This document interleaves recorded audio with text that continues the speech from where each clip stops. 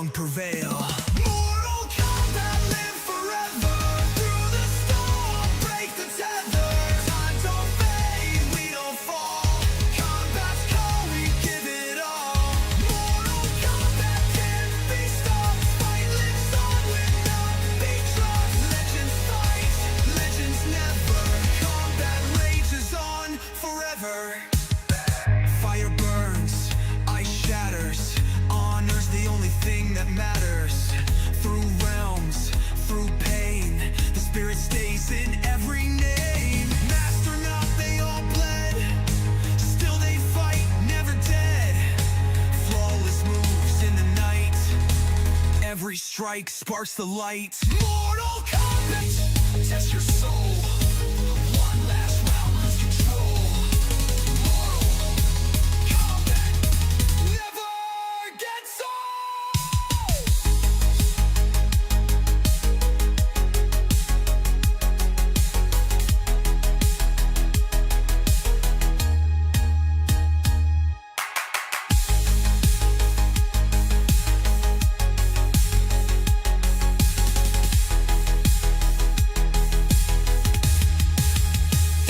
Mortal Kombat, live forever.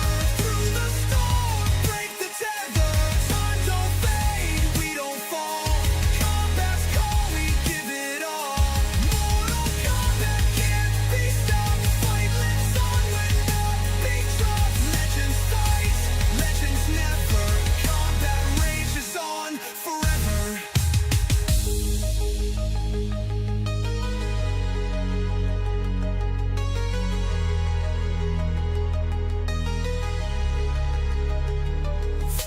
Fight, test your soul. One last round, lose control. Mortal Kombat never gets old.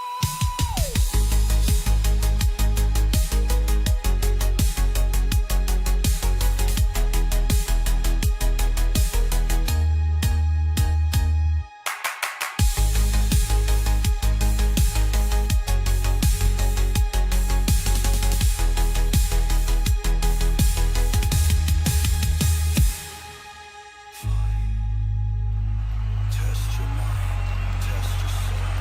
One last round, lose control. Mortal Kombat never gets old.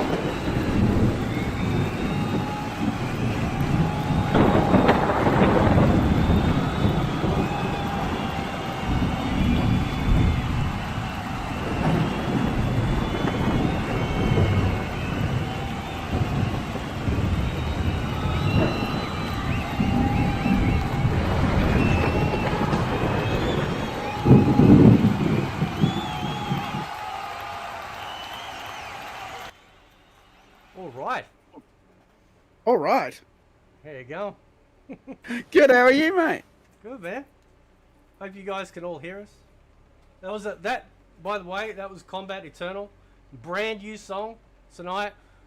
Made about 20 minutes before launch. So, yeah. Wow. Thank you to the Fresh, power, fresh off the presses. to the power of AI.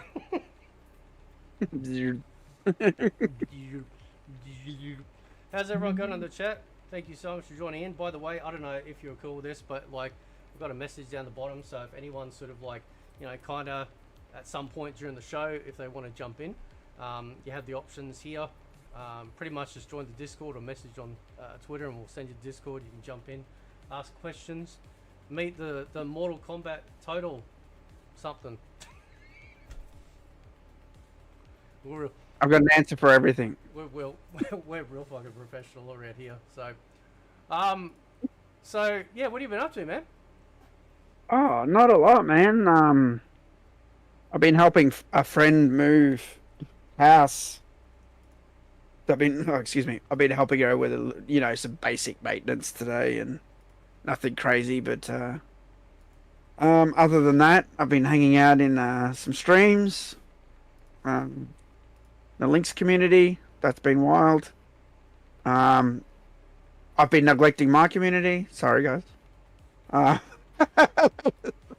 got to play more Fortnite. I unlocked the Sub-Zero skin.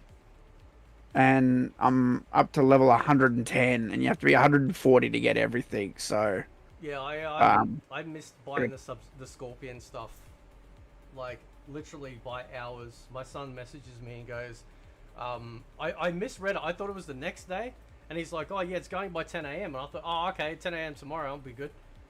And it's then gone. yeah, the Scorpion, like so that like the other Mortal Kombat stuff outside of Sub-Zero all is out of the shop. So yeah, we're that's Didn't even know that. yeah. So I'll have to wait until next time. So Someone who played a lot of Fortnite told me once that apparently the as long as you got the Sub-Zero skin, yep, because that one is the one that's likely to not ever come yeah, back. yeah, But the shop ones sometimes come back. He said yep. sometimes, not always, but there's a chance that they will come back. But generally, the past skins don't. He said, so. Well, I'm wondering if like because the movies come. When's the movie supposed to be coming out? When's that? Is it? October? Yeah. October? So I'm kind of hoping that like maybe by then they might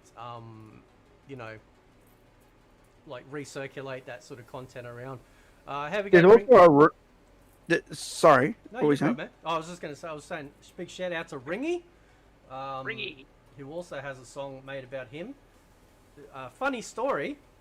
He told us he was going to Amsterdam to pick up a chick and smoke. Right? So he got a song. That's a fucking good song too. You got a yellow shuriken. By the way, I love your tier icons. When you went Ninja Stars, I went, love Ninja Stars. Yeah, same. Well, I just like, so I think I said it when I came back. I looked at everything around the channel, everything from thumbnails, those icons, every facet I could figure out. Go, can I improve on this? And I looked at the icons and I'm like, yeah. And I thought, well, I could do MK, Ninja Stars, katana weapons and shit. So I just sat there, man. I'm just like, yeah, fucking, I'll just try and figure out which one's which, and I did it. So that was a lot of fun. That was cool. I like. Yeah, no, it looks really good. I'm kind of jealous of that. Hey, I want to do something with membership. I just got to get off my ass and work it all out.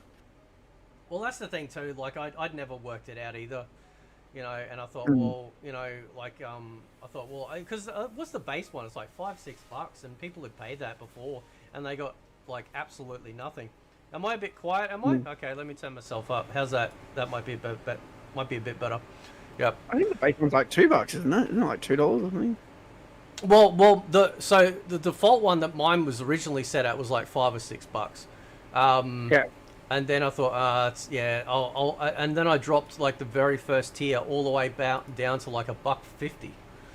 So so that way people, it's like if you want to join, you join. Like it's it's cheap as chips if that's what you want to do. And then I looked around at like what other people had done.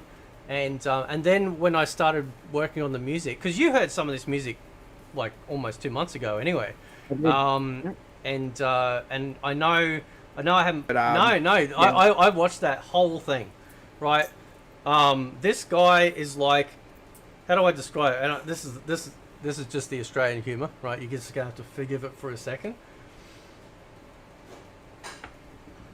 It's like somebody shot cocaine into every cell in your body. This man has so much energy.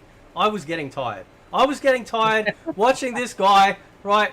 And I'm sitting there watching him and going, is this real? Like it almost looked like a setup, right? And then I think I don't know, it was his Instagram or somewhere. It popped up, and I'm like, man, this dude has the most epic fucking like Shaolin monk ass beard I've ever seen. So shout out to Nerd Cage Live. Please go check him out. He's amazing. He's a very cool dude. So I really like you on this podcast. Thanks, Jay. Yeah, that's an amazing merch, dude. Like, holy shit. Dude, you gone all out. I was seeing what you pumped out, so that was really cool. That was really, really cool. So Apparently the stream's lagging a bit. yeah, Ringy says lag, or it's his. Well, he has another song made about him, about his Wi-Fi internet, right?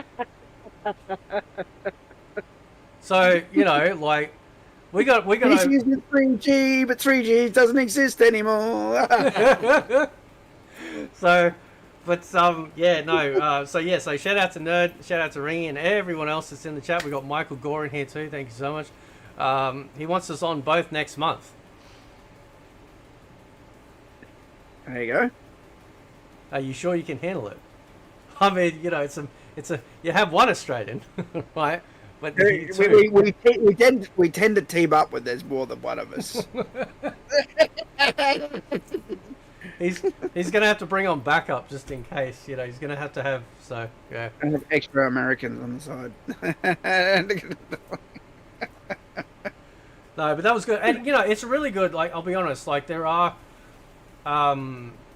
it's really good to see so many great other like Mortal Kombat channels that have such a good vibe that aren't part of the mainstream. And I know, like, I'm a fairly sort of controversial channel, so it's really good to see other channels like yours, like Daryl's, where they're very much like, you know, they're just wholesome. You know, I want to say, like, even though we have strong opinions, I don't think you're controversial. I think you just have a difference of opinion on things, right? But I just want to say, the people that come into the chat and say hello, like, good on you guys. Like, because there's a lot of people out there that are like, oh, I don't talk to that guy. Like, yeah, that's bullshit. Do you know what I mean? yeah, You don't have to agree with what everyone says about everything. I've said some fucking crazy shit before. yeah, Do you know what I mean? But that doesn't mean you should cancel someone. Like, they're fully cancelled now. yeah, Like, fully. You know what I mean? For one hot take. Like, it's so dumb. yeah. So I think it's really great when I see people like, like Kenny Bomb come in my stream or your stream or Daryl Song or Jay there, Nerd Cage Live. I think it's great that we get support like that, and it just helps to grow the community. You know, we don't need to put up these walls and fences. Yeah. You know, people need to be a bit more open about opinions. So I get song ideas now, like, and I just write it down on a notepad. This will be your song. No, here as well, Larry. no. Oh, Kamidoga, how you going, man? Yours. I'm gonna type in AI to get a song for you, Nerd Cage Live. Nerd Cage Live and his epic Kung Lao Chin Beard. That's it. That's all I'm. Dude, that's all I'll put in, and I guarantee it'll fucking spit out a banger. Right, it really will. That'll be, you know, I've actually got songs. So the other day, Realm of Rage TV came into the chat, right? And I said, oh, I've got a present for you, because unbeknownst to some of these people, I've created songs for some of these people, so that when they show up in the chat and they don't know yet, I'll play it. So I did it for Daryl, I did it for Realm, and I got some Kenny in there as well. I haven't played Godly's one yet. So yeah, it's been a lot of fun. You know, I wanted to do something different over here, you know, rather than all the whinging and stuff that we hear about in certain other communities. You know what I'm saying? So, you know. That community's going nowhere, bro. Let's be honest. Dead. You know, at least when we whinge about something, like we tend to move on. Like, even though we might hold those opinions through the course of our content, we don't let it, like, you know, control us like some other communities do. Like, it's yeah. I think and to add on, like, that's the thing. Like, obviously with your channel, Nerds, and many others, Kamidogas, like, there's this focus on Mortal Kombat, not just the vertical slice of, like, is my fucking punch plus or minus on block? How could you nerf this, NetherRealm? How dare you do that? Right? No, we look at the whole picture, right? We can talk about every fucking aspect of it, and we may not know everything, but we care enough about the whole picture, so that way MK fans can, you know, hopefully get something, you know, what they want out of it, right? Not just the combat, story, everything. So that's exactly it. I mean, I could talk about the sound design, music, graphics, team members, story. Do you know what I mean? FMV, cutscenes, direction, story arc, character arcs. Do you know what I mean? I can talk about all of it. Like that's our thing, you know, right? Yep. And you're right. People that are in the FGC, I mean, I know that's their thing, but I honestly sometimes think that they don't give a shit about the rest of the game. Yeah. Honestly, sometimes just think they just want to win. That's it. Yeah. Do you know Yeah. what I mean, I'm not. I don't want people to take what I'm saying as gospel. Do you know what I mean? I'm just saying, it's just a feeling I've got. Do you know what I mean? I could be wrong on this one, Yeah. but like, for me, Mortal Kombat is the whole package. Yeah. Right. Mm. And even and you know, like even with Mortal Kombat 1, I might not like it as much as the other MKs. I don't Yeah. fully hate it. It just hasn't lived up to my expectations as a Yeah. title. Yeah. Do you know what I mean? Yeah. And you know, I think it's important that people understand that. Yeah. And people don't seem to understand that when we shit on these things. It's like, you know what? I read I think we're going to talk about it, the Ed Boon's latest thing Yeah. where he wanted 4 changes or something. Yep. I made the mistake of reading that thread. So, I saw a tweet from Sonic Fox in there, who can't count because it said, Ed said, just 4. And here he was with his 6 things. Yeah. And that's what it was, man. You know, Nitara should have her back forward, you know, back for free instead of taking up energy, you know, whatever, enhanced. And then it talked about this being this many frames, and on the 9th frame this happens and that happens, and I'm like, I get it. You understand the game on a technical level, Yeah. but it's just like, I does it really need to be that technical for you? listen. I didn't wait out the front of a fucking game shop for the SNES version of Mortal Kombat 3 to come out because I was so excited about a fucking plus frame. I didn't wait in the game shop I was also working at for the fucking box to go get picked up by the boss at the airport, Brisbane Airport, right? Because for some reason the fucking delivery drivers didn't decide to you know, you remember, you know, Brisbane City, right? The Hungry Jacks, Yeah. right? So if you're the Hungry Jacks on your left as you're going up, right? There used to be a little doorway that you walk in and you go downstairs, and there used to be a computer shop down there. I used to work down that fucking thing, right? And I was waiting. I'm getting goosebumps talking about. I was waiting for them to bring Mortal Kombat Trilogy, right? Because I know our talks about Trilogy. Here we go, right? But you know why, like, Trilogy.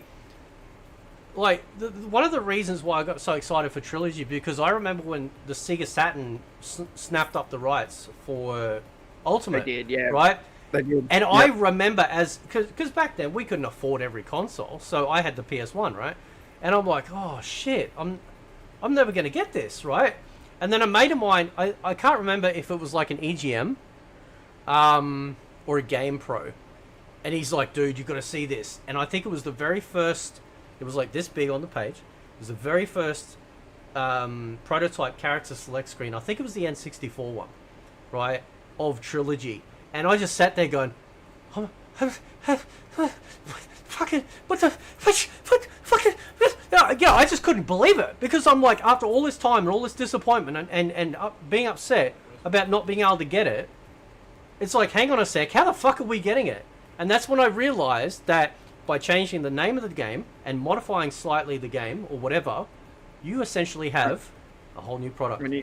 A new product, that's right. Yep. And what was going on, if you think about it, and you must... See, I didn't realise at the time, I guess I never really thought about it, but when you think back to the Saturn, they were snapping up all the fighting games. Yeah. So they had Virtual Fighter, then they had MK, I think they had a Street Fighter, like Third Strike or something. You know, so you're 100%. They wanted to dominate the fighting game market. It was really smart, actually. And you're definitely right about that GamePro article, because I've got the asset disc, dude, from Midway that was sent to GamePro to make that article. Please. There were 3 asset discs.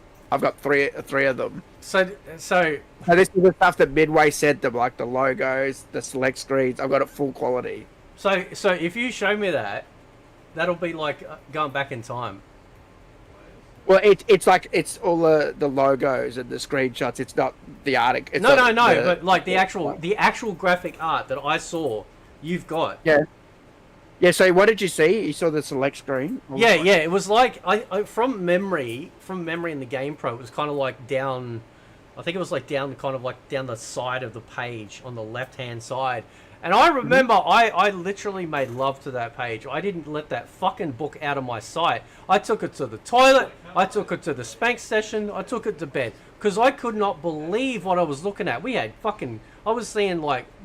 So it was N64. Did they got Baraka and Cage in there, right? Like they still got...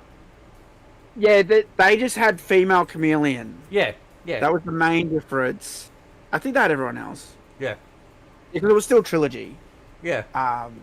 So. Oh man, I'm actually getting worked up because that was such a big thing, you know, for me. That's why Trilogy had such a warm place, and I used to play that every day. I went to parties. I remember going to this one party, right, and everyone was drinking because I don't drink. So I just sat there on the TV. I took my PlayStation over. I hooked it up. I was just sitting there playing Trilogy. I don't give a fuck. Like, go drink, do whatever the fuck you want. I don't give a fuck. I'm sitting over here playing the best fighting game. You know, it was just amazing.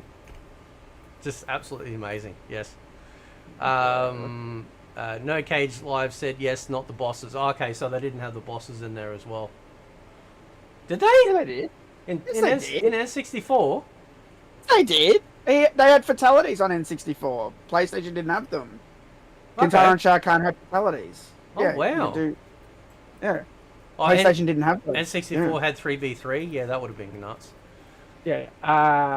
Characters. Okay, we got the character art, got the graffiti art, icons from game. logo, what? Because so what happened is that the Saturn was actually very, very strong 2D fighter wise, right? So that's why, yeah, like you said, they were snapping up all the fighting games. Well, if for example, X-Men vs Street Fighter, the pinnacle version to get back then was this Sega Saturn version, because it allowed you to swap the characters in real time. If you got the PlayStation 1 version, it was like a take turns mode, because it actually didn't have enough memory to be able to handle the swap, you know, the instant swap out and swap in of the characters. Yeah, I found it, dude. All right, They man. it was the select screen, right? Yeah. Tell me if this was it. Okay, before I send it, do you remember who was on the select screen when you saw it? Oh, Even which two on the characters? sides. Oh, I have a feeling one was Rain, but I can't be sure. I can't be sure. I'm sending it. Sending it now. Does this look familiar? Okay, hang on. Let me move Discord over here. This is the N64 press kit. Okay. You said N64 on it. Where are you sending it? Oh, side chat. Oh, okay. All right. Hang on a sec.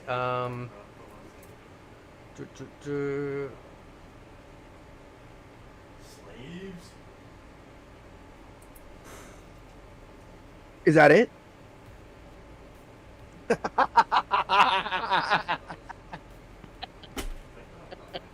I've fucking got tears in my eyes, man. Oh, you. Can I keep that? Can I keep that? Is that all right? I'll send the other if you want. Did you see this one? I'm curious if you saw this one. I'm gonna send another one.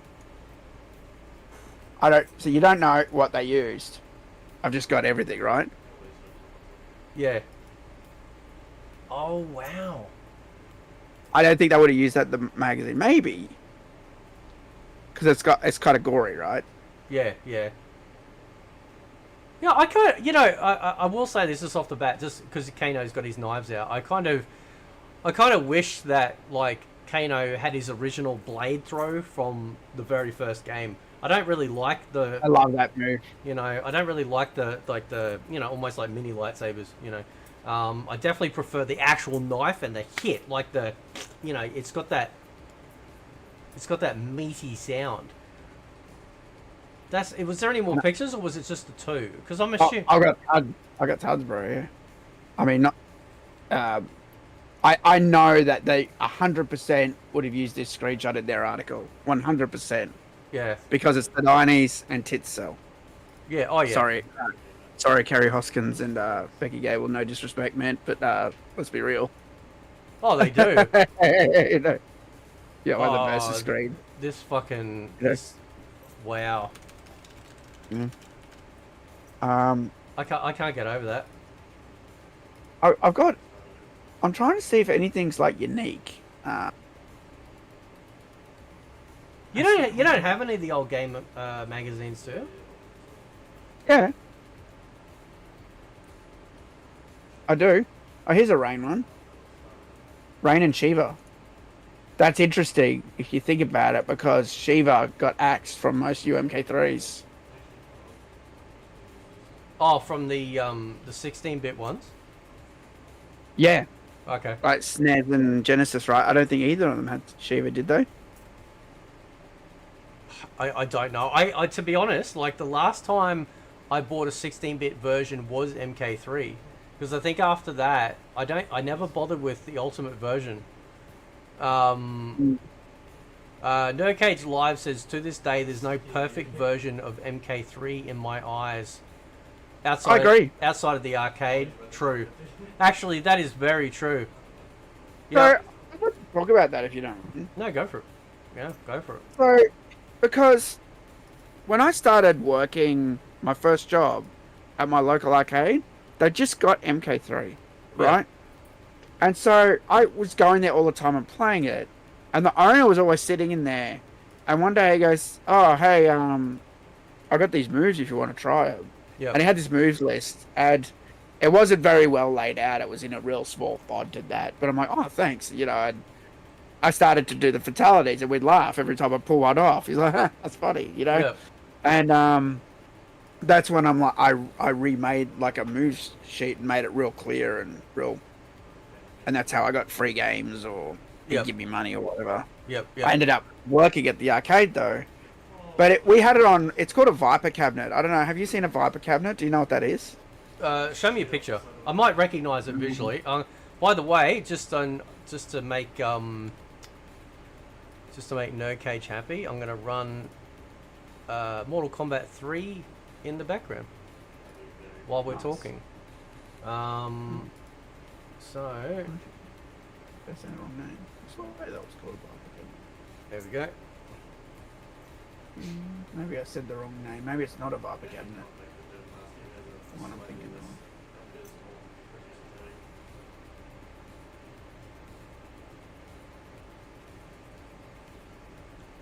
So at the end of that, so when I came back and I did that big massive Mortal Kombat montage, right? The reason why I made that Mortal Kombat montage when I came back, and I'll play it intermittently throughout other streams as well, you know, because I wanted to have everything I loved about MK in a single music video. Everything. I got footage from like when they, you know, the Mortal Kombat commercials where they're screaming Mortal Kombat. You know, I took footage from the MK like 2 commercial, which was great. It was, you know, it was amazing. I just wish one day we could get HD of that. That's on the cards. It's got to be. It has to be, yeah. You know, Everyone's got to have the tape. yeah. I don't know why that stuff hasn't come out HD. And I just wanted to have like, and you'll notice I didn't have anything post MK9. You know, not even MKDC. I just had everything that, when I think of Mortal Kombat and all the love that I have for MK, it was all that, you know. And yeah, I'd love to, that in on itself would be great. I'd love to see Ed Boon or John Tobias's reaction to that, because that's what I feel as an MK fan.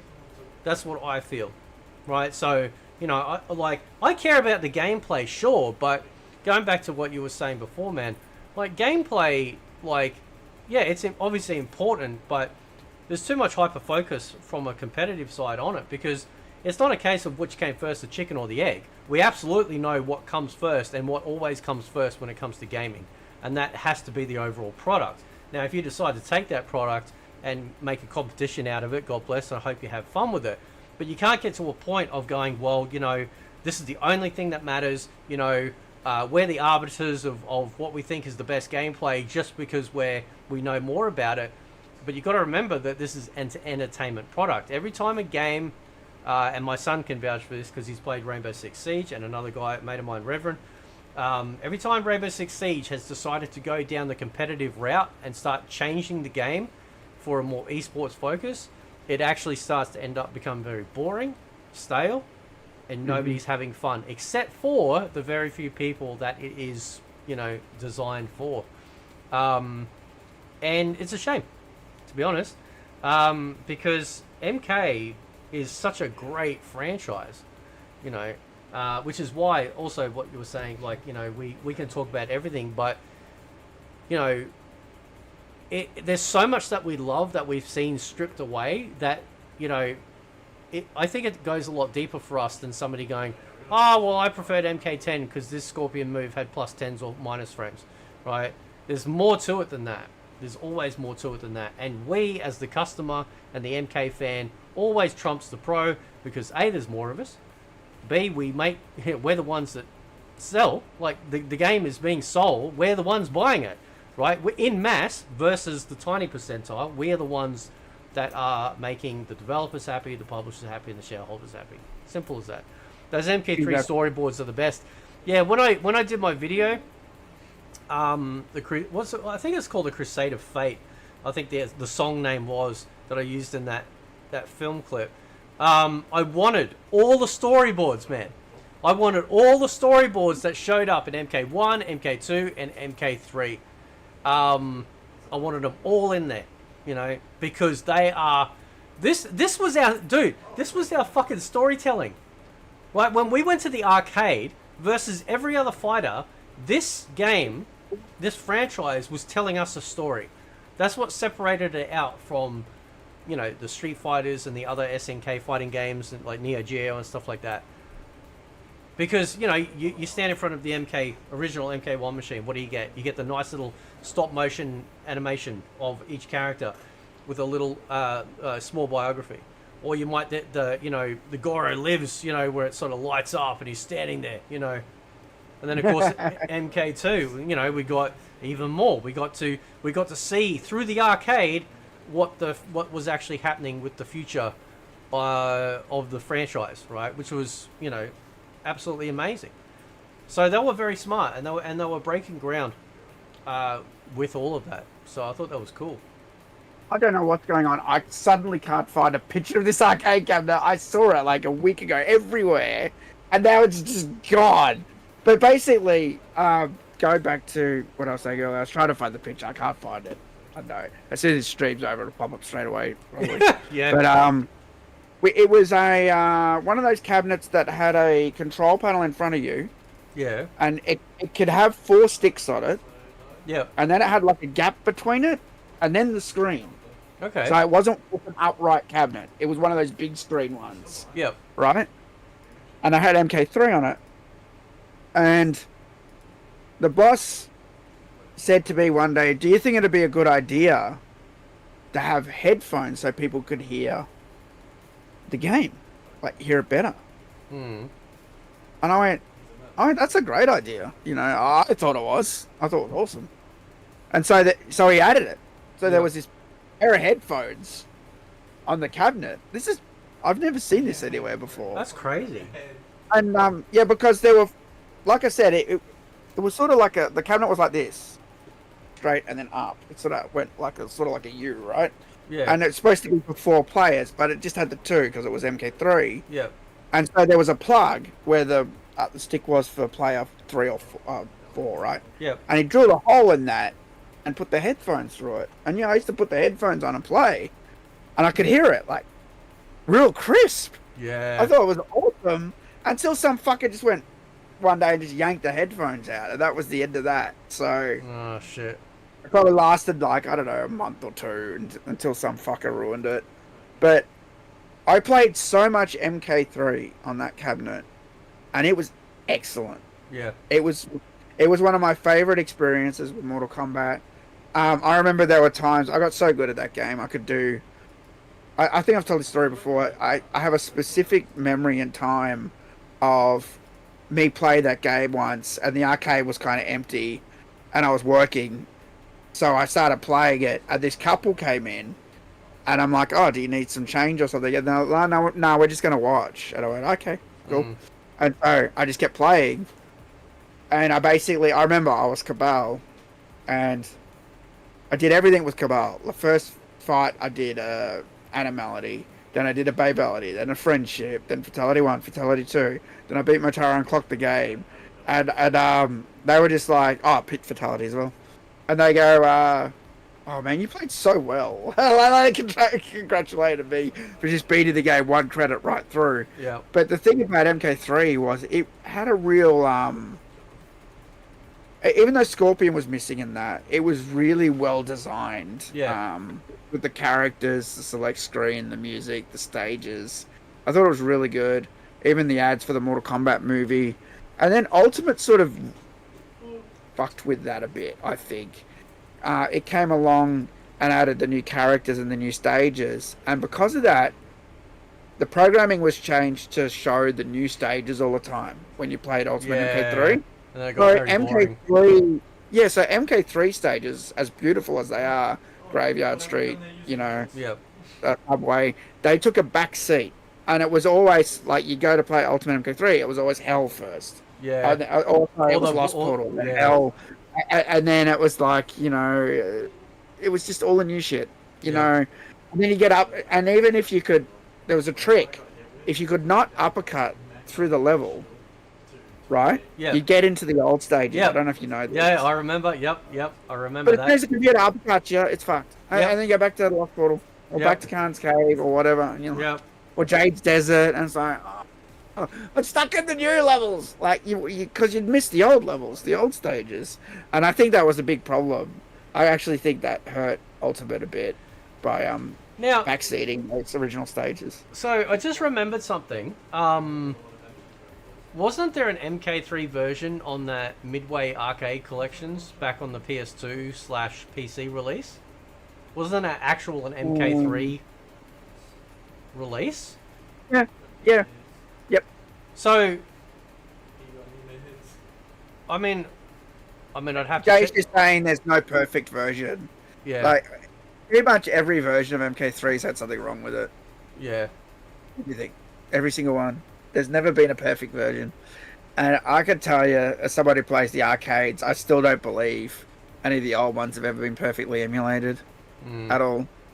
I don't even trust, I don't want to shit on it. I know everyone loves Fightcade, but I don't trust anything emulating Mortal Kombat. When you've played as much on the original hardware as I have, and the differences might be just negligible. Yeah. I'm just saying, but they're there. Do you know what I mean? And it's such a cool experience playing on the arcade. It doesn't lag. It's just smooth. It's great when it all works. Yeah. Yeah. They need to bring back a collection, right? Like I can't like Capcom is just about to release Capcom Fighting Collection 2 next month, right?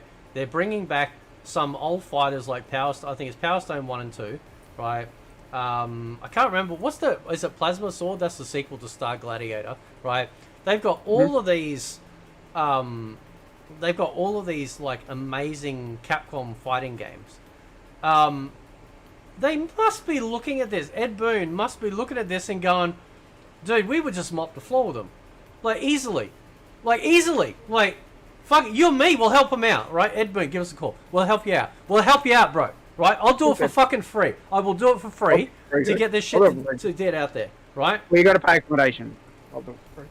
Yeah, true. Okay, I'll do it. Accommodation, right? But yeah, how, dude? They were just fucking. We're coming up on the 30th anniversary. I swear, if they don't do something special, I'm gonna lose my shit. Yeah. I'm just letting you guys. Hang know on, didn't now. we already have the 30th? No. Or not yet? 25th. Of when? No. We've had the 25th anniversary. We've had the okay, 20th yeah. anniversary. Okay, yeah. We haven't had the 30th. It's coming up. I'm not exactly sure when the exact day is, but it's coming up. Yeah, But if they don't do anything, I'm gonna be so fucking mad. yeah, my mate Dragoon, he said the other day, he goes, MK1's a pretty good looking game. We played on PC, right? And it is a good looking game. But it's kind of it's like having a hot chick, like a bimbo with no brain cells. Right? Like, you know what I mean? And the thing is, though, that, like, I appreciate that they put in, like, the movie skins. I mean, those ninja movie skins are pretty nice, man. Like, you know, they're pretty fucking good, right? But it's like, dude, just... Like, I would want them to just go all out. I want them to go all out, release all the fucking... Not just, like, all these collections, because I've already talked about, you know, how I do a collection. You have the 2D era with all the home versions, right? Including of MK, like, Gold, you know... Special Forces, MK Mythologies, all, you know, all the way back to like a fucking Game Boy version and Sega Master. They're all in there, right? Then you have the Dada collection, Deadly Alliance, Deception, Armageddon, Shaolin Monks, right? And then, because I know I always forget MK vs DC, I would put MK vs DC and MK9 in a remastered package, right? Perfect, with rollback netcode. That's it. That's 3 collections. Yes. You would make a fuck ton of money. Like, you would make so much money, right, that Bill Gates would be poor. He'd look poor in comparison. Like, it's just stupid, dude. Like, what are they doing? I feel like it's that DEI shit, man, that I always talk about. The fact that they just want to fucking ignore the old shit and move on with the new shit and changing things. Yeah. I feel like Western developers more so are really nasty towards their back catalog. Yeah. Do you know what I mean? Like, Japanese don't do that. They have this whole, like, respect the past traditions and where the game came from and keep the characters traditional. I don't know. It seems like a thing with Western developers. They're like, no, this is the new thing now. We got to change it. Like, Yeah. and I'm like, no. Yeah. Yeah, they just... I look at... Because do you own any of the Capcom fighting collections yet? Like the Marvel verse? No, I've been meaning... I keep forgetting to go fucking buy it. I want to buy that one that has X-Men Street Fighter. Okay. Because I want to play that again. Yeah. I like that game. I'm gonna, if No Case doesn't mind, I'm gonna shut down MK3. I'm gonna load up the X-Men one because I want to show you the layout of the menu. Right? Oh yeah, show me. Right, because the way it's set up, I just imagine that, but in Mortal Kombat, like a Mortal Kombat. This is the new collection with X-Men Street Fighter. What's it called? Fighting collection. Marvelous. So I think, hang on, let me just double check.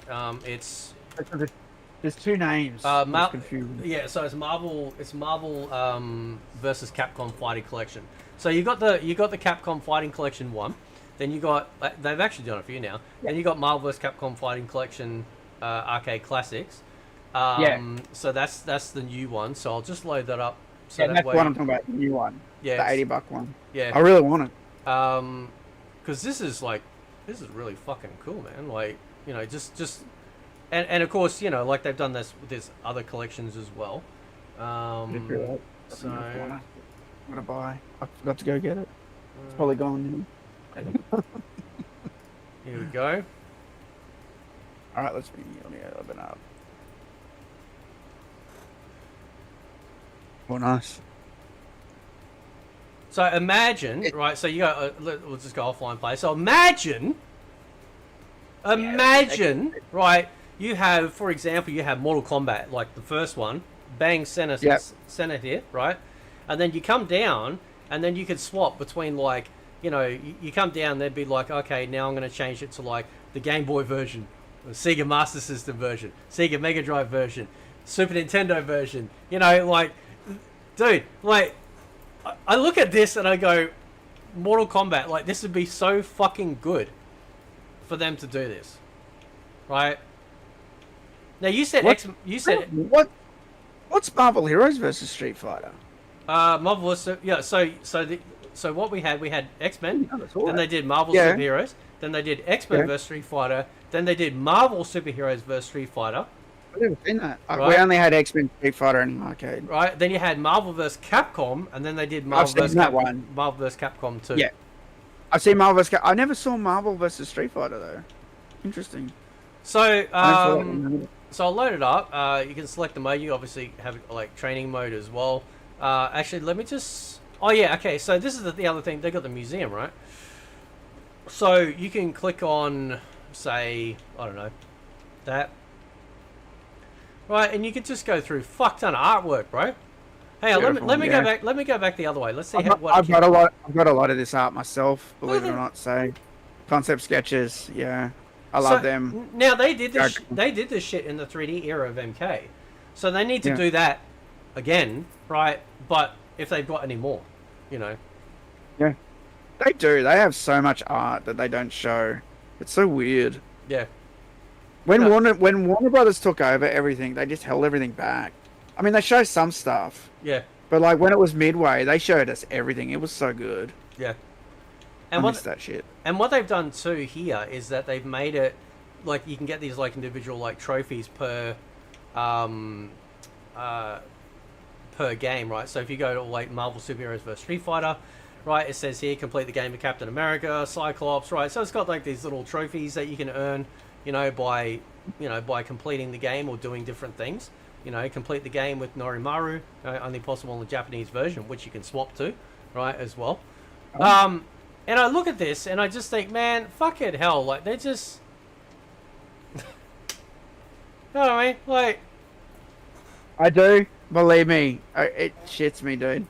Like you wouldn't believe that they've been so disrespectful to Mortal Kombat. So this is the Marvel vs Superheroes versus Street Fighter. X-Men. Holy fuck! Yeah, it just looks like it. Yeah. Oh, it pretty much. I mean, I want to say from a casual perspective. Definitely after X-Men Street Fighter, feels like it was 100%. Not 100%. You had Marvel's. Really? You had X-Men, then you had Marvel Superheroes, then you had X-Men vs Street Fighter, then Marvel Superheroes vs Street Fighter, then you had Capcom, Marvel vs Capcom, and then Marvel vs Capcom 2. Oh yeah. As far as like the class, and then obviously you had Ultimate Marvel vs Capcom 3, and so on and so on and so on. Right. But yeah. When I left that job, we just had in our storeroom heaps of those fucking Capcom CPS fucking boards just sitting in the back. Oh really? We should take them home. Yeah. you needed a special system to run them. There's like a coloured box, it was like blue. Yeah. Mm-hmm. But this is what I mean, and then of course Capcom's like coming out, right, with their Capcom. I can hear the voice. I can hear it. It's burned in my brain. Believe me. Because that cabinet that I couldn't find the picture of, that was the same one that had X-Men Street Fighter on it, and then later it had Puzzle Bobble on it. Those are and Tekken 2. Those were the 4 games we had that we cycled on those cabinets. Yeah. They were really big. X-Men versus Street Fighter. I can hear it too. Like it's fucking great. This is X-Men versus Street Fighter. Shake hands. Yeah, shake hands. Yeah. It's be like they're shaking hands. What the fuck? I didn't even give a shit about Street Fighter, but it would always grab my attention because it was next to Mortal Kombat, and it was at the front of the arcade. So if you were sitting in the change booth, yeah, MK3 was right in front of the change booth, and X-Men Street Fighter was right next to it. It's even got like this would be really cool. It's even got the marquee cards. So, oh yeah. So you can actually like see what was originally put on the cabinets. It's fucking. Come on, man! Like Can you fire up X-Men Street Fighter? I miss it. Huh? Which one do you want? Can you fire up X-Men Street Fighter? X-Men, yeah, sure, yeah. I want to see it. I need to get this. I'm gonna stream the fuck out of it if I get it. Oh, hang on, and also you've got if you go to game settings, right?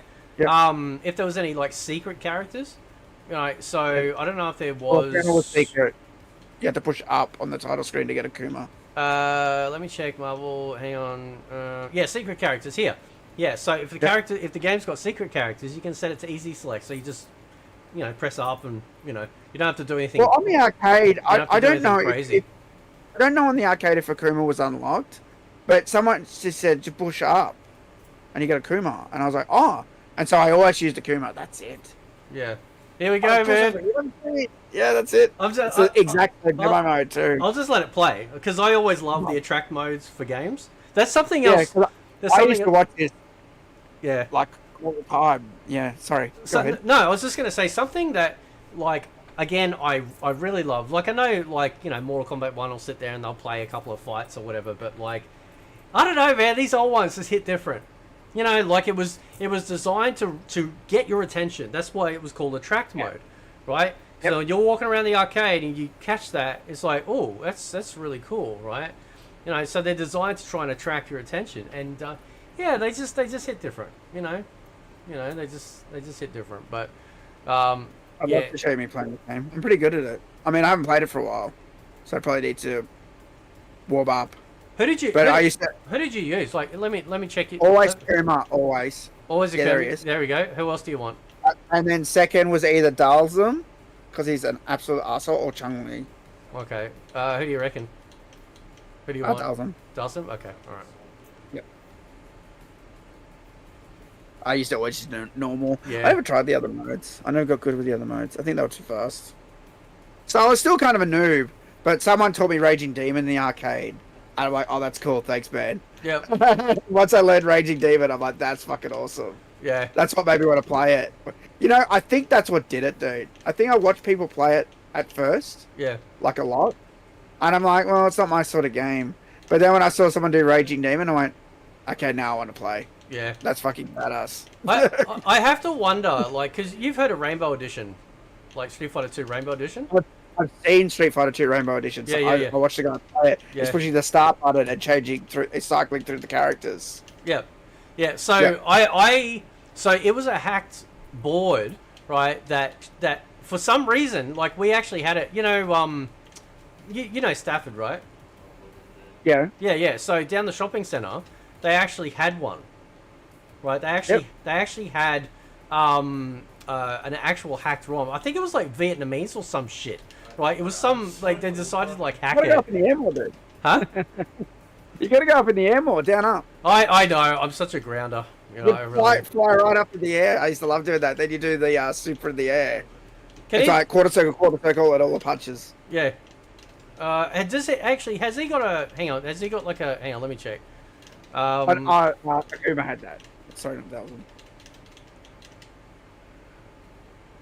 Yeah, he has yoga flame. Yoga flame. Yoga fire. Yoga flame. Yoga flame. I Yoga used to flame. beat people just by doing that, dude, just kicking, and they got so fucking mad because he just kicks across the screen and hits them. I just laugh, and you know, people got so pissed off, and that's why I just kept using him. I'm like, well, It's he's in an the game. asshole. It's in the game. It's in the game. It's in the game. Someone threatened at me once when I beat them at MK3. Oh really? Yeah, I laughed. Oh wait, because you lost. Oh my god, that was terrible. Oh shit. Yeah. Still here. Oh. What was his fucking? How do you do the big jump? Hang on. Oh, there we go. Down, up, down, up. And then when you're in the air, go quarter circle, and all the punches. All right. Quarter circle forward, quarter circle forward. Oh fuck! then Is all it? punches. Hang on. Is it? Hang on. We got it. It's true. Oh, hang on. There we go. That's I it. did it too That's late. it. Oh, we fucking got close Yeah. to the ground then. Yeah. You do that high up and you just rain fireballs on them. And do you know how to do Raging Demon? You need level 3 though. Yeah. I can And it's do it. I- punch forward, Yeah. kick, and push. I always try and say it right, and I always fuck it up because like my muscle memory knows how to do it, right? Because I Exactly. mean like I know how to like do it like you know, but to actually say it, it's like oh fuck. Then I get the autism. The only yeah, I'd be the same, but the only reason I remember is because when he showed me, my memory was good back then. That was in the like what 95 or something. He showed me when he showed me, There we go. I'm a visual learner. Oh shit! That's I it. fuck. Oh, yeah, you got to be closer. Hang on. It's Oh, gotta go- hang on. It only took one bar off. Hang on. How come? It's supposed to be 3 level. That's weird. That's it. Hey, it fucking. If It's, you- hang on. It's only. Hang on. Why is that? I don't know. If you kill them with it, you get the icon. That's the cool part. Yeah. You need to do it one more time without killing him though. Let him hit you a bit, All right. so you can get level 1 again, All right. and then do it. Finish him off with it, and you'll get the cool fucking. I don't even know what it says. You get the cool icon. You know, it's the icon on his back. Okay, now you can do it. All right. Finish him off. Now I'm panicking. Hang on. Good Oh, deal for the shit. stream. No! Fuck! I wanted to do it, but he was right on me when I pressed the button to That throw. symbol. I don't know what it is. The one on his back. What is that? I don't even know what it is. Okay, it just looks fucking cool. He just comes up and goes, Look at fucking Dawson's head, man. He's like, fucking Dawson, man. sort of went, that's fucking badass. Well, you I should don't get- even like Street Fighter, but I like Akuma. Yeah. Did you Yeah, I got. Did you have a look at any of the Fatal Fury shit yet? No. It's pretty I've never solid. played that game. Oh really? Yeah, it's a pretty. I Solid, think it's a you pretty showed solid me follow. you showed me the trailer where the new one was coming out, and I'm like, damn, the women look good in this. They are. Yeah, they do. They do. And I kept them looking good.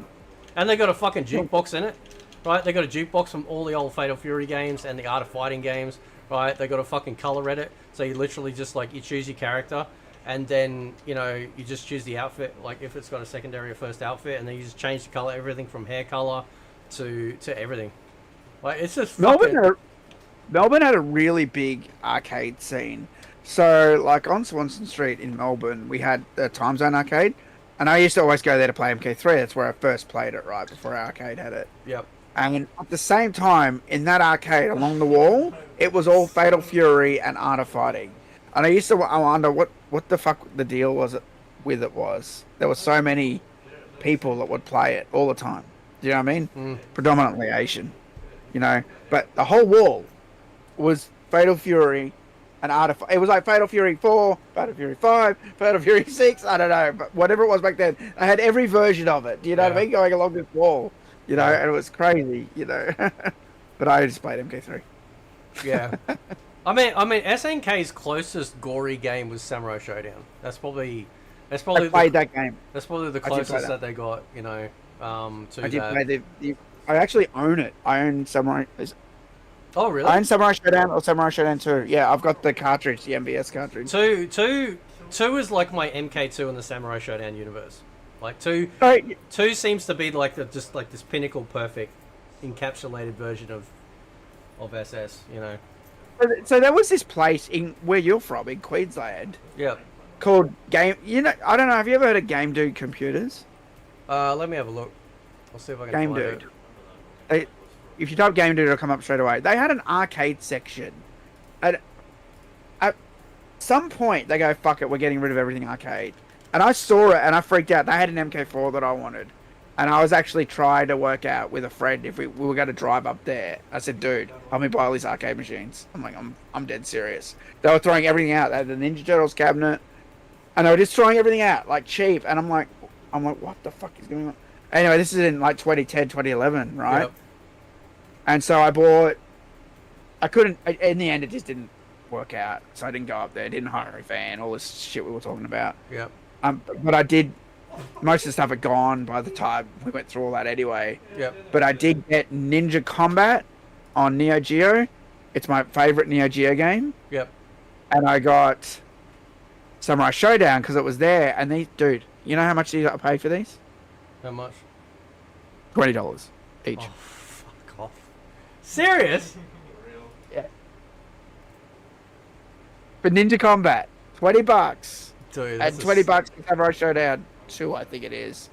And I'm like, damn, they don't have Super Spy. That's my other Neo Geo game that I really love. yeah. I love the Super Spy, right? And then, just by luck, someone posted on Facebook right before Combat Con, I'm selling Super Spy if anyone wants it. And I replied, I said, dude, I want that. And he goes, are you going to Combat Con? And oh yeah, I am. He goes, I'll just bring it and you can just pay me there. And oh, sweet. Okay, cool. Nice. And yeah, so I've got Super Spy. Actually, I've got the card. I don't know how it ended up here, but it's... So Nerd Cage Live said, if Mortal Kombat is my wife, then Killer Instinct is my side bitch. True. See, you even had the thing for it. Oh, nice. Yeah, see? Hang on, hold it up. I'll make it big on screen. Oh, yeah, there we go. I've got to be really careful. It's actually very brittle. Damn. Your fucking camera's all, like, pixelated. Is it? Yeah, you're all pixelated. Right now? That's a bit better. A little bit, yeah. That's cool. Yeah, it's awesome, man. I love that. Got my cert coin thing. Yeah, no, Samurai Showdown was great. One of my favorite Neo Geo fighters is World Heroes. So I played that. so for those of us out there that are quite young, right? I'm gonna, and not to sound like the fucking children, but there's no other way to say this. As far as like ninjas go, we were eating fucking good, right? There were ninjas in everything. There was Ninja Combat, there was Ninja Commando. They had fucking ninjas in World Heroes, Samurai Showdown. Yep. They were fucking ninjas. Like we had ninjas Ninja coming out our fucking ass, right? It was dude, as a fucking Gen X like martial art ninja fan, dude. There was no competition. Like, it was so good, absolutely amazing. Ninja Combat's got something I really like. I mean, it's a stupid hard game, right? Yeah. But I really like all the shurikens and all the weapons. It's all pretty fun. Yeah. But the game's stupid hard. But it does something that's kind of cool. Every time you get to the end of like the first stage, you fight a guy, Yeah. and then once you beat him, you can be that character as you go through the game. Yeah. You can be the two original ninja guys. By the way, get this. One of them's called Joe, Yeah. and the other guy's called Hayabusa. Yeah. You know what that is, right? Well, I'm going with Joe from American Ninja. That's what I'm going It's with. American Ninja. Yeah. It's on purpose. Yeah. Yeah. And so Hayabusa. Well, we had Joe Musashi as in Shinobi as well, like the original Shinobi. Yeah, his name was Joe Musashi as well. Okay. Yeah. Anyway, you could play through the game as the original ninja characters, or you could be the other characters. And there were some really interesting characters, boss characters you could be after them. There was like a female character. I used to like going her. Her special, because you'd have a special attack which would wipe out everything on the screen, right? Yep. And Joe would have this like dragon that would go around, this flaming dragon. She would have like all these butterflies would appear everywhere. Yep. And then there were other characters that would do other things. So it was always fun to play those characters as you went on through the game. It made it fresh because if you played it a second or a third time, you could try new characters. You could be the girl, or you could be there's the first guy you beat in the amusement park. Yep. Then there's other characters all the way up to the end that you can try and check out. Let me put it on the big screen, on the jumbo. Oh, have you got it? Yep. Well, You got it. this is one of the things I absolutely love about doing this, is I can just load this shit up. Ninja Combat. Fuck yeah. There we go, man. Fuck yeah, bro. You get four. See down the bottom, 4 lives. You get red, yellow, green, blue. It's so easy to die in this game. It is stupid. Let's see, he just did his special. He's just lightning, the blue guy. Yep. I think he's Hayabusa. Red Ninja's Joe. Was it Vigilante where the guys would like try and butt fuck you? Was it Vigilante? Yeah. Was that the one? Is it? You know what I'm talking about? Was it? Yeah, I think it's Vigilante. Yeah. Like they grab you Yeah. and shit and. No. I think so. Yeah, they grab you from behind and like hump you, like, right?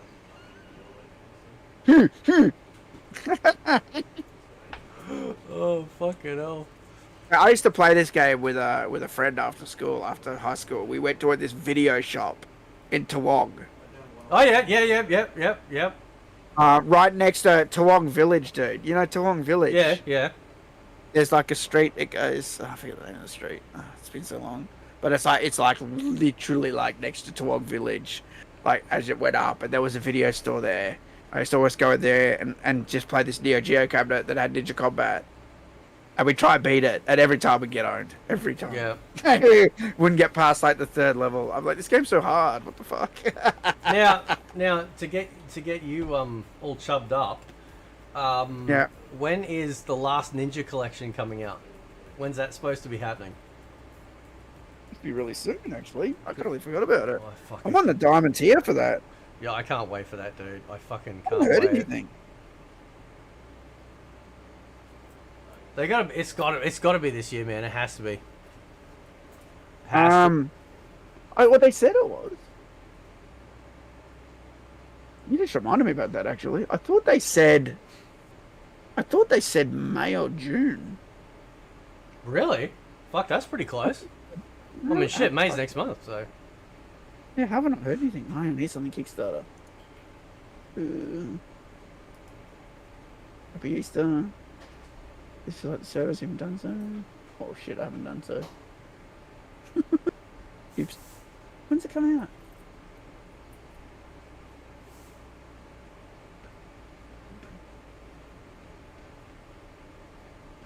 Oh. Has it Oh, got shit. Has it got updates?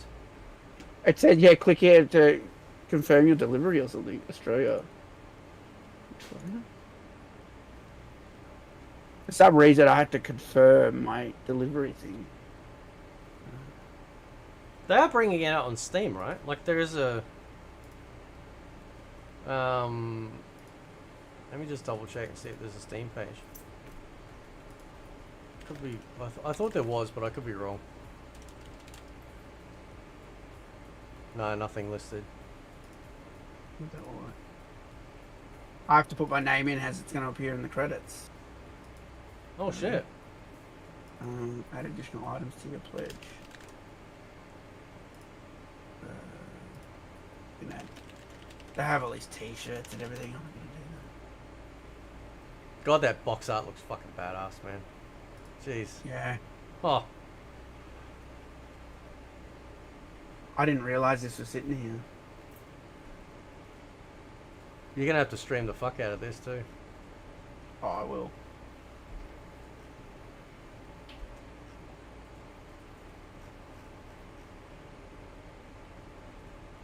It's definitely coming to. Oh yeah, it's definitely coming to PC. Okay, cool. Yep.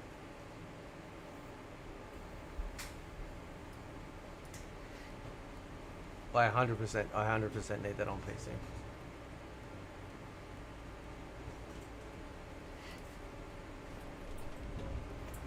That's weird.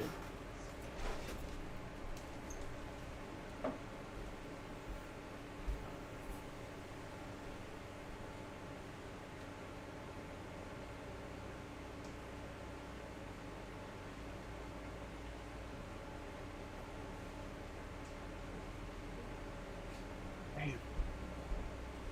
Too much stuff.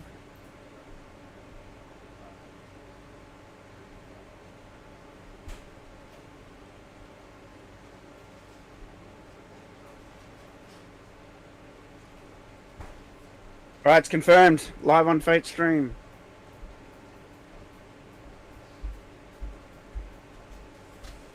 What's confirmed? The last digit thing, I just locked in my name to Oh. appear at the credit. Oh, Like, nice. it was sitting there. It would say, you have to confirm the name as you want to appear at the credit. So I put Luke, Nice. total MK Cunningham. Yeah. Apparently, I'm the 1,557th backer for Last Ninja Collective. So it must be pretty close then. Yeah, it must be. I swear it said like April or something. When's it come out?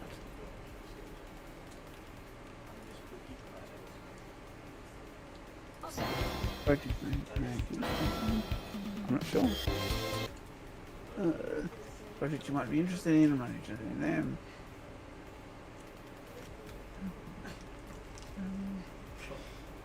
Oh.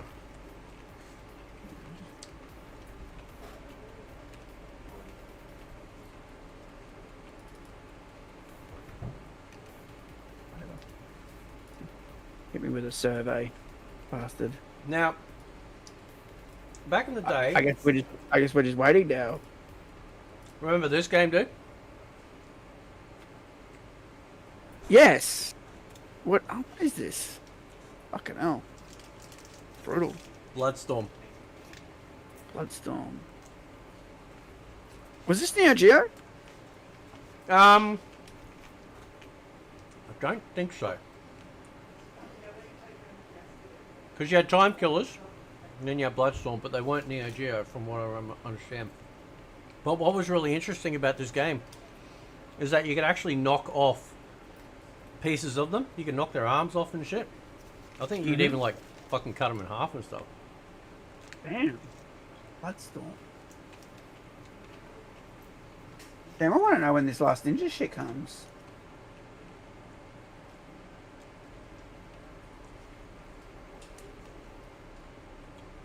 I could have sworn they said April. Maybe it got delayed. Oh my god. Trying to sort my email. I shouldn't do this live on stream. I'll do it later. Oh yeah, it sent it to me a couple of times. Reminder. When's it come out?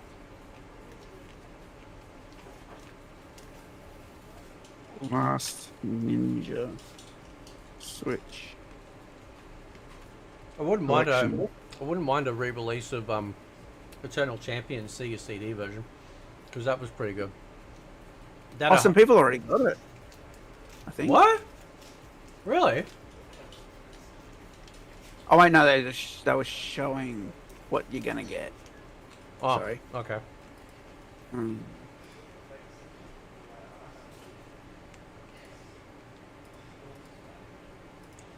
Release. So I could have sworn. So I remember the Switch one was early. 2025. So it's 2025 now. I reckon they changed the date.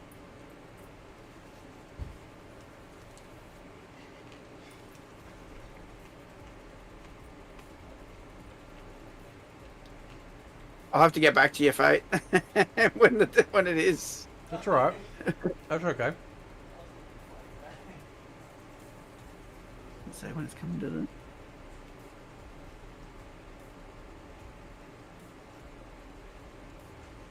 Your order will now be locked when the project is ready for manufacturing. Okay. It doesn't tell you anywhere on here when it's going to be manufactured. I'll tell you what I'm getting though. Do you want me to read it out? Uh-huh. Diamond Ultimate Supporter Tier 5. Diamond Ultimate Supporter Tier 5. As a Diamond Ultimate Supporter, you will receive everything in the Platinum category except specific Platinum rewards. Superseded by Diamond Rewards. An exclusive limited edition box copy of International Karate Plus Plus on PC DVD. A playable game demo for use on Windows PC. Exclusive limited edition box copy of Last Ninja 4 on PC DVD. A playable game demo for use on Windows PC. Physical printed copy of the Last Ninja Collection game manual. A digital copy of the Last Ninja 4 storyboard. A selection of some of the Last Ninja 4 original art and 3DS Max work in progress models of in-game characters on PC. Last Ninja Collection Katana Sword USB stick.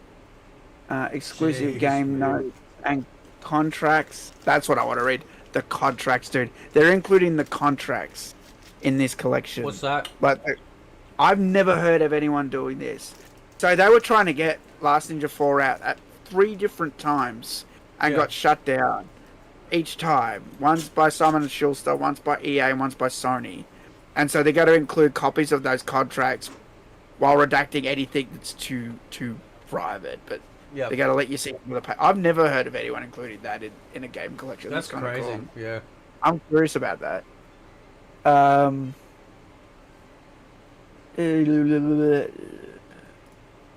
Game characters, contracts. Exclusive Diamond Supporter Outer Box, exclusive Diamond Supporter Certificate. These abandoned projects are of course unfinished, but give supporters a rare exclusive glimpse of these never to be seen titles. Also includes a bonus folded A3 Last Ninja 3 poster. You know what's crazy? I still have my original Last Ninja 3 poster from 1990. Oh, really? Mm-hmm. Fuck yeah. I had it stuck on the wall, and when I moved, I took it with me. But I had a RoboCop poster too. I don't know what happened to that. I thought I would have kept that one too, but that's the hardest ninja game I've ever played. Is The Last Ninja, right? And I think it was because back then it was so fiddly with the controls, like trying to get it right, because you gotta. The movement is very, it's very unique. So it has something called isometric view. So at first you're like, I don't get it, but like. Yeah, like you can run this way, but it's like diagonal down, like the way the ninja's facing is that way. It's facing the ice. Yeah. The way the screen builds, like it's sort of weird. I don't know, but once you get the feel of it, you're just like, okay, I get it now, sort of thing. But once you know how to play it, it's such a good game. Mm. Really is. But Ninja 3 itself got real ambitious, and they didn't have one of the really good programmers back because he was busy. Yep. So he couldn't program Ninja 3, and they got someone else. And there were a lot of bugs, unfortunately. And that's why Ninja 3 is a bit buggy compared to the others when it comes to the trilogy, unfortunately. Yeah, so... Oh my god, I missed so many fucking emails. Holy shit, dude.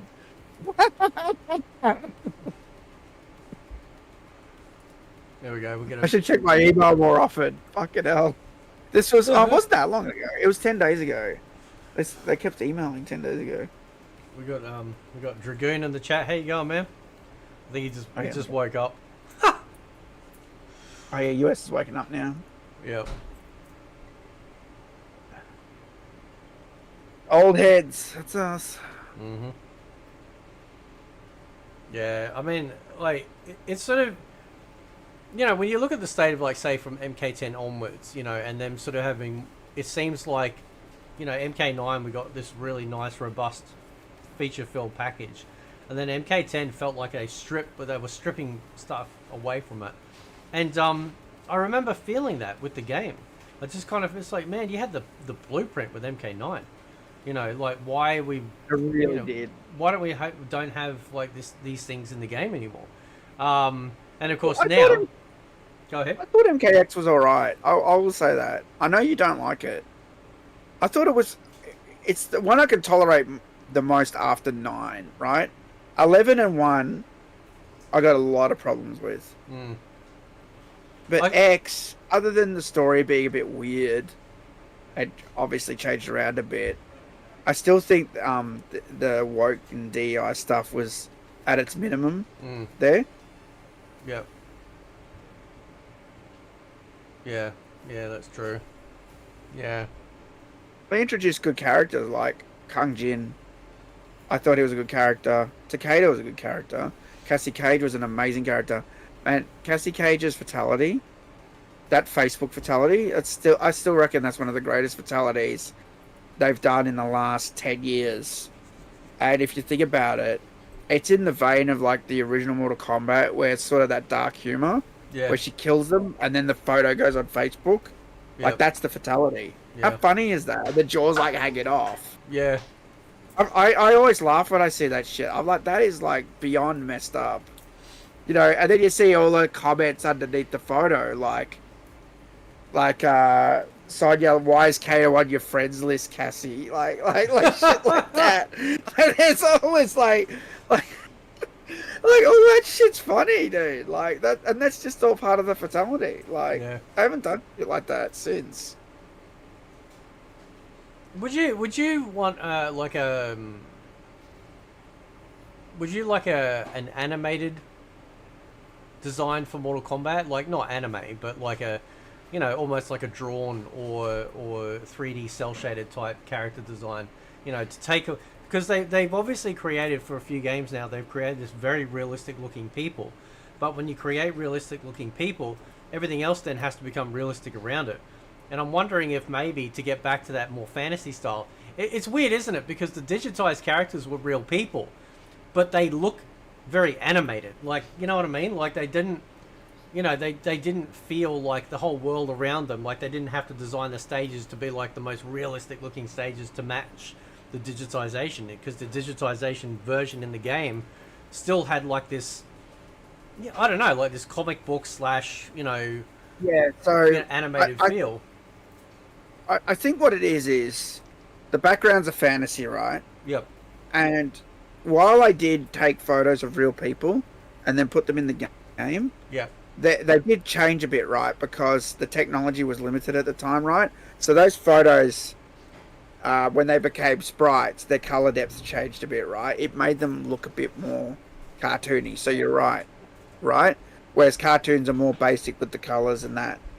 So it definitely did have, I know what you're talking about. It definitely had that. And Tobias would paint over the sprites and touch them up. Do you know what I mean? So I hear what you're saying, But I think Mortal Kombat's evolved, from that upwards to the realism characters. I think it would be kind of jarring to go back to cell shaded characters or animated characters. Well, I mean, so remember when Street Fighter 4 came out?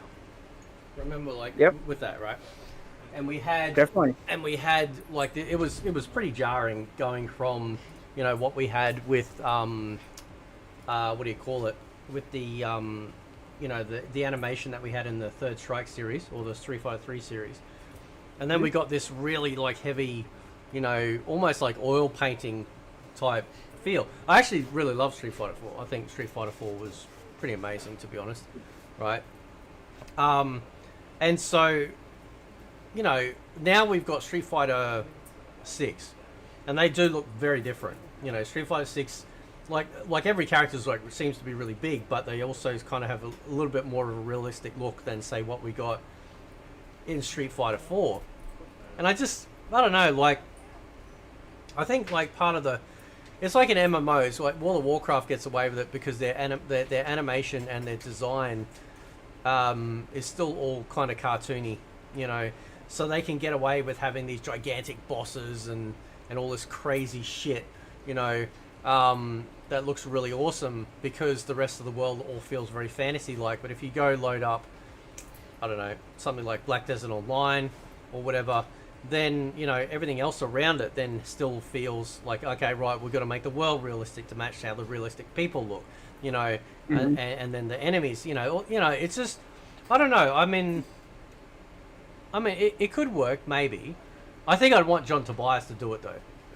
I reckon. I often wonder, like, as a question for him, what if you could draw, or like, what sort of art style would you want for the characters to look in game? What would be really cool is if it was from the '95 comics looks. Imagine they took the '95 comics, spruced them up a little bit to make them, a little bit obviously modern day-ish looking, right? But had that same Tobias drawn feel. Like I can picture Scorpion without looking. I can picture Scorpion's face mask and how he drew Scorpion in those '95 comics, and I just wonder if that would be kind of, I don't know, man. I mean, that'd be kind of groovy, possibly. I don't know.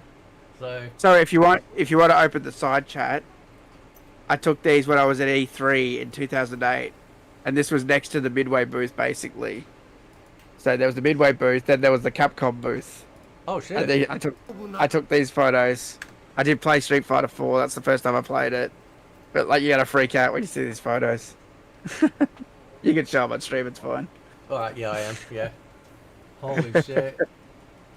I wanted that chair so bad. I wanted that director. I thought that was the coolest shit I'd ever seen. I'm like, that's fucking awesome. I don't even like Street Fighter 2, but I wanted that director's chair. Big time. That's fucking. Oh, hang on. There you got more. Oh, we got more pictures. There we go. There's a few. I had all the artwork up. And this is the cut down E3, by the way. This is the cut down. This is the 2008 E3. That's wild. Kind of miss those times too. Yeah, E3's dead now.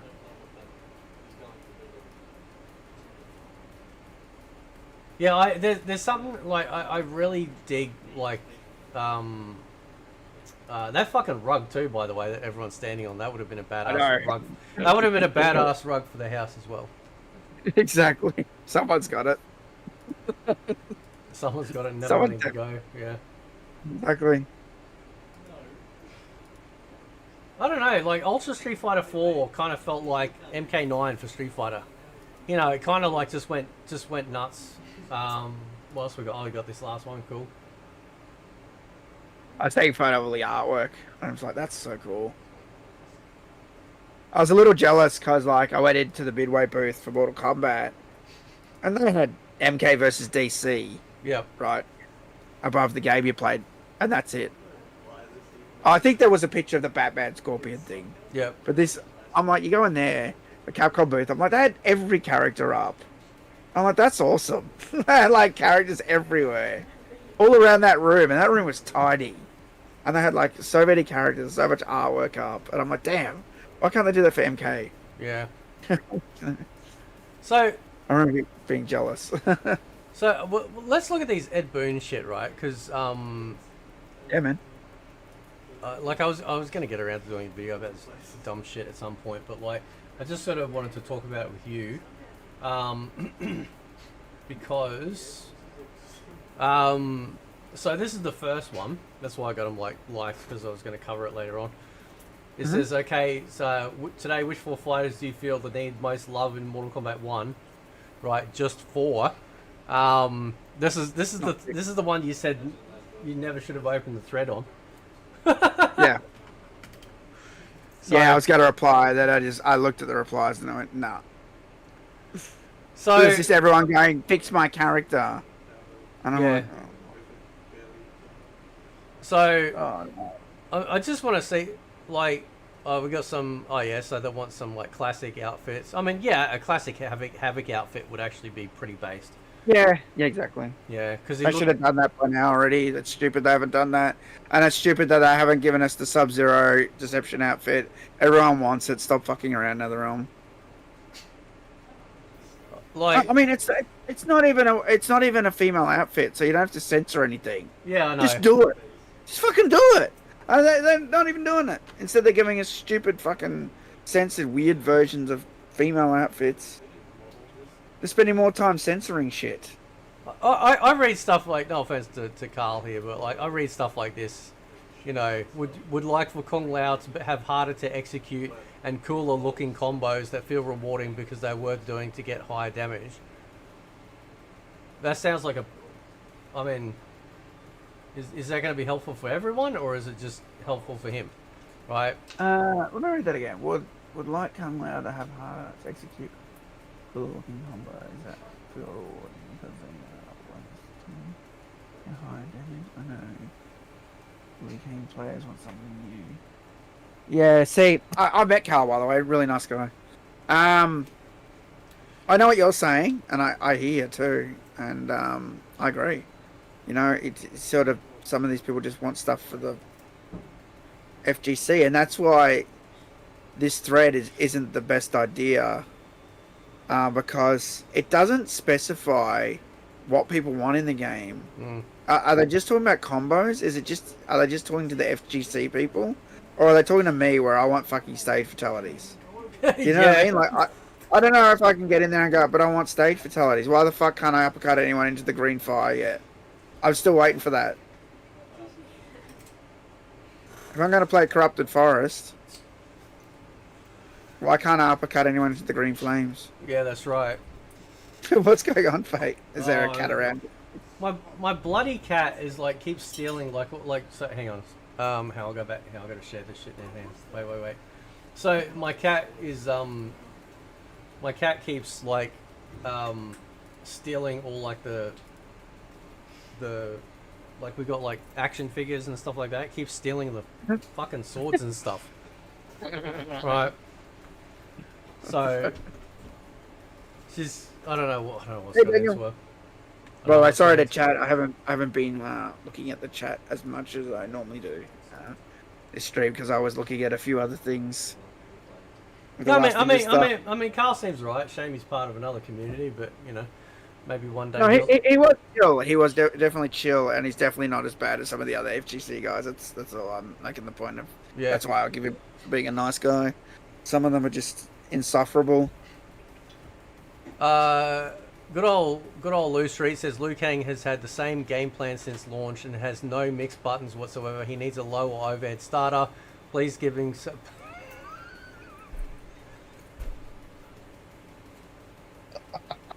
I fucking can't with these people, man. Seriously? Right. How many replies are in that thread? I bet you could take all of it, and I bet 90% of it would be FGC crap. Apparently... Yeah, it's just. I would love to see how many people in that thread have said what stage fatalities, or at least that guy asked for skids. Yeah, you know what I mean? Like actual content in the game. This guy says Ed Boon Katana needs to flutter its time. What the fuck does that even mean? I don't even know, bro. What the fuck does that even mean? Sub-Zero is absolutely number one. Takeda's number. Okay, whatever. Quan Chi, let me explain. Least health in the game. Yeah, well, I mean, every character. To be fair, every character should have the same amount of health, right? Like cameos shouldn't be adding or taking away from the health pool, like at all. Just it should be flat. I don't know why you'd make a game design that way. And then he goes on to like, you know, down one being 9F along with what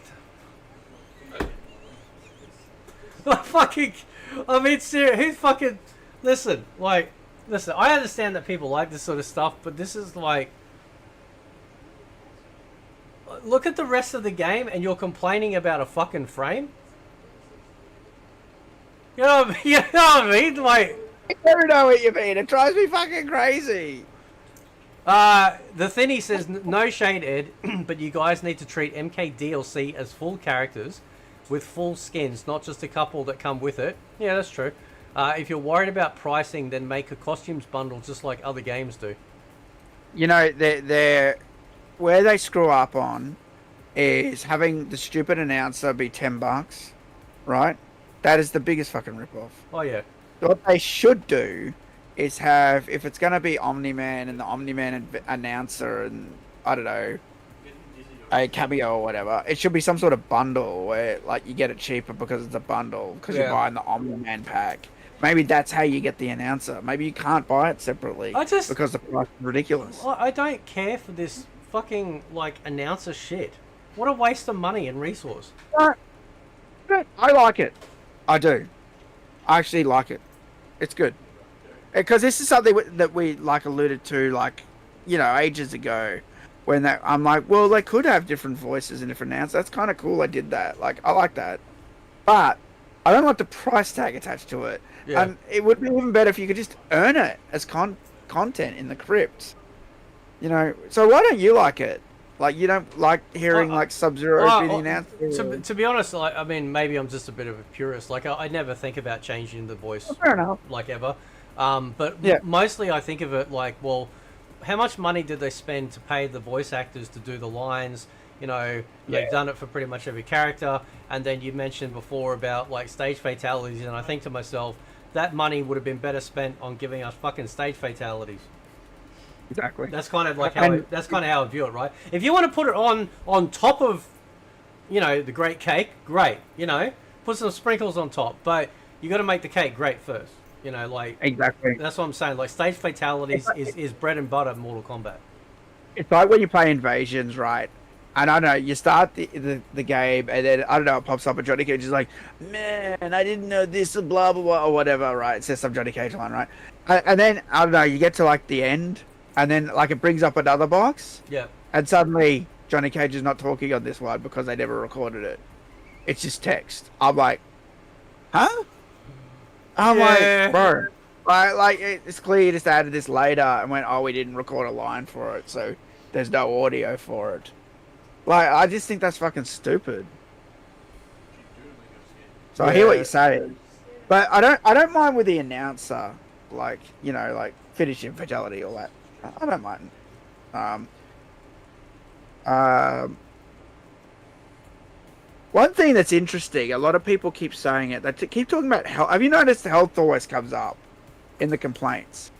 Yeah. It's either that my character doesn't have enough health or blah blah or this and that. Carl said something about doing more damage with that Kung Lao combo, right? Yep. It's because you don't do enough damage in this stupid fucking game. Yeah. It takes forever to win. Have you noticed that? Yep. I can every other fighting game I can get through fights just like that. Right? Even It with used to be like happy and quick, and now it's like a shorter win. It like takes ages. Yeah. And like the combos don't do as much damage as they used to do, and you're there like, oh, come on, like nah, you know. And it's just like that. I don't know. That efficiency is gone. That quickness. I remember when uppercuts took 25% health. That's right. Yeah. I remember those good old days. Right. Yeah. And the reason why they took so much is because it was such a punishing move. Like, you got hit That's by right. an uppercut, it's like, man, you're the bitch. You know, like, it was such a great move, you know. Yeah, I don't know. And it made Mortal Kombat, like, literally. If you've watched any of the behind the scene documentaries, they said as soon as they had the uppercut in the game, everyone was talking about that game then. Yep. The Midway staff, they all wanted to see it then. Yep. That's when they'd all go to Ed Boon's office on their lunch breaks. They'd come from the pinball division or whatever to go see Mortal Kombat when the uppercut got put in. Yep. Because it's like the guy flies up in the air and blood comes out. Then he lands and screams. Yep. You know what I mean? Like it's like that's just cool. Like it's like I'm gonna lift you off the air. It's ridiculous. Kapah! Up he goes. There he comes down. Do you know what I mean? The screen shakes. And none of that's in the game anymore. Like there's no screen shake. There's no. It does fuck all there's damage. no R's, No blood. you There's know. there's no funny scream. You know, it's all gone. So our favourite cupcake, the brand new out of the closet bisexuality man, and believe me, I've seen some shit. Right? Oh, He goes. The new Sub-Zero move didn't do anything for him. It's literally a launcher that he's had from day one, just less scaling. Come on, big dude. I'll tell you what. They'll fix Sub-Zero when your attitude is fixed. How about that? Which is basically be never. So enjoy Sub-Zero for the way it fucking is. Right? Something about cameos. Reiko, giving back the shurikens and a low move. Yeah, well, I don't know what... Like, they nerfed his shuriken. Imagine nerfing, like, a projectile so that their projectiles can go through it and then hit you. Like, that's just fucking stupid. Like, this is one of the things that, like, I really can't stand with the way they do Mortal Kombat, especially in MK1. It's really telling. Because every MK character has always had a projectile. Every MK character has always had a projectile that would go past each other, right? Yep. There was never any clash, okay? And now we've got someone like, for example, Cage, no projectile. Like, first time ever in a Mortal Kombat game, no projectile, I believe. Why right? does he have that superstar thing? Why does he get it? No one else gets it. That's ridiculous. Well, I remember when I saw... Well, that's the other thing too, right? He gets this special resource. Same with Garrus. He gets a special resource. It's like, stop doing this. Yeah, because I remember when I saw that, I'm like, okay, what's Scorpion get? Oh, he doesn't get anything. I'm like, wait, what? I hate that. So that's where my fucking, like, OCD kicks in, right? Because it's like the cameo roster, right? Yeah. I look at the cameo roster and I go, why have we got duplicates? Like all of these characters, at the very least, even if they're old MK characters, you can't select them on main roster. It doesn't make any sense that you got 6 duplicates of, like, Scorpion, Sub-Zero, Kung Lao, and whoever the fuck else is in there, you know, that you can have as a double on screen, but no one else? Like why isn't there Reptile in there, or Shang Tsung, or whatever? Like, why is it only those specific ones? You know, and I think it's because, but we can have these abilities and they can do these with the combos. Like, I don't think it's anything to do with any sort of, like, cohesion between the main roster and the cameo roster, you know.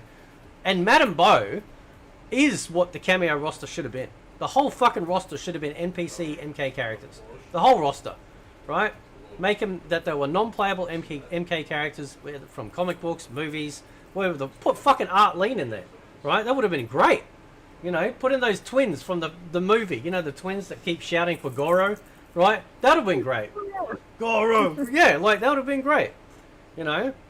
That's what I mean. Instead, like, we got a gender swapped Barocho. Yeah. And a female Johnny Cage. Yep. Yep. Right. Something about Melina with some crying. I don't know what the fuck. Oh, here we go. Undies has chimed in. Right? Oh, I mean, let me load this up. With all his expertise. Right, Garrus. Anytime anyone mentions a guest character, it immediately goes in the bin. I tell you what, I will accept the nerf of them being removed from the game. That's the only nerf I'll accept. It's the only buff I'll accept. Anyone's Tanya fixed? Didn't we go through this? I know Baraka and Tanya just got new moves, but most players still agree they're bottom 5. Listen, the only bottom 5 and going on around here is you, mate. Like, you know what I'm saying? Like, listen. Can I make a video calling him racist because he wants Tanya fixed? Because that's what he did to us. He wants to fix the black woman. Yeah, that's fucking racist as shit. Right? Racist. Yeah, but look at yourself in the mirror, pal. Right. Still, by the way, Undies, I'm still waiting for you to prove that Tanya has always been African in the OG timeline. You can't do it. That'll never happen. There's no proof. Yeah, that will never happen because there's no proof. That's why he said it in his video. Listen to the way these people talk, right? Like, listen. I'm not against, like, when it comes to, like, say, like, some of my favorite, like, other games, you know, you'll get all technical and stuff like that, right? I meant Tyrax. Oh, sorry, okay. I'm getting confusing. But, like, I read this as, like, his mid is duckable, skydrop S4 down F4 or DF4, a gambling move, or whiff after. I just read this and I just get, like, weaponized autism. Yeah.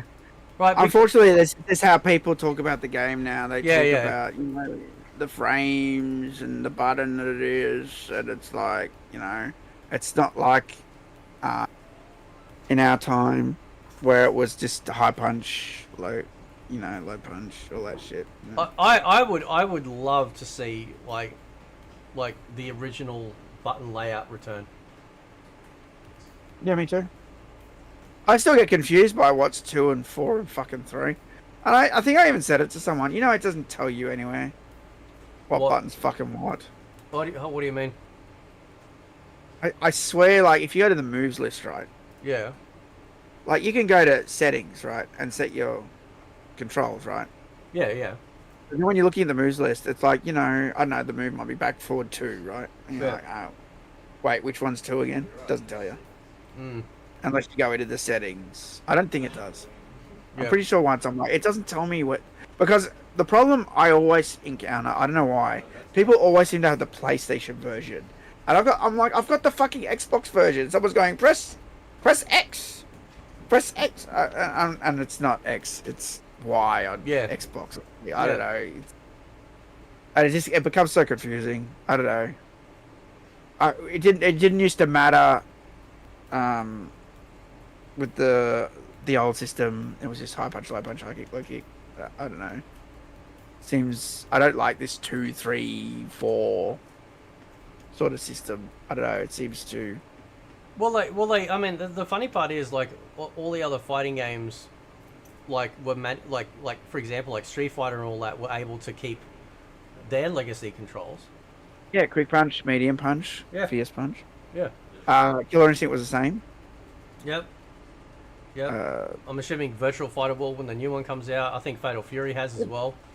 So I don't remember what the attacks were called on Virtual Fighter. I don't remember. There were 3 buttons, yeah. Yeah, it was just punch, kick, and guard. I believe it was. Yeah. But that was right. Yeah. Yeah. My boss used to play that a lot. I used to watch him play Shun, and when I'd play Shun, but I wasn't anywhere near as good as him. Yeah. But yeah, I had 3 buttons. That's right. Yeah, it's kind of wild. So Ed Boon, like, I think this is a follow-up, and then he goes, like, he says something like, buffs, more combos, skins, and gear. Anything to make them more fun to play with and compete with. Yeah. Right. Compete with. Ed Boon, do you understand how many people are actually competing versus the customers? Right? What I want, take out combos and put in special moves. In fact, you can take out buffs and combos and simply type special moves. Right? Like, they've got combos. They don't need more combos. Right? They need more stuff to make them exciting characters. Take some of the moves, like, for example, the stuff that they put on Kung Lao cameo, and put him, like those special moves, onto main Kung Lao. You know, make these characters viable as if you had a 1v1 mode. Don't make it so that, you know, oh, they're like 75% a character and you need the cameo to fix the 25%. Right? Dragoon's comment is like 100% perfect. They don't care about the stages, the character lore, the music, the fun. It's always D1 minus 12 frames plus on block, etc., lol. Yep. That's the problem we've got, and that's why people don't seem to understand that they don't give a shit about the game. Yeah. They care about the techniques of, you know, being able to win and win a tournament and have their character. The best example I could give, because, you know, when you flash heads with you know, people, like when I talked with Tootin, And they say we don't seem to understand and all this shit, right? Yeah. It's like if I went back in the past, right? Think of it this way. And I had access to the source code.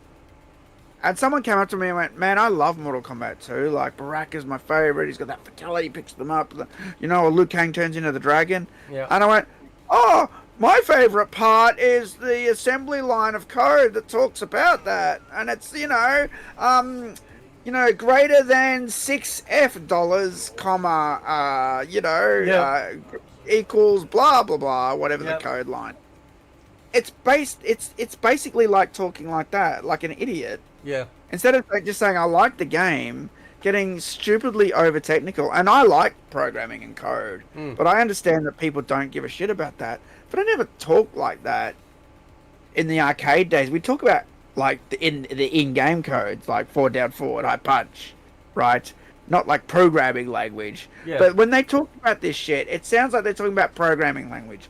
Minus -6 frames, enhanced while holding D2, then having your power up at the ready. I'm like, wait, what? It's just... Well, I get it. You understand the game. Like, good for you. But, and this is the argument people like to make against us. Like, we don't understand. We don't play. That's bullshit. We just don't give a fuck about that sort of talk and nonsense. We're not competitors. We don't compete. Yeah. But the game shouldn't just be about competitive play. And that's the problem that me and Fate have. Yeah. And they don't seem to understand that. Well, yeah, I mean, that's the thing. Like, it's they might know more about the game, but knowing more about the game doesn't sell the game. No. Because I want fucking stage fatalities. Why can't I get stage fatalities? Right. It doesn't... I really like the animalities. I want to be fair. Hmm. I thought the animalities were excellent. Were awesome. Because I was always saying I want to see like updated animalities where they're real vicious and they turn into an animal and get ripped apart. I always thought that was a cool idea. They did it. They delivered. So I'll give them that. But like, how is there no stage fatalities in Mortal Kombat? Where's the pit? Why is there no pit? Fate, why is there no pit? Yeah, that's... I don't understand. There's actually no classic stage. There's not. But I play Fortnite and it's got the pit, the Deadpool, and the living forest in it. And I'm like, how come I get it in fucking Fortnite, but not in the current Mortal Kombat that's out right now? Why can't I get... Because you can't hit them down the pit in Fortnite. You can hit them off the pit, they just fall, nothing happens. Yep. Right? There's no fatality in that game, obviously. But if it was in MK1, we'd get a nice stage fatality. Yep. With the pit. And the pit's always been there. Like, it's in almost every Mortal Kombat game. And when they don't put it in, I get triggered. Yeah. Yeah, they gotta have a pit. It's the whole idea is fighting on a scary bridge, a narrow bridge. Yep. There's that whole element of danger. Whoever loses got to get it. So the pressure's on to win and not be the loser.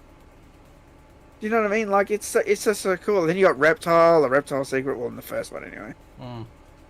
But, like, how the fuck are they not putting this in the game? But then we go on Twitter and it's like, I want Garrus to have on his time stop move on the 36th frame that he then gets a recharge buff and his up block meter fills to full. I think that would fix the game. I say, bro. This is what I mean. Like, as far as I'm concerned, like Dragoon said it. He goes, defund the frame data, defund the FGC. Right? Listen. Like, the reason why they can't ever get it over us, and the only thing they can resort to is like trying to claim that we're certain things that we aren't, is because we are the strongest position. We are the strongest. We are the most immovable position. No amount of talking about technicalities or frame data or any of that horse piss is going to make a lick of difference to the sales of the game or the overall longevity of the game, right? Because an FGC guy, and I'm not saying they're all like this, but ultimately if you are competing, you are taking something and then trying to make it work for your own like your own needs, right? I think that's fair comment, right? Not saying you're selfish, but what I'm saying is though that like, you know, when you're sitting there and you laugh at people that don't know as much, and you go, oh, well, you don't know shit, you don't know about this, you don't know how to punish that. So it doesn't matter. I didn't buy this game, right? To fuck, I didn't spend $80, $100 on fucking frames. I bought a Mortal Kombat. I bought a Mortal Kombat product. Where's my Mortal Kombat product? There's literally some people who buy Mortal Kombat just to play the story mode. I swear. I've talked to them. They play story mode, then they stop playing because they like the story. Yeah. That's it. Yeah. And there's some people like us that play the story mode and then play the extras, right? Because we like the lore and we like to unlock shit. And then you got people who like the FGC shit. They want to win. They want to win tournaments and that. And that's fine if you're one of them as well.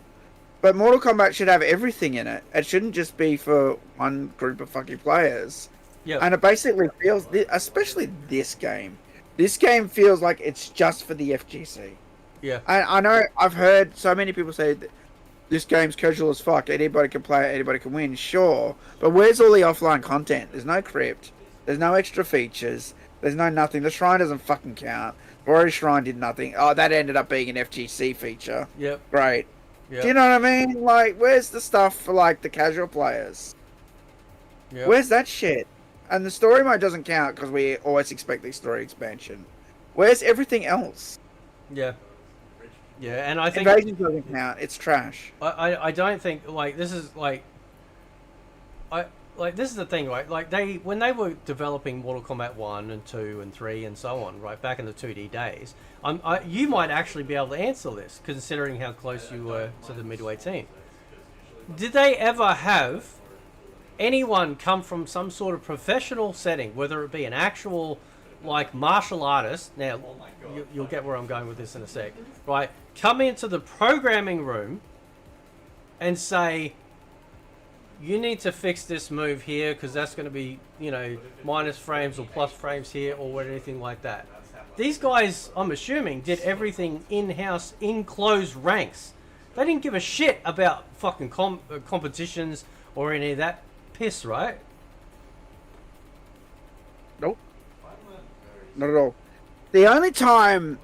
So Midway actually did some really cool stuff, and we delved into this when we did like the Mortal Kombat tour. Yeah. So there was a place called Diversions Arcade, and there was a place called and that's credited in.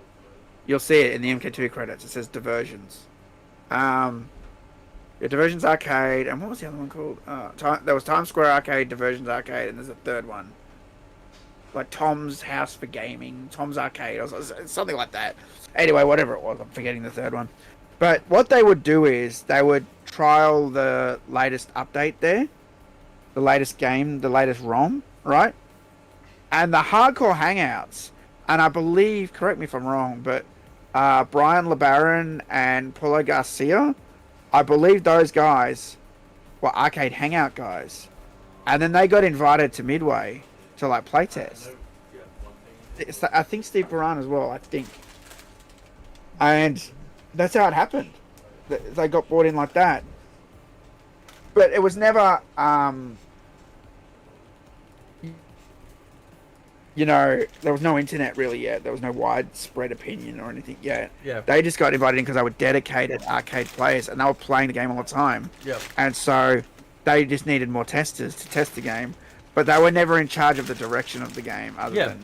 Yeah, so they weren't like... feedback. So that's the thing, it's like, you know, like they like any game tester, they were testing it for bugs, making sure things work or whatnot. You know, they weren't getting in there going, well, I'm not real happy. You know, I think you need to, you know, this freeze here needs to be fixed because otherwise if I'm going up against this character, you know, that's going to be shit, right? Like, you know, because I need to go win this competition. So I need this fixed, right? Yeah. I need the freeze to be bigger, so when I go into the tournament, I win. Yeah. And I get the $250,000. That's what it feels like. It's like these days. I feel like that's why they whinge, because they all want to win money. I wonder, Fate, if we took away the money, do you think they'd still play Mortal Kombat 1? And do you think they'd still complain about fixing characters? Well, you could apply that to any fighting game, especially with what's going on with Tekken. So if you took away any financial incentive, yeah, they'd probably drop off, right? Maybe not. Maybe not the old school guys that used to compete and they get a trophy and that was enough, you know, or just knowing that they won. But definitely the younger crowd. The newer guys, I'm talking about. Yeah, because it's like any game, like even like you know, games like Fortnite, which made it seem that a kid like Ninja could instantly become this you know overnight sensation, you know. What can you tell me about low tier God, by the way? Oh, I know fuck all about him. I know, like, what I do know, like, I don't know if he's a good person or not, I don't know. Yeah. But what I do know is that, like, you know, it seems like the FGC like to have their lol cows, right? They need people to make fun of, and they tried with us and failed, right? So, you know, the LTG is one apparently. Obviously, you know, what's his name? Darkside Phil's one.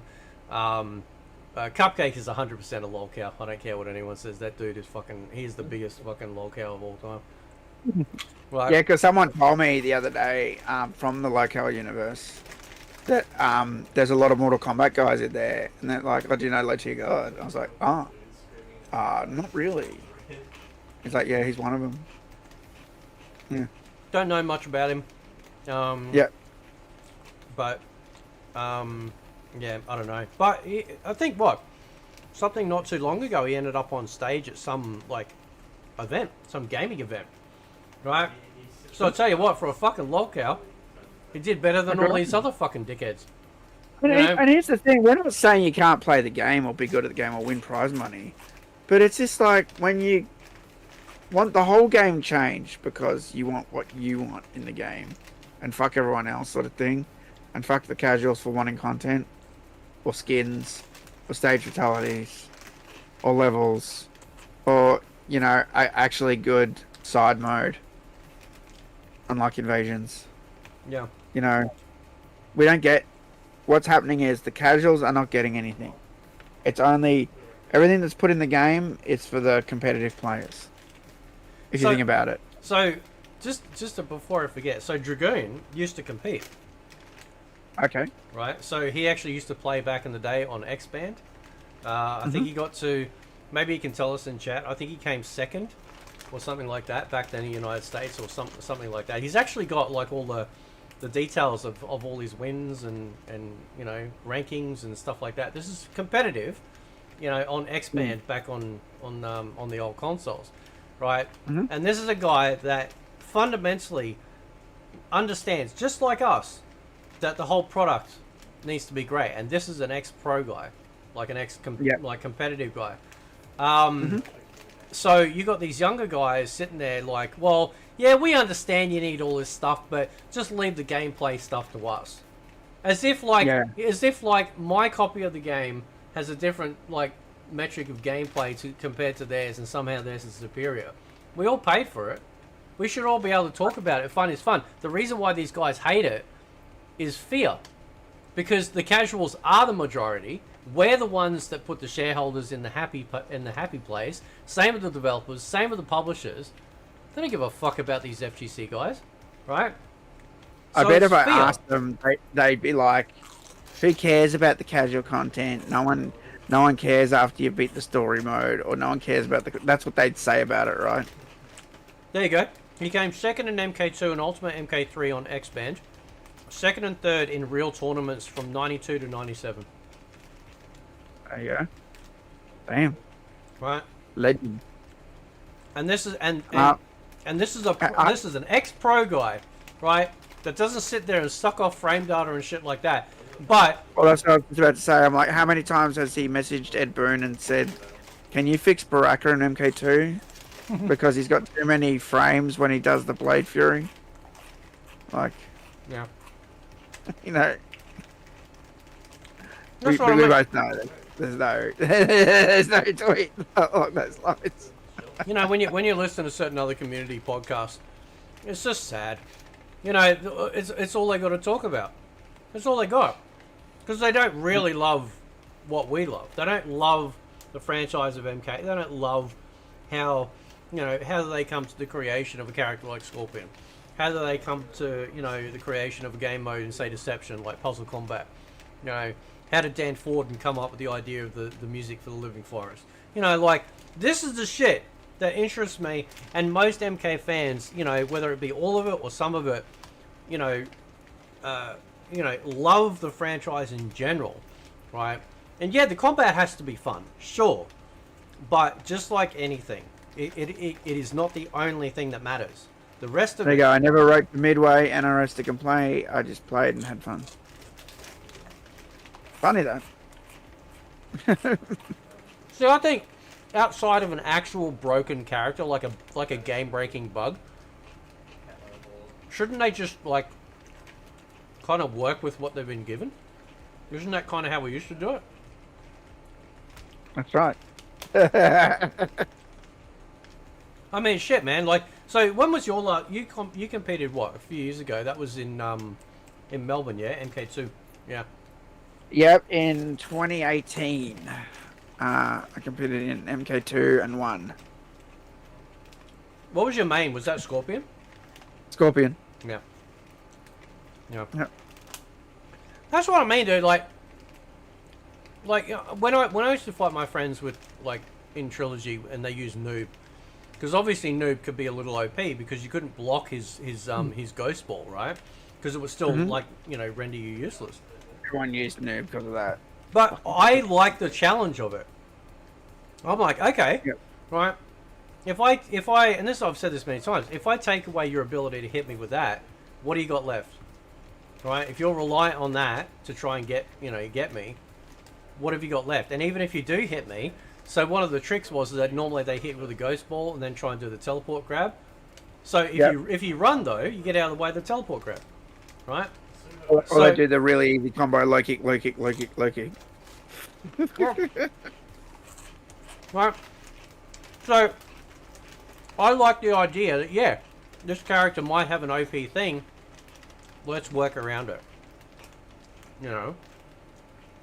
Now it's like, oh, they are literally complaining about like fucking scraps. Like, oh, this frame needs to go from 2 to 3 and that'll be perfect.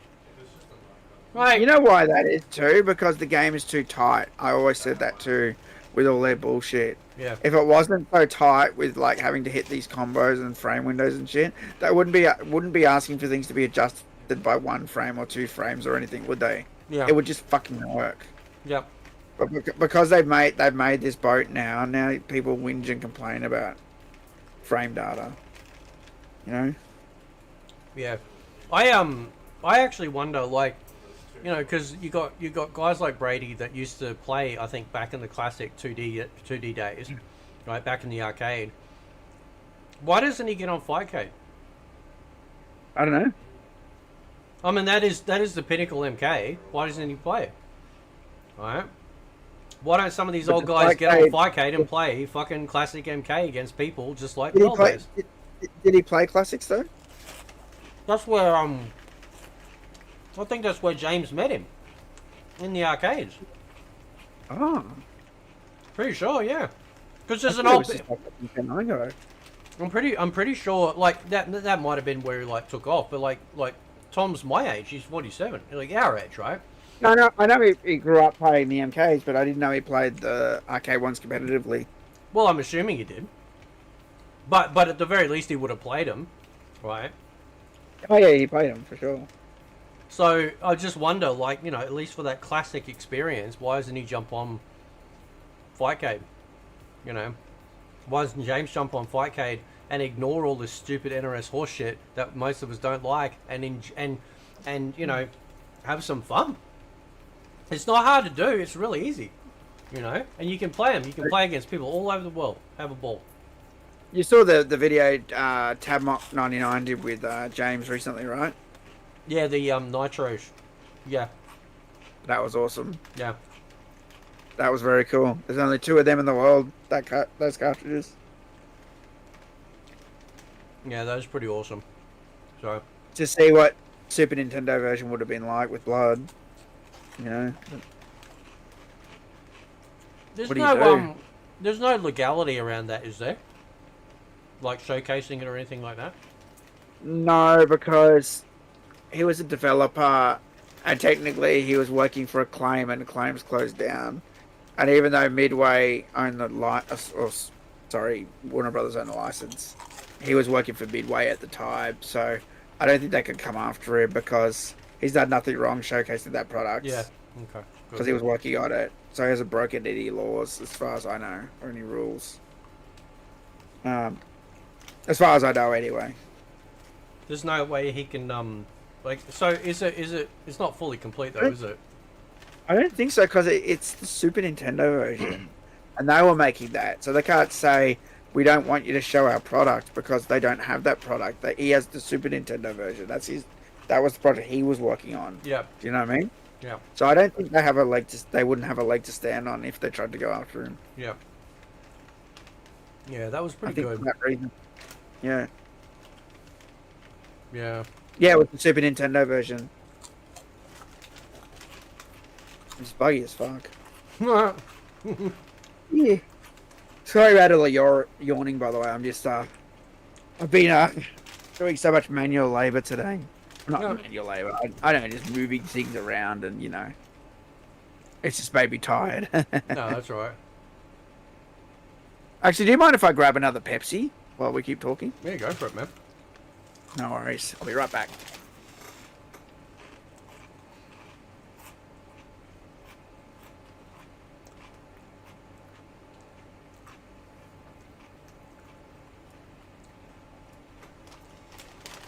That's a great comment by the fourth snake. He says, Yeah. skins and gears don't have much value if we can't save our loadouts into slots like prior games. Melina's getting her 11th costume soon, and our ability to switch between them is astoundingly limited. Yeah, I don't understand it. It's so stupid. The loadout thing's ridiculous. The fact that you can't just choose your skins on the fly after you've earned them on the select screen. Bro.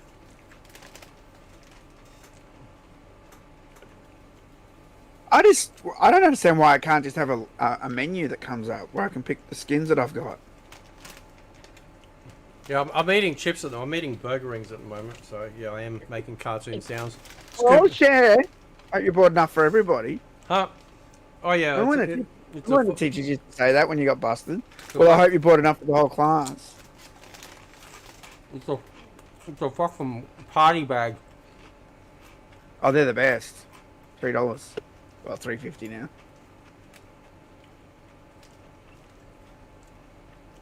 You know, one time the teacher said that to me. Well, I hope you bought enough lollies for the whole class.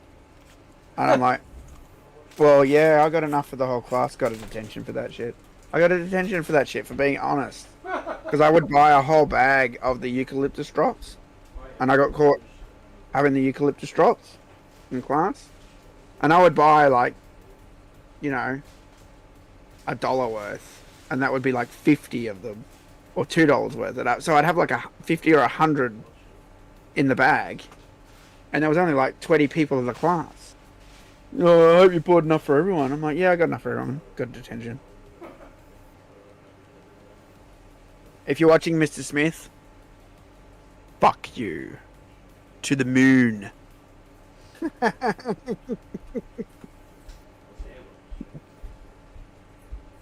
Call him. I'm sure he'll see this. Does that mean that we're gonna get like one of those excellent like combat casts, you know, where they're gonna showcase their wonderful you know? The other thing, can we shit on the combat cast for a bit? Yeah, let's go. Like, look, I don't hate any of the guys on the cast, right? I don't like that the cast just comes up whenever they feel like it. Yeah. That's the problem I've got. Combat cast used to be a weekly thing. It started in MKDC, right, as audio.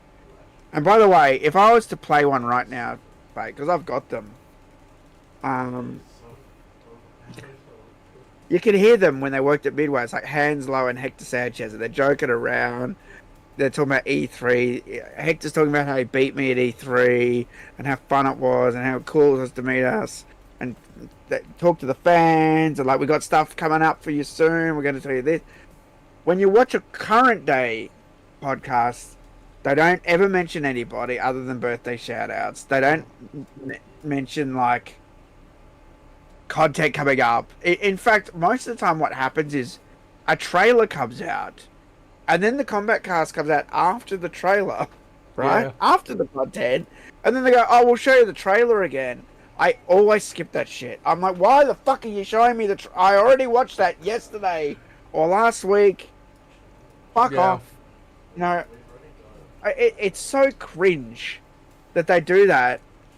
And then they're like, well, we've prepared a match for you at the end. And I'm like, I don't care about that. I care about what are you putting in the game next? You know, are there any hints to like the next character reveal or something? Or they just don't do any of that anymore. And it's just, what happened to the combat cast, bro? Like, I think somebody's putting estrogen in their drinks in the office. Something's like, you know, because you go back and you look at the combat cast. I think what was it, MK10 or 11, and they look and they just kind of seem like, you know, I don't know, more chill, more like, you know. I don't know, it just seemed better. It got weird. It did. Everything after X is weird. It is. Everything's fucking strange. Maybe it's the Trump effect. Because wasn't Trump? I reckon it's when NetherRealm got in that trouble for like crunch and all that. I reckon they were told they had to clean up everything. Yeah. Then maybe they were like, well, we can't do combat casts all the time because then we would be running our employees too hard or something. I don't know. There's something weird with it. I don't think they're live casts either. I think they're pre-recorded. They are pre-recorded. Confirmed. Confirmed, by the way. 100%, yeah. Because for a long time, I'm like, I swear those things are fucking pre-recorded. And then I found out. Dragoon called it the Xanax cast. It's really bad. Whereas if they just had a cast every week, even if they didn't have anything new to show, and just showed some artwork from the game, show some pictures, show some concept art, show some music. Here's the track from the Living Forest. Yeah. Here's the track from the corrupted version. Do you know what I mean? Like, show some content. Show what's going to be in Invasions. They didn't do any of this shit. Do you remember that one episode though? Like they dragged the art guy in that was doing, I think, the stage art or some shit. Oh. And it was like, yeah, I think it was one of them. And he was like some fucking Chad, like edgy looking dude, right? And all the fucking chicks were like, right. And it's like, you fucking hypocrites, right? You sit there. Because I was listening to something the other day. I was being called a misogynist and a sexist, right? And it's like... I've heard that before. It's like... So let me get this straight, right? I want attractive fictional women.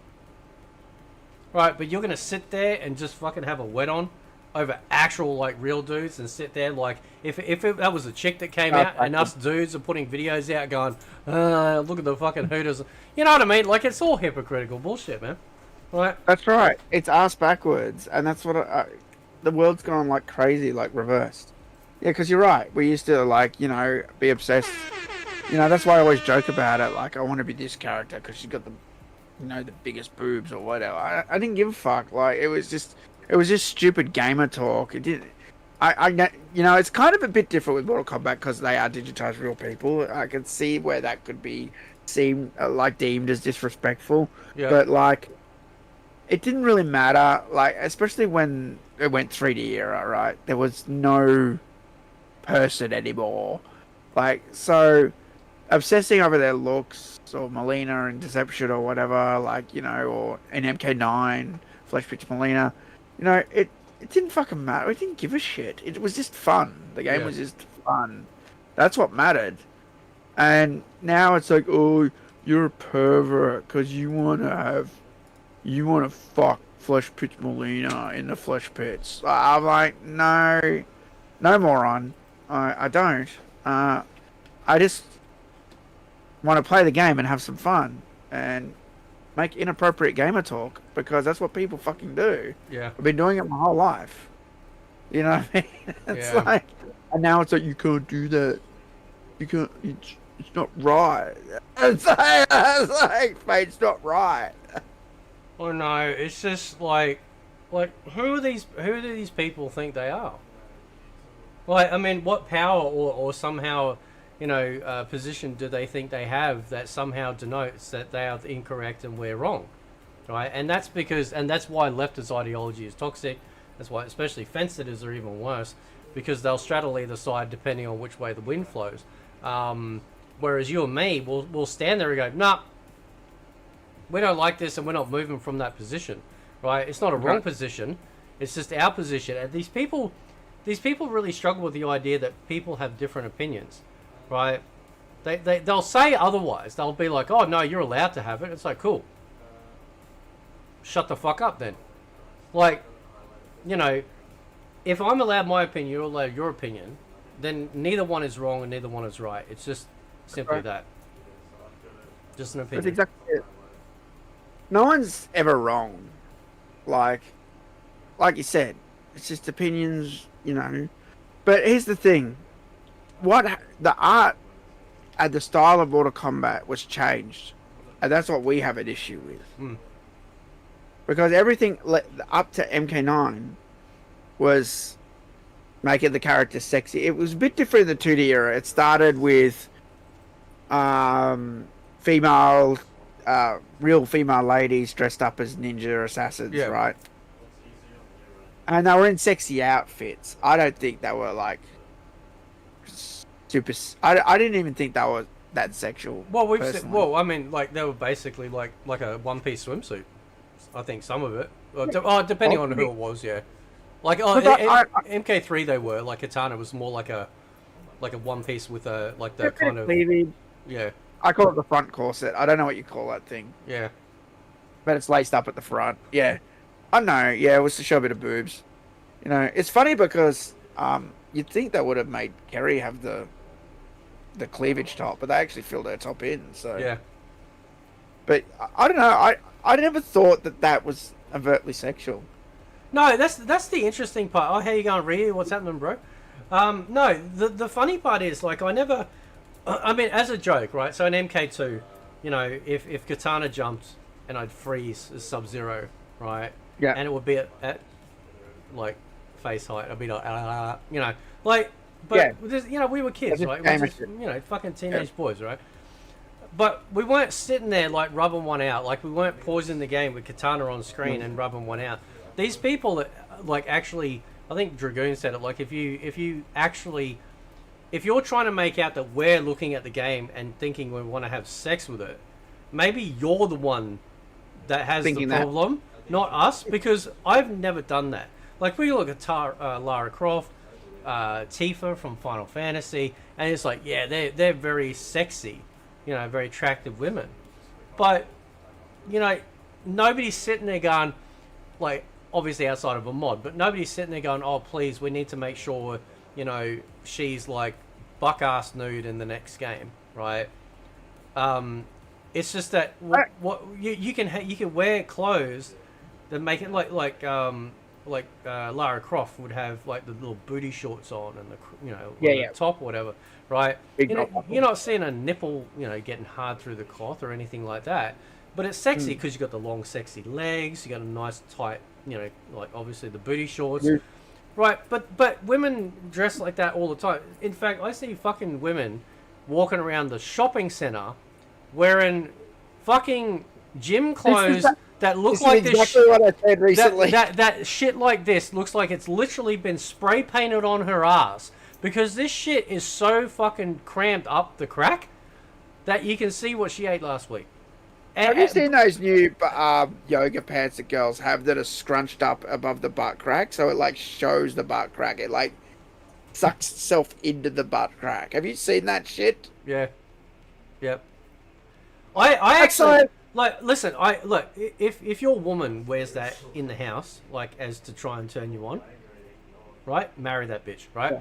However, when I see that shit out there, I just look at it and I just shake my head. I'm like, this is like, I don't even find it attractive, like, because I'm thinking, because the way that I process looks on a woman like a woman. Obviously, you see a woman go, "Oh, she's beautiful," right?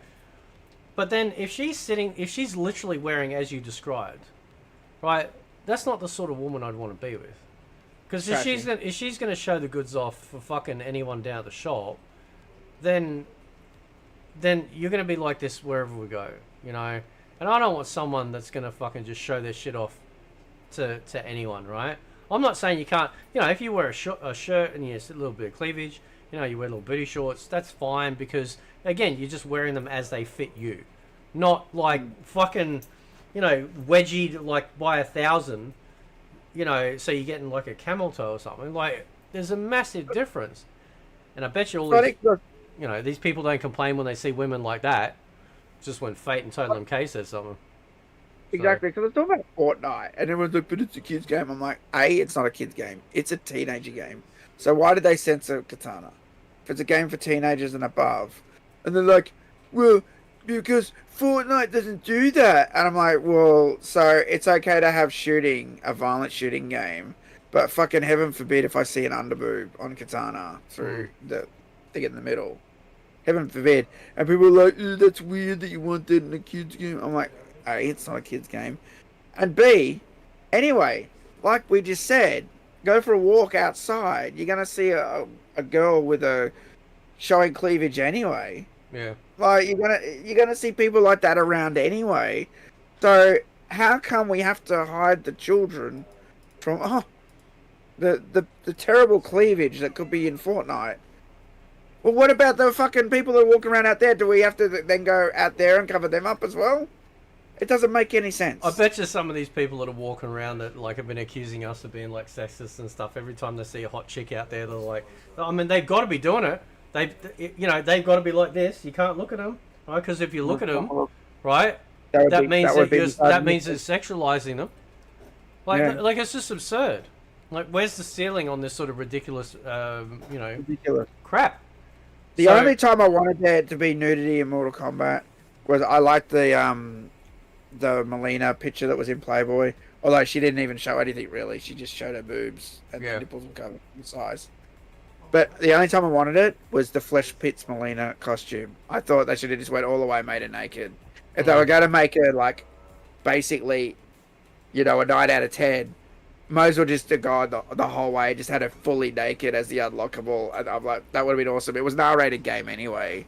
Well, it's not like it's a bad thing. Well, that's an interesting point, because they've got swearing now. They've got high levels of extremely gory detail when it comes to fatalities and killing moves. But they draw the line at nudity. Right? Because that's what I was saying. It's stupid. Because nudity, like to be fair, well, I don't know if it's to be fair to say, but like I'm not a big fan of gore. Like, I like Mortal Kombat, but I prefer old school MK, right? So I'm not gonna. I don't find nudity to be more offensive than gore in a general sense, because like one is to elicit a disgusted reaction, the other one is like, right? Like it's a nice thing to see, whether male or female. Like, it doesn't just go one way. So it's sort of weird that they draw the we can't sexualize the women. Well, sexualize the men though. Yeah. But you can kill a woman. That'll be the next thing. If I'm playing Reiko and I beat up a Tanya, you know what I'm saying? Yeah. Like is that going to be the next thing, right? Yeah. If I see a Tanya player appear, no, I'll just dip out, because obviously, you know, if I beat her up, I'm racist. Like, it's just stupid shit like that. And they go, don't be fucking stupid. It's like, no, you're being stupid because you're sitting there literally ignoring how fucking shit has been sold across all mediums of entertainment for decades upon decades upon fucking decades, right? It's not that we're trying to get people to fucking goon, and I fucking hate that term, or whatever. I know. It's just that visually, right, you're experiencing the fantasy of it. That's why, like, you don't have a fat, balding fucking James Bond, right? It's always a Chad, sophisticated, you know, well-built man, you know, that is like, he gets all the bitches, but that's the character. Like, it's not, none of this is real either. That's the other thing too. I remember when a certain individual was critiquing one of my videos about the pixelated katana. You know, it's like, you know, they're not real.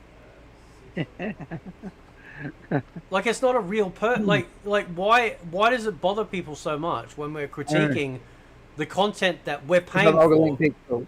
Yeah, I'm ogling pixels. If I was sitting there critiquing, like, say, Liu Kang's naked chest in the same fashion, right? Wouldn't hear shit about it. Right. And that's why it's hypocritical. So, Yeah, because you'd be gay, and so you'd be protected class, you'd be LGBTQ, so that's fine, that's allowed. But heaven forbid we're straight and we ogle a female character. Kia said, Kia81 said your Gremlin shirt is epic, by the way. Hey, my friend gave me this. Yeah, Gremlins too. Nice. Back. Great movie. The fucking first movie is so full on. Like, it is psychotic still. You know, it's so fucking good. It's a great movie, Gremlins.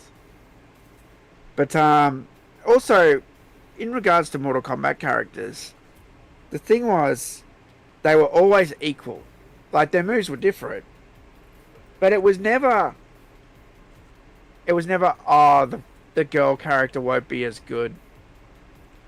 Yeah. You know, we might have made that joke as gamers. Yeah. Oh, I'll play the girl. Yeah. The funny thing is, if you play MK1, Sonya has one of the most hardcore moves in the game. The leg grab is kind of scary. Yeah.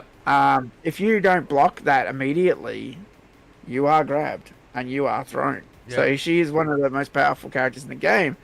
But she can hold her own for sure against any of the other characters. It was never like, oh, the girl sucks or any of that bullshit in the game. Yeah. So I don't know where all this like shit came from, where the women have to be covered up and all this nonsense. It didn't matter what they looked like.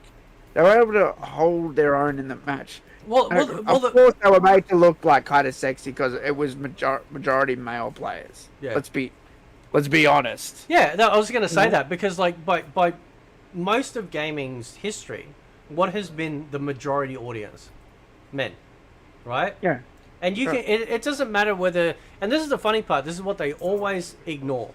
You go back and you play some old, like, Swords and Shields type fantasy game where you got the box art cover, you got a fucking Conan dude with a giant ass broadsword, and you got the chick sort of wrapped around his leg and stuff. Yeah. The dude, like, you're this fucking middle-aged fat dude, you know, bald, whatever, sitting there. You want to be the dude on the front, right? So we're not. It's not even realistic for us, right? You want to be the dude on the front. You want to be the hero. You want to go saving the girl. That's what is part of the fantasy, right? And the majority of men have been the core audience, right? And because men are visual, right? Mm-hmm. And the other thing too is, whenever I played Mortal Kombat with a girl or I saw a girl play the game, I never, not once saw a girl go, oh, typical. The girl looks like a slut. Yep. Never heard that either. Never heard it. Never. Because the girls like to be the sexy characters. No one wants to play an ugly character. Concord. Trash Can was my favorite with fucking pronouns. No one wants to be the ugly fucking character. Yeah. It's so stupid. So even when girls play, they want to be the sexy, good they want to be the sexy character. They want to be the cool character. You know, they want to be the. Imagine it's like imagine they did MK3 now. I'm looking at Jade and Sonya image, right? Imagine they wokeified that and went, well, she can't show her midriff, so we're going to put a jumper on her. We're going to put a skivvy on her. Fucking cardigan. A cardigan. We're going to put a cardigan over her, and then we're going to cover up Jade. We're going to give her shorts, Fortnite shorts. You know, no girl's going to want to play that. It look like fucking trash. Listen, man. Like, listen. Right, you load up a game like any MMO, right? And you got, like, you'll see that's like some character, basically what they call slut mogs, right? So basically what they do is they dress up their character in like the sluttiest gear they can get, right? And they run around like a tiny little petite undies and bra and shit like that, right? And of course, all the dudes in the game are like, you know, even though it's a fictional character in the game, Yeah. and then you find out it's some giant fat fucking bridge troll that's behind the character, right? You want to know why? Because they don't want to run as a giant. They don't want to run around as a big fat giant bridge troll. They want to run around as something sexy, right? Yeah. Men want to run around as something heroic, right? Yeah. We want to save the girl. Fucking sexist. Oh, well, go fucking save yourself, right? But most normal men, instinctively, genetic code is to want to protect the weaker sex. It doesn't mean that they're weak. There's something wrong with them. It's just how we're designed, right? So the strength of men is in their physicality. The strength of women is in their femininity, right? And That's right. that's what Bringy was saying about that. If they took away Melina's sexiness, her whole femme fatale character would just dissipate, right? Because that's part of it, right? I got a hypothetical for you. There's a game on Commodore 64 called Fire Trap, right? Mm. And basically what it is you're a guy and you're climbing a building that's on fire. You've got an experimental suit that allows you things to bounce off you sort of thing, right? Yeah. And the idea is to climb all the way to the top of the building. There's a girl trapped up the top of the building, right? Yep. So hypothetical situation. That is sexist, apparently, according to modern day gaming, because she is a trophy, right? So what are we supposed to do as a man who has this experimental fire suit? Am I supposed to just leave her up there to die, bro? Yeah. Because Yeah. if I save her, I'm a misogynist, Yep. right? If I save her, that's a misogynist thing to do. She should have been able to save her fucking self, and by going up there and doing it, I've now taken that off her, even though she was trapped. Do you know what I mean? Yeah. So what am I supposed to do? Leave her up there to die, or save her life? Yeah. And this was a joke that I always said when I played Fire Trap, when I streamed it. I'm like, yep, see? I'm no bitch. I saved her life. Yep. Oh, hello, You know? baby. And it's silly. It's so dumb. That just answers itself right there. This is one of our boys. This is Hello. this is Zuko. He's got a vet. Yeah. He's got a vet coming out in the morning because he's had a bit of a cough, right? Oh, okay. And the first so we took him to the vet probably about 3 weeks ago, probably now, and she gave him like a steroid to reduce the inflammation, and some, what do they call it? It's like a paste. You put it on their leg, and they lick it off, and it helps push the hair balls through and stuff like that. Mm-hmm. So I think it's sort of helped a little bit, but I have a feeling he needs antibiotics, right? Because the cough is still, it's not every day, but he's still got a bit of it. But when we took him, he was so terrified, he peed himself and shit like that. And I said, listen, we'll just get the call out vet. You know, he's going to be at home. You know, we don't have to put him in the basket or the carry container. Yeah. So, but he's a fucking big cat. He's sitting like yes you are. You're a beautiful boy, right? He's a big boy. I got into a fight the other night. Oh really? Yeah. Don't know if she won or not, but the neighbour has a cat. We have a cat. Our cat's mostly inside, but I don't know.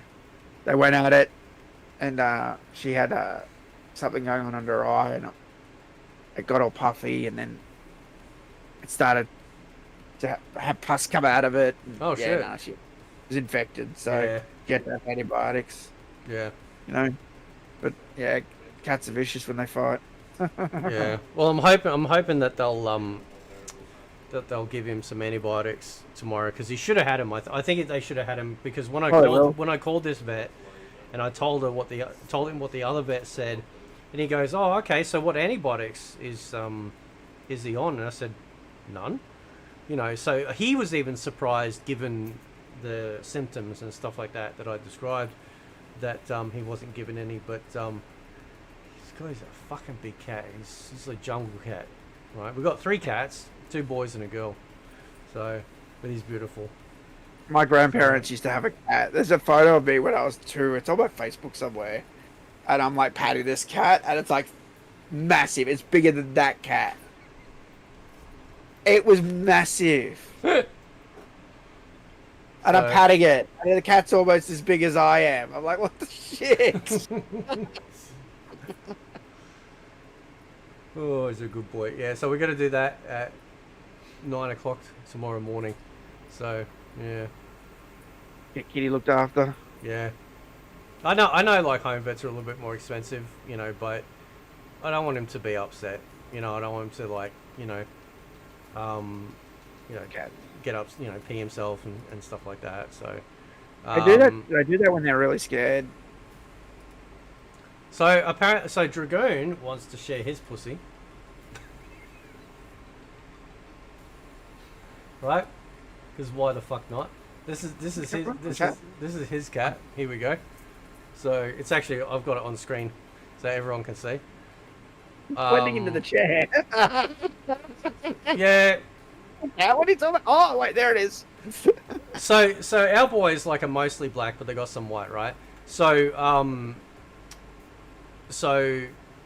when we first got them, it took a while to adjust visually to look for them, Mm-hmm. And then when I got Zima, which is my cat, which is tortoiseshell, she actually blends in more at night because she's not she doesn't have pure black on her, and pure black actually stands out against normal black, right? So I actually find it harder to see her at night than I do the boys. And then we got this one here as well. So Mm-hmm. Bihan, that's his name. Yeah. Yep, that's Dragoon's cat. So that's pretty cool. Look at all the misogynistic talking here now. Oh, God. Getting crazy. Someone said Brusk Poet versus Kitty, and I replied, Brusk will always lose. Couldn't help myself. Oh shit. Brusk Poet's channel is dead. Well, he did quit, didn't he? Yeah, I haven't even checked what's he up to. I mean, look, hey, listen, if he's happy and doing his thing, good on him. Whatever. So Oh, fuck that cunt. He came after me and tried to steal my money, so he can burn in fucking hell as far as I'm concerned. well, there it is. That's the diplomatic approach. Yeah. No, but we're definitely gonna have to. I'm not wrapping up just yet, or whenever you want to go. But I just wanted to say we'll definitely have to do more and more of these and get. If by the way, if anyone actually wants to get on, you're more than welcome to jump in. You got any questions? Over here. Yeah, get over here. Get the fuck over here. Bitch. So get over here, bitch. Right. What? Oh my god, what are you doing? Hang on. Okay. You can put that in your setup, dude. Like, if you want to come on, and then you play sound. Get over here, bitch. I think I've got. Hang on. What MK sounds have I got? Hang on. Let me check because I've got a few. We've got some here. I don't know if you'll hear them, but I've got.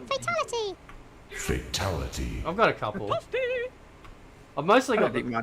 I've mostly got the music. Fat. You can probably hear it come through if you're listening to the stream on your end too. But yeah. Muted, otherwise it causes echo because I don't wear a headset. Kia 81 says, Fate, you need to get Diddle on again. That was huge. Yeah, well, listen, I'd actually like above board, no drama. There's a couple of guys I wouldn't mind talking to, just to ask them about how they approach. Because obviously their interest is in FGC side. I'd like to know their approach on how they approach a game. Why do they choose Mortal Kombat over, say, Street Fighter? Why they choose certain characters? How do they view the characters and process all of that sort of stuff? I think that'd be interesting. All above board, no drama. Not there to talk about drama, past drama, or any of that bullshit. So just to get that insight. But I will say a big shout out to Diddle and of course Foxy, because a few weeks ago they went on a podcast with a Tom Brady appeared, and I was actually, it was good to see FGC folk calling out after other FGC folk for saying things that they couldn't prove. Seems the word lie gets thrown a lot around these parts when people actually don't have any evidence or proof of people being liars. But I do, even people that I've had arguments with or whatnot in the past, it is good to see people stand up and actually do the right thing and say, listen, if you're going to say something, you got to have some sort of evidence or whatnot of it. So yeah, shout out to those two. But yeah, no, it'd be cool to talk to Diddle again. You know, just to Yeah, ask some good questions about that sort of shit. So Ringy said, wasn't there a game or show that where Scorpion said, get the fuck over here? Yeah. So it's in Shaolin Monks.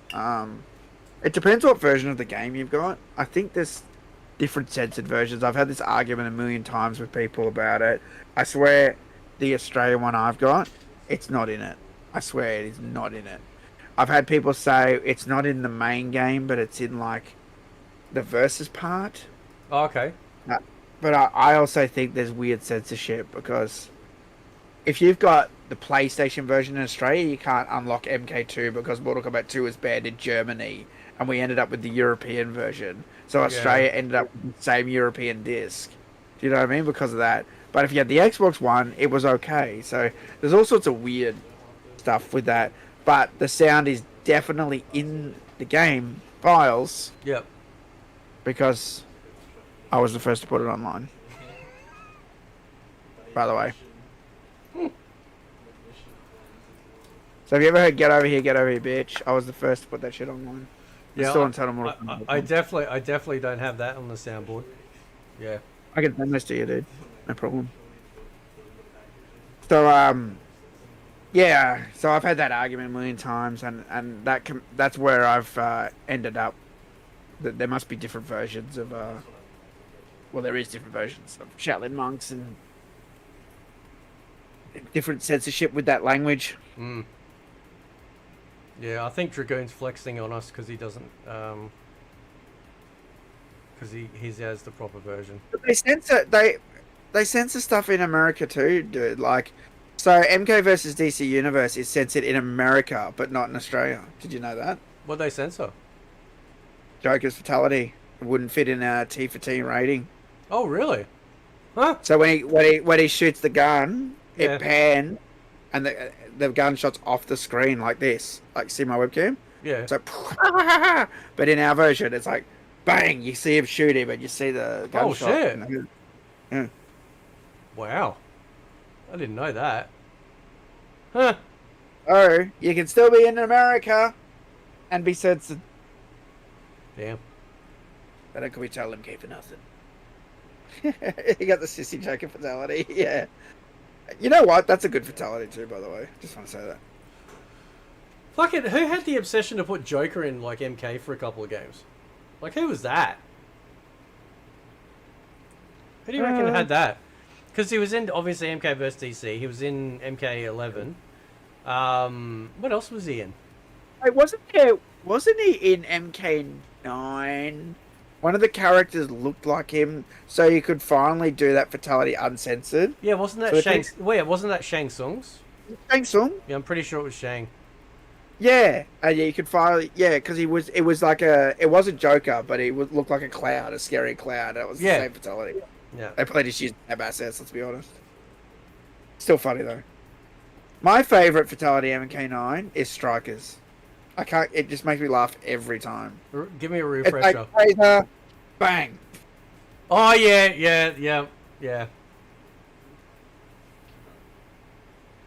I fucking Because love it's fucked Strikers. up. It's so realistic. It's like taser, bang, gunshot. It's so to the point. Love it. Mortalica 03, how you going, man? He says Joker was a last minute replacement from Ash Williams. That's why. Mm. They probably just grabbed the assets and chucked them in. Makes sense. I think the only guest character that makes it feel like it fits the MK universe is Spawn. Because of the connection with Hell. I think. I think Freddy does. You reckon? You reckon? Yeah, definitely. Yeah, because he transcends realms. He's from the dream realm. Mm. So it's just another realm, right? Yeah. It's not a timeline. It's another realm, Yeah. right? So he's from the dream realm. So he could invade the Mortal Kombat realm. It made sense to me. I thought it was always good. Okay. He had some unique. He had some unique special moves. He had that drip thing that would like basically stun you, or put you to sleep. That was kind of cool. But What are the other guest characters? Leatherface, Robocop, Alien, Predator, Rambo. They're all crap. Yeah. You could maybe make an argument for Predator because Mm. he's a warrior.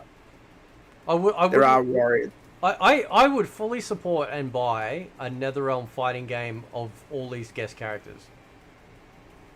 I think they'd nail it. I think they'd nail it.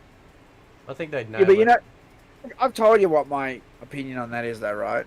Oh, tell me again. I don't want them to make another game, because then there'll be 3 games. Oh yeah. I want yeah, them to I make see. Mortal Kombat game. Cause the thing. So here's the thing, right? You know what's holding back from us getting a HD version of MK9 or a remastered version of Deception or Shaolin Monks 2 is the fact that they're making other shit. They're making like Injustice 2. Do you know what I mean? And then there's a lot of people like you who say the same thing. I know you have good intentions, don't get me wrong.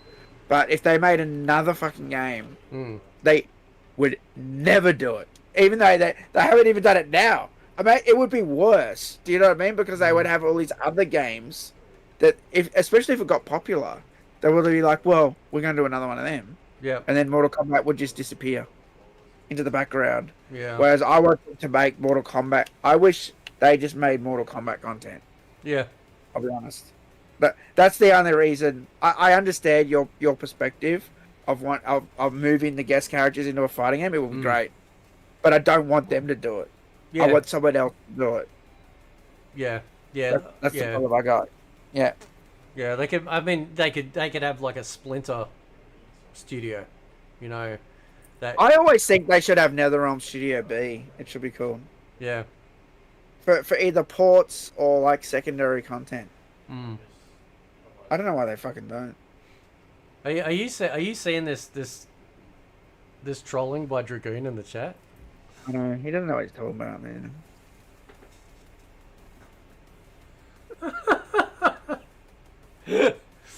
Oh shit. Trilogy's dog shit. Go play as Motaro. Yeah, a good game. And win just by pressing high punch over and over again. Yeah, it's a great game. I keep telling you, man, don't play as the bosses. Just don't use the bosses.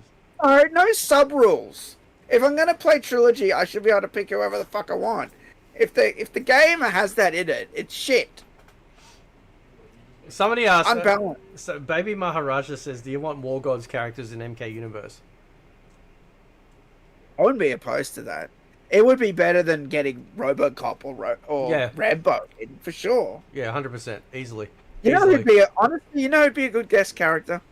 Yeah, because Dragon said Kratos. I agree, that's a great character. We were supposed to get Marcus on Xbox, that never happened. Oh, Kratos was Sony. But you know who'd be good? Man, a Killer Instinct character. Yeah. Yeah. Fulgor, Cinder.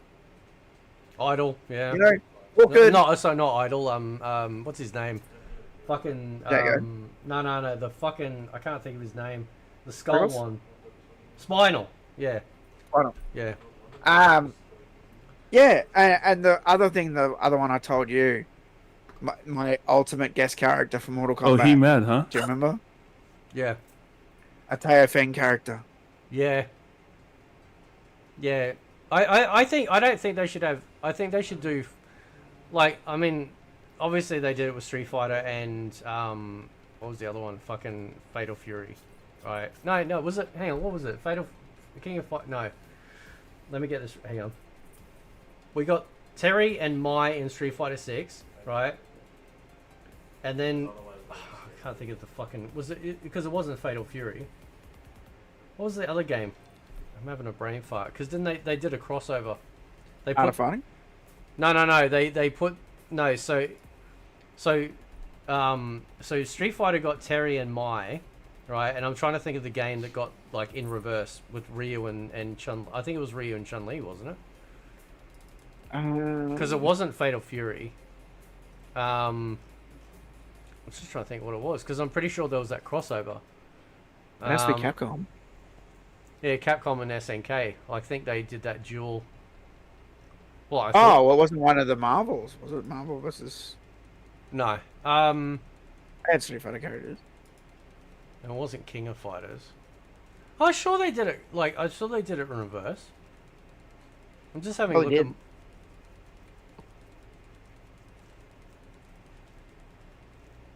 If they did guest characters from things like KI and, Tearfang, Yeah. Wargone, it would be better than playing Oh, that's Rambo. yeah. That so it is okay. It is Fatal Fury. Yeah, Mortaliga says Ken and Chun Li are going to be in Fatal Fury. So A new part on Rage and Eternal Champions. Slightly off topic, but what would you think of a Streets of Rage 1v1 fighting game with all the main playable characters already? You could also use the bosses and the NPCs. 100%. Fuck yeah, bring it on. Oh yeah. Yeah? Oh yeah. Streets of Rage, 100%. They- Weren't you streaming Streets of Rage 2 a few weeks back? One. One was it? One's my all-time favorite Streets of Rage, and I've always wanted to beat it on the hardest mode, and it's so hard. Mm. And every time I die, either at the boss or outside the boss's door, and I get game over. It's like so frustrating. I'm gonna put it on the screen for a bit, just so I can run in the background, just for Yeah. nostalgia sakes. Streets Everyone of loves Rage Streets of Rage 2 the most because it has combos and stuff. I get it, but I don't know. For me, it's the original. Yeah. Yeah, that was the first one I remember too, man. It's funny because Dragoon said, "What about a double dragon fighting game?" What he might not know is there actually was one. Mm-hmm. Yep. So if you had the Game Boy version of Double Dragon and you used the link cable, it was there was like a versus mode where you could fight each other. Yep. Yeah. So we used to do that sometimes.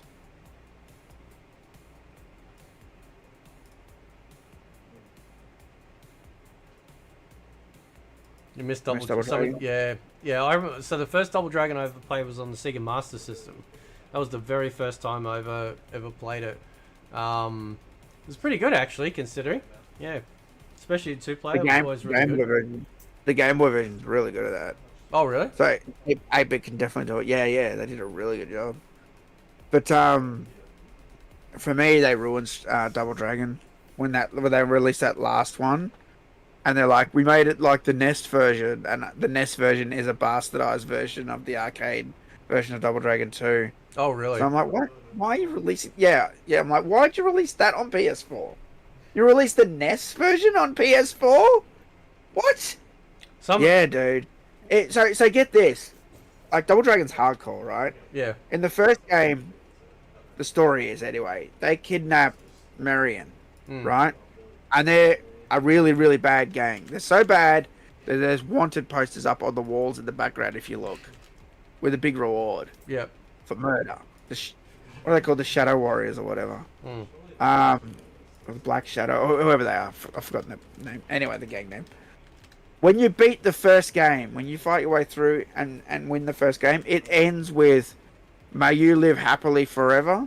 Do you remember this? Yep. Do you remember what happens at the start of Double Dragon 2 arcade? They murder Marion. They gun her down.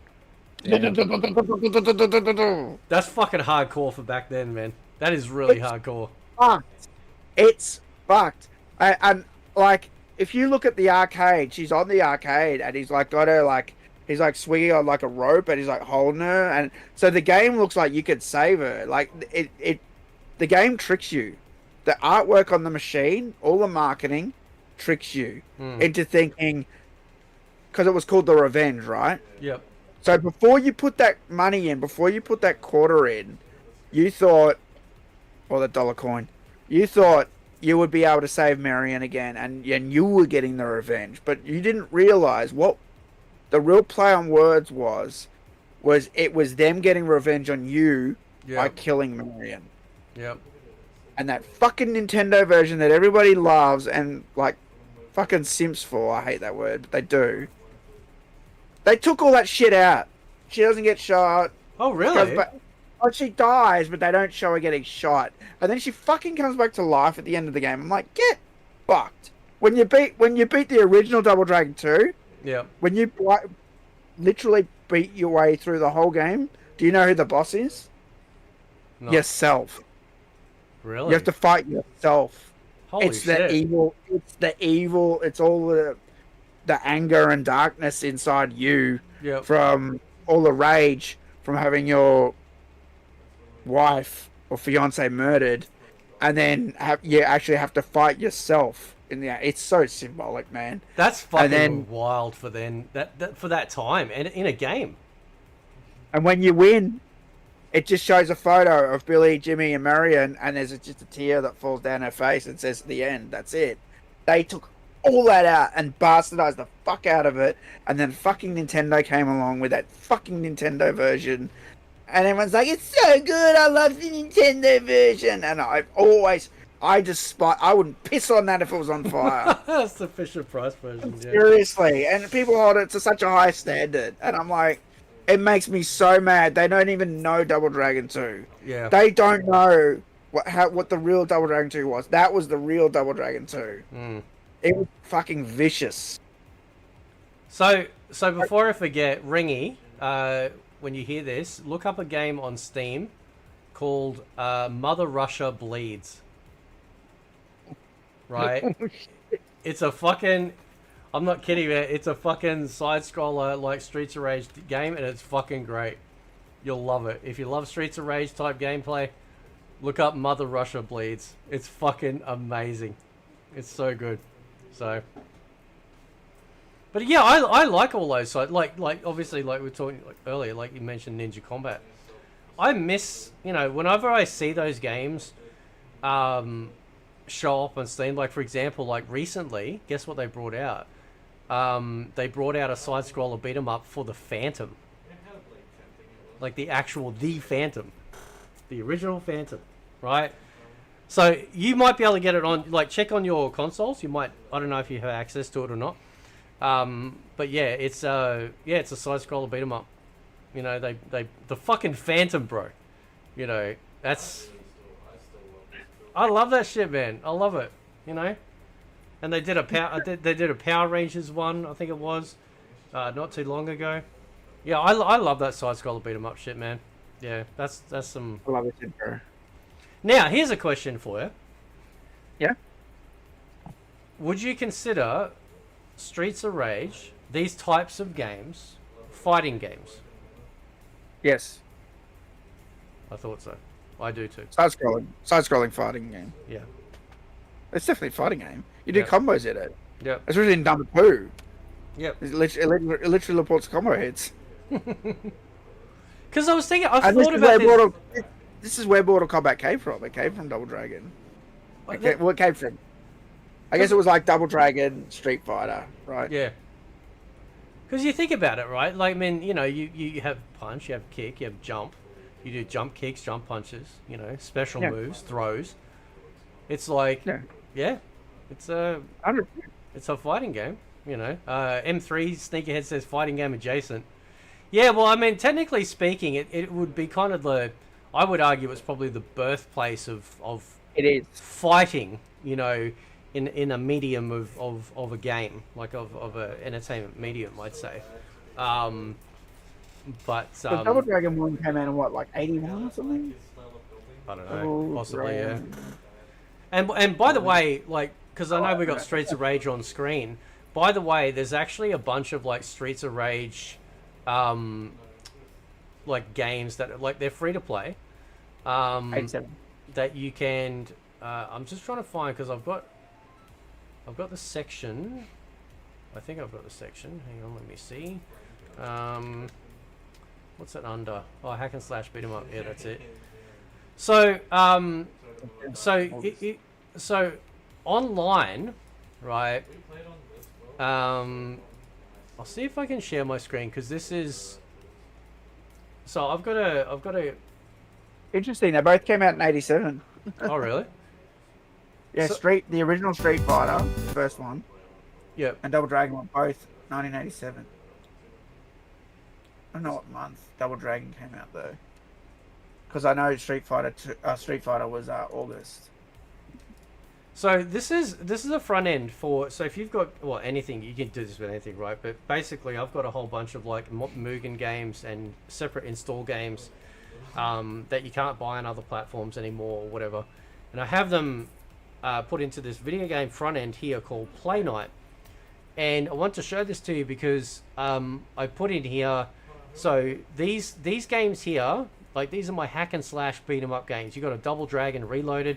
What these games are is they've taken like the original, say, Streets of Rage or Streets of Rage 2 or something like that, and say, for example, created a zombies version.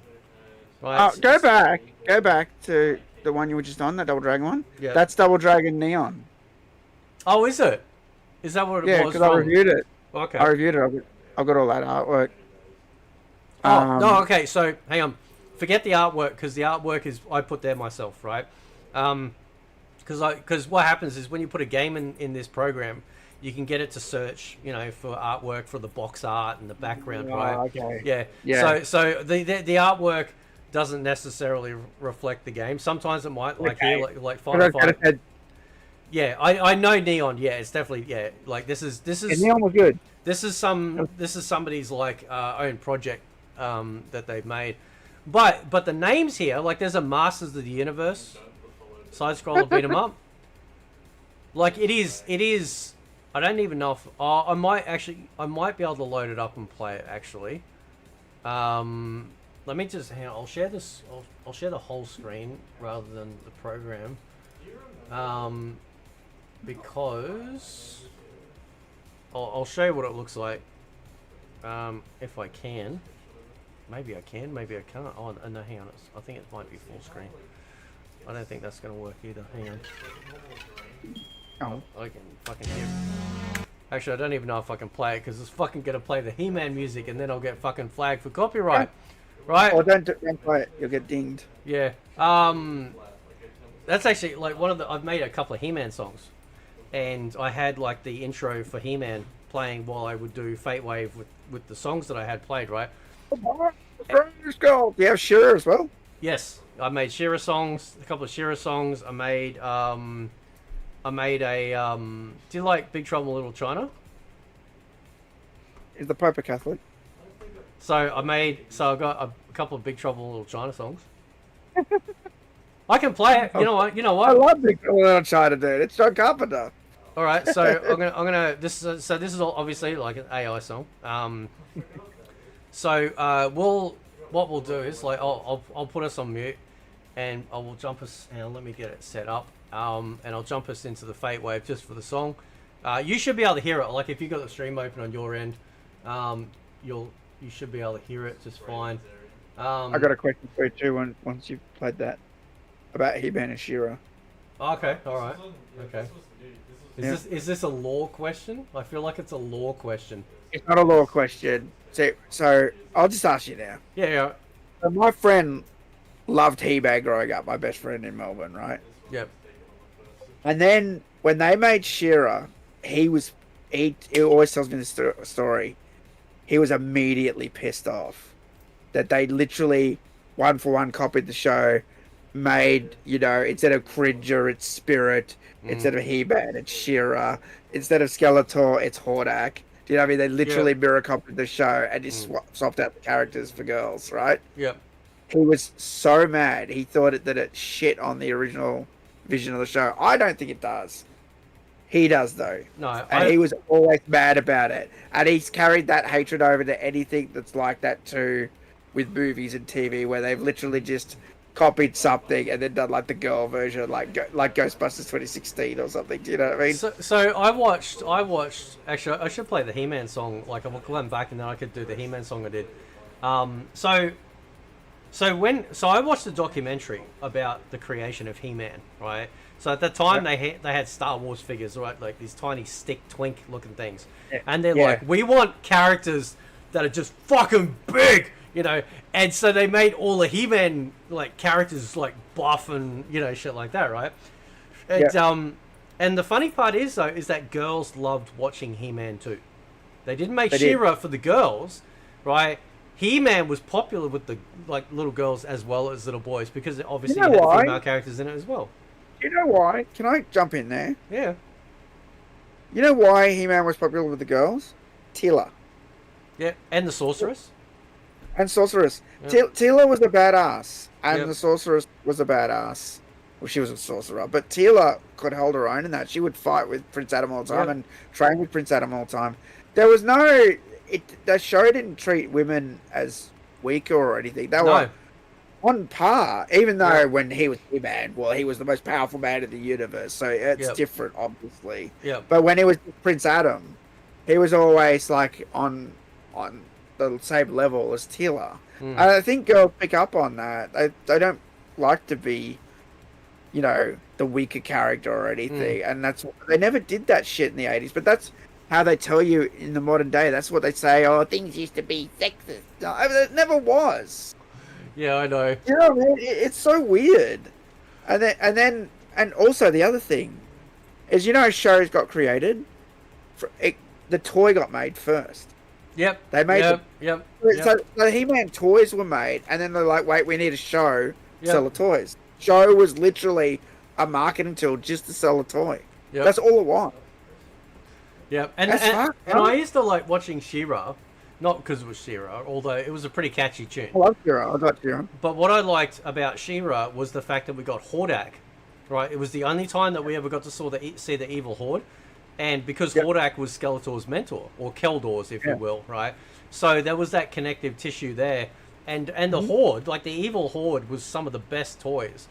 Like you had Leech, Hordak, Grizzlord, Mantenna, you had Modulok, Multibot, what was the ink? Mosquito, which was like a mosquito type. I like Shadow Weaver. Yeah, like they just the toys that they made were absolutely phenomenal.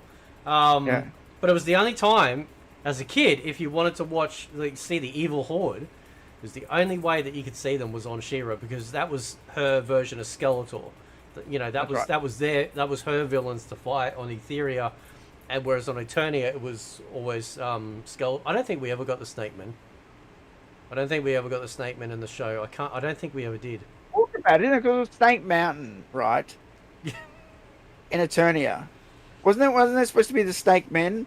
And then there was I don't even remember the names anymore. There was like the frog. Beast Man. There was Beast Man. Merman. Manny faces. Yep. So who was the guy? Merman. Merman, was Oh, that was the guy I can think of. So there were good villains on the Eternia side. Yeah. Too. Yeah, there was a really good comic with Fisto, where Fisto got captured and was put into basically like a gladiators arena against Webstor, Whiplash, Clawful, and I think that might have been it. Right? It was really cool because, like, you know, he'd defeat one of the villains and then the next one would come out, you know, and they'd be even more powerful, you know. And I think eventually He-Man rescued Fisto, you know, from that. But no, that was... In fact, Fisto is the most feared villain in both shows. No, he's a hero. Fisto's the hero. Well, if he was a villain, he'd be the most feared villain in both shows. Anyway, What's your special move?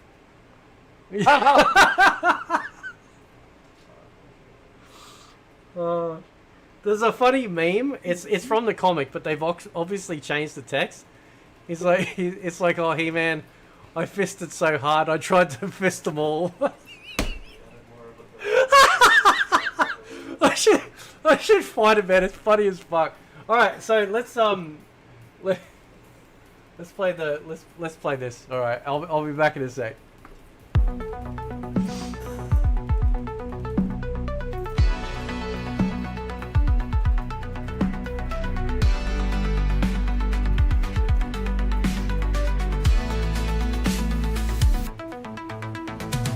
Rolling down the highway, lightning in my veins. Jack Burton's talking tough, but he don't know the game. A trucker caught in madness, a city lost in time, where sorcery and shadows cross the neon signs. Now it's black magic, kung fu fights, ancient demons rule the night. Girl with emerald eyes in sight, time to set this whole place right. Oh, it's big trouble in Little China. Mystic powers, ancient war. Yeah, it's big trouble in Little China. Keying down the demon's door.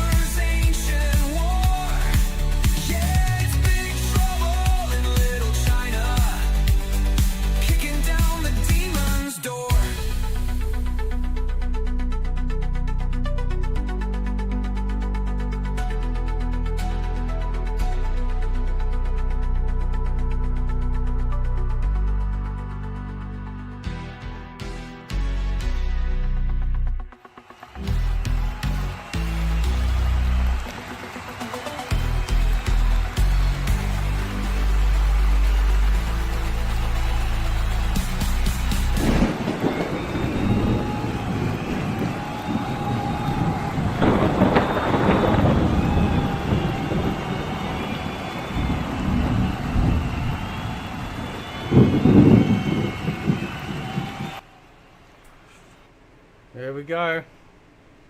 I fucking love that song, man. The AI did such a good job. Such a good job on that, man.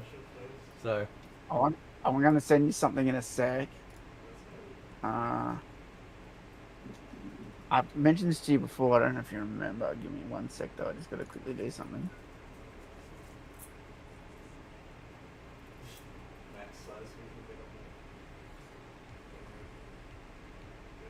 All right.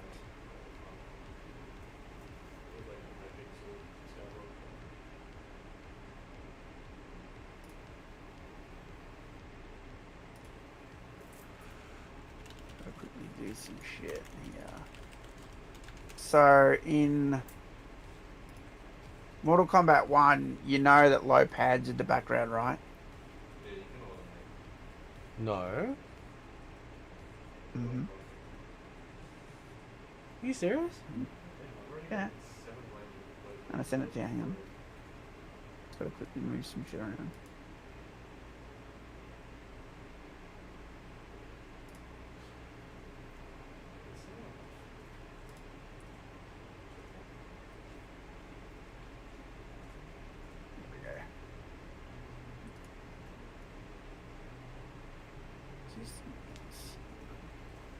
There we go. We got a song request we can do soon as well by Dragoon. He wants only pros be tripping.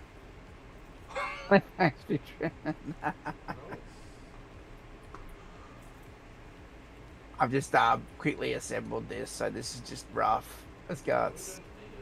But I just ripped it out from the background.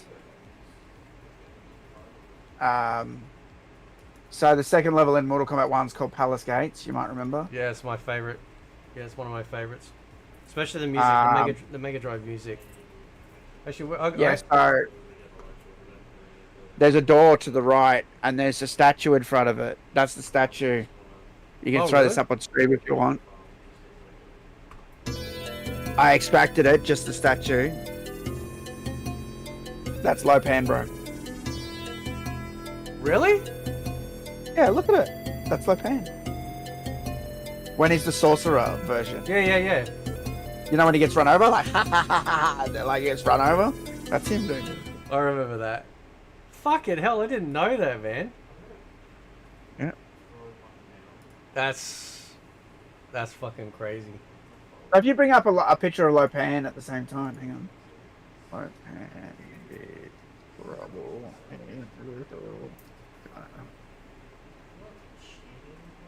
There we go.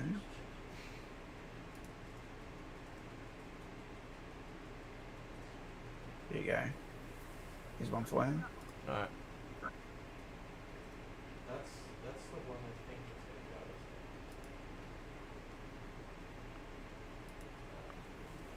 it's Alright, there we go. Oh yeah.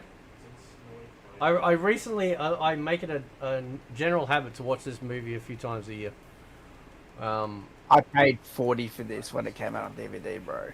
It was $40. And It was really worth every dollar. I don't know. I still got it. I bought it like several times. I can't You can see. can't get over how fucking good that movie is. Yeah, I know. It's Carpenter, bro. John Carpenter's a legend. And it's Kurt Russell, and it's just the whole cast. And I actually, like, so I told my son, right, because you've obviously watched They Live, right? Yeah. And I saw this. It was set on. I never thought of it like this before, but that fight that he has, I can't remember his name. What's his fucking name? The black guy. What's his name? You know what I'm talking about, right? yeah, I haven't seen They Live for a while, though. He's been in tons of stuff. He's fucking great. So that fight that they have in the alley, right? And it goes on forever. Like, it just keeps going on and on and on and on and on, right? Then, like, what somebody said was, like, this is the physical representation. Keith David, that's it. This is the physical representation of red pilling someone. Right, so you got the blue pill guy. He keeps ignoring. Don't put the glasses on me. Leave me the fuck alone. and he's just like, no, I'm going to show you the truth, and he keeps hammering and hammering and hammering and hammering and hammering, and I just thought, man, that was pretty accurate. I thought that was pretty accurate.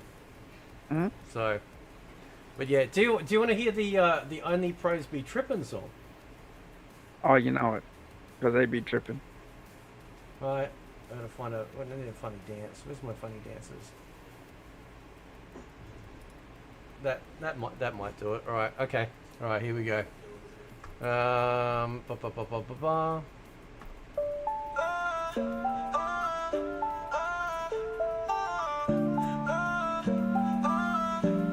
Yo, pick up the sticks, let's run that set. But the pro in the chat getting real upset. Talking about frames, talking about tech. Bro, just play, why you so stressed? Moving like a bot, trying to flex. Crying about lag, what's next? Saying GG, but you mad inside. Controller slamming, hurting your pride. Oh, only pros be tripping. Acting like the game got them glitching. Sweating hard, losing fast. Then they blame the netcode, man, that's sad. Casuals chill, we just vibe. Pro dude mad, veins alive. Took an L, now we renting online. Game is dead, nah bro, you just blind. Alt tab, uninstall, block the chat. Said it's broken, but we know it's capped. Maybe next time, just have some fun. Cause only pros cry when the match is done. Turn it up, oh, only pros be tripping. Acting like the game got them glitching. Sweating hard, losing fast. Then they blame the netcode, man, that's sad. Oh, only pros be tripping, acting like the game got them glitching. Sweating hard, losing fast. Then they blame the netcode, man, that's sad. Yo, it's just a game, my guy. Take a deep breath, maybe touch some grass. Casuals chill, we just vibe. Pro dude mad, veins alive. Took an L, now we renting online. Game is dead, nah bro, you just blind. Alt tab, uninstall, block the chat. Said it's broken, but we know it's capped. Maybe next time, just have some fun. Cause only pros cry when the match is done. Turn it up, oh, only pros be tripping. Acting like the game got them glitching. Sweating hard, losing fast. Then they blame the netcode, man, that's sad. Oh, only pros be tripping, acting like the game got them glitching. Sweating hard, losing fast. Then they blame the netcode, man, that's sad. Yo, it's just a game, my guy. Take a deep breath, maybe touch some grass.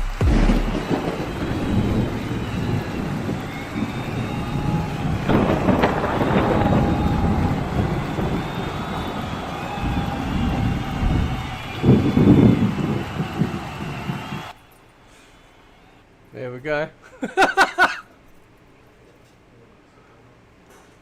Man, we have only scratched the surface of the diss songs that I have. Holy fuck. Right. How you going, Toby? What's happening, brother? So, Toby was featured in my diss song, right? So, Oh, yeah. Yeah, well, the first song I played was the diss track. If we're gonna play diss tracks, you got to diss track. You got to diss the owner. So, it's only fair. But yeah. So, but yeah, we'll get around to. We could do the He-Man one soon if you want to. But how are you holding up? You getting tired yet? oh, I'm alright. Yeah. I'm going okay, man. Yeah. I'm happy to keep going. Okay. I Cool. mean, I don't care. All right. Sweet. Sweet. That sounds good, man. Yeah. I'll tell you what I get.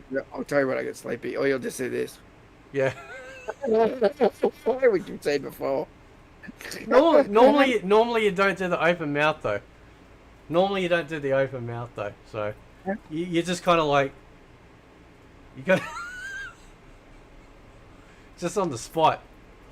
Zoltan Z says, I used to be a pro Unreal Tournament player forever ago. Really? Holy shit! That's amazing, dude. That's awesome. Okay. So Only Pro is a mentality. It's not because you actually compete or have competed. Only Pro is a mentality for those that think they're somehow above everyone else, right? Just because they compete. Well, because it's an old game. That's just what they're like now, right? Once they've moved on, right? at the time it was probably like, oh, he's really good at UT, right? Yeah. But they don't ever respect. They don't hold on. That respect doesn't seem to carry on. That's what I guess that's what I'm trying to say, right? Like he should be respected for his UT skills even now. Yep. But like he says, nobody gives a fuck these days because they moved on to the next game. They moved on to Counter Strike 2 or whatever, right? Yep. It's what's relevant. That's irrelevant, that game now. That's old. I remember. Oh, I love Unreal. I still remember buying the disc of 2004. Right? I still remember it, like buying the box, you know, and it was just. I fucking like. Me too. I got 2000. the collector's edition there, the cover, the metal one. Yep, 2004 I think was like UT 99 is amazing, and UT 2004 was kind of like that but more. But what I liked though was like the modding scene because there was some really favorite maps of mine. There was an assault. I don't know if it was modded in or they did it themselves, but there was like an assault map where you're on a fast moving train. And you gotta move up like the train carriages and shit like that. They made an assault map. This is no shit. You'd love this one because you love drinking beer. They made an assault map where the enemy team. It's set in outback Australia, right? Mm-hmm. Actually, you know what? Fucking, I'm gonna load it up and show you. All right. You're gonna fucking love this, dude. It is the most Australian thing I've ever seen in a game in the entire history of gaming. This is. We did try to create Bunnings warehouse in Counter Strike. my old server crew.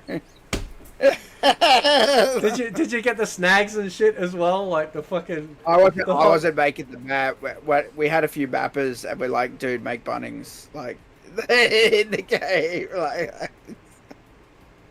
That's fucking great. Because we're all Aussies. We're like, we need some like Aussie icon maps. Yeah. Alright. Now, I'll just get that over there for the moment. Just mute that for a sec. Where's my Ignore fucking, my yawn. There's my fucking window. There it is. Alright. Instant game action. Assault. Do you care if I eat lollies on screen? No, I don't give a fuck, man. They're fucking lollies. Isn't an assault map? Oh yeah. All right, I'm gonna. So this might get loud, right? But you have to hear this. Like this is an experience, right? So, yeah, where's my fucking window? I might have to share the entire screen for Steam here because it's an old game, so it's not really doing borderless too well. Can you hear that? All right? Can you hear that? Hang on.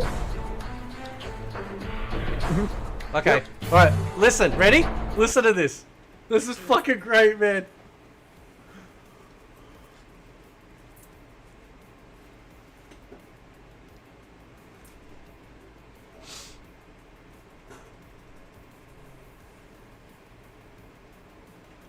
It has Somewhere deep in the Australian outback, trouble is brewing. G'day. G'day. Got any of that zero beer? Sure have, and that's all we got. Any good? Nah, tastes like dingo's piss. Bugger that then, I'll have water, mate. Sorry, mate, no water, just that flamin' zero beer. Yeah? Crikey. You know, me and a few of the guys are heading out to that brewery to sort this zero beer caper out once and for all. You want in? Bloody oath. You drive a tank? I was born in a tank. Righto, you're in. First, your team will need to open the pub's drainage valve and get rid of the old zero beer. That's right. Next, fucking destroy the disgrace that zero it is. beer billboards to ruin their marketing campaign. In order to make new beer, you'll need to engage the lake's pumps and restore the flow of fresh water into the brewery. Once the water is flowing, your team must storm the brewery's main gates. When you're inside, open the intake valve to pump the fresh water into the brewing tanks. Find the missing hops canister and add it to the brew cycle. Once the hops are in, someone will need to activate the main switch and start the stirring paddles of the brew kettles. Finally, open the main valve to fill up the fermentation tanks with fresh beer. So yeah, You are attacking. Open the pub's zero beer drainage valve. this fucking got Skippy and shit.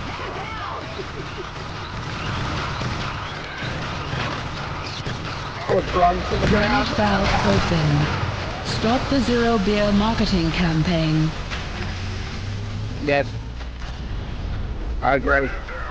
Billboard destroyed.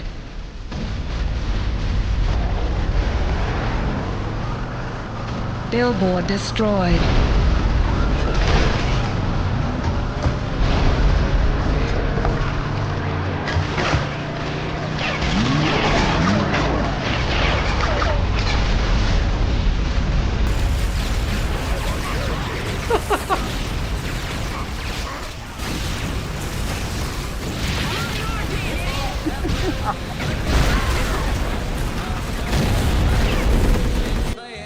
So yeah. The last time I came back from Sydney, last time I was on a plane, and I asked for a beer, and she goes, oh, I asked, what beers do you have? And she goes, I got Stone and Wood or Heineken 0%. I went, what?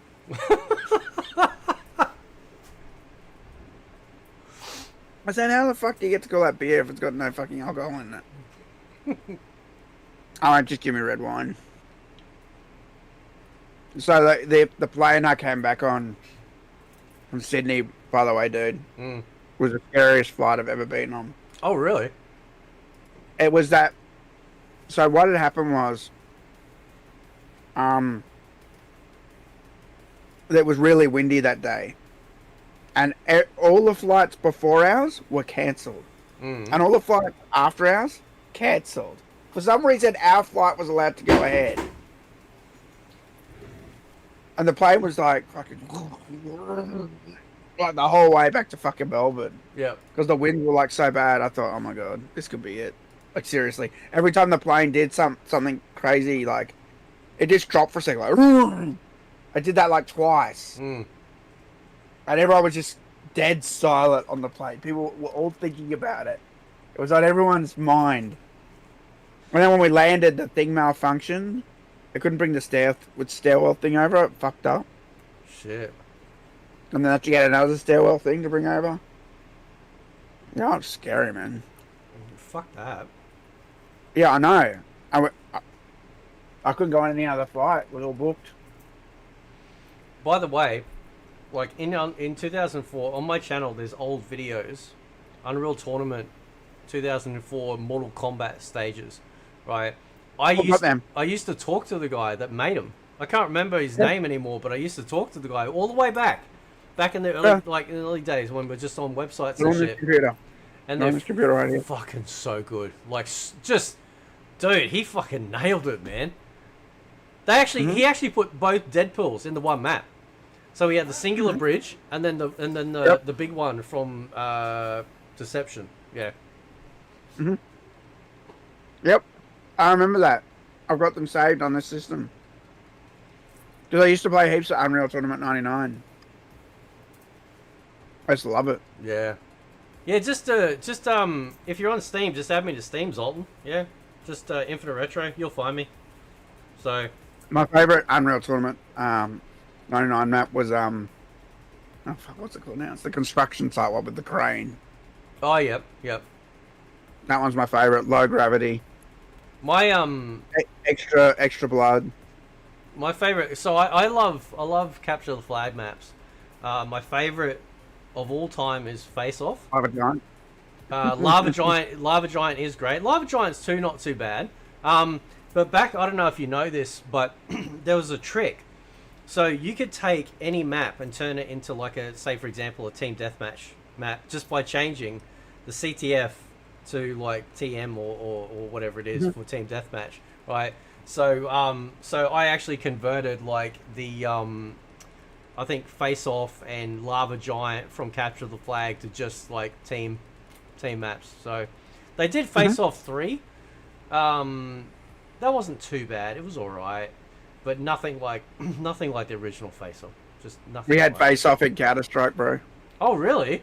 That would have been sick. Someone made Face Off. Yeah, someone made Face Off in Counter Strike. Oh, that would have been so fucking good. Yeah, I used to put the low gravity on for everyone. We used to play it. Plus the vehicles. I love the vehicle combat that they added in 2004. I thought that was really good. So, but yeah, I've like my version of UT. I've got like all the community packs, and I've got all the fucking like as many map packs as I could possibly get because I wanted to deck it out. I did the same with Unreal Tournament. He was asking about Unreal Tournament 3 Dragoon. It's not bad. Like it's not a bad game, but 2004 is that's peak. That is just For me, it's that is- 99. Huh?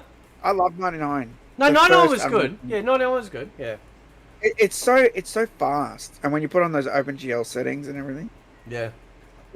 oh man, I liked volatile ammo as well.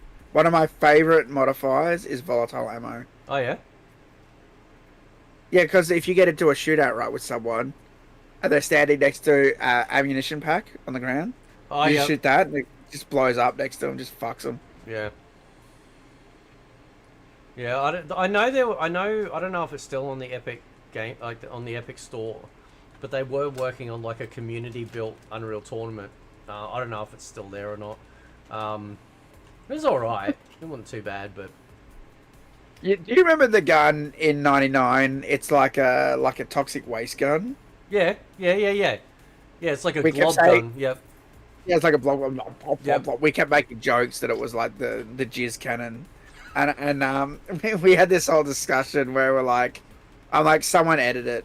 I said, I don't care who the fuck does it. Someone make it white. I go, it'll be the funniest thing ever, because we were doing Unreal Tournament matches for a while. Yep. Never got done though. That's something that never happened. That would have been so cool. The jizz cannon. Fucking hell. It was a Judge Rex said UT 2004 best package even today. I'd say all the content, all the maps, the game modes. I think everyone liked 04 the most, right? Yeah, I think it was kind of like 99 but on steroids, right? It was kind of like this, just it just took everything and just made it like even better. But the community, like I said, like there were some maps which I really liked from 99. There was that they didn't port over, but the community eventually ported them over. I remember I used to have a notepad of all the maps, like from the different modes that 2004 didn't have, and then over time I would keep checking like all the different like UT sites, check the map sections, and eventually like grab them and put them in. It's amazing. It's just so good. Fucking love it. What's your saying? Playing the original Unreal last year again. The vibe this game has, the music, it's just so brilliant. Yeah, it really is. Yeah. Cliffy B did such a cool job with that game, man. Then Epic goes to the community, and 3 months later, by the way, guys, we're all on Fortnite. Oh, Jesus. Yeah. Yeah. I've got the collector's edition of 2004, right? I have the collector's edition, bro. You said the steel book? Is it steel case? I guess I'll just grab it. It's just here. All right. Just here.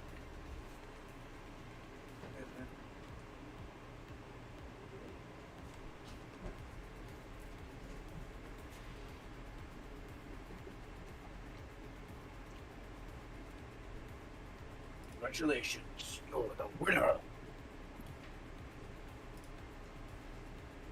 Holy shit! I didn't think it'd be that big. Metal. Do you remember when PC? How big's the book in it? Remember when PC games used to have like a big, thick fucking like? I always loved big box PC, man. Yeah, You get like a Sim City, and it's like an encyclopedia, right? Or you get like a fucking if you get like a Baldur's Gate or some shit, it's like, you know. That's how it should be. It was the best. Oh, so good, man.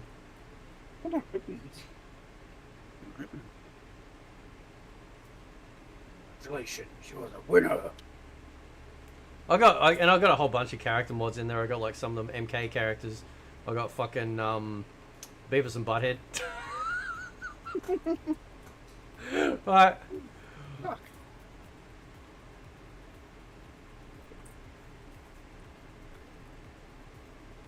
Oh, it's just old. It's just old. It's just stuck to it. Fucking hell. Fuck, man. Do you guys I haven't taken it out, do you like- guys remember fucking serial keys, the CD keys, right? Yeah, CD keys. I still have CD keys. Oh, really? Yeah.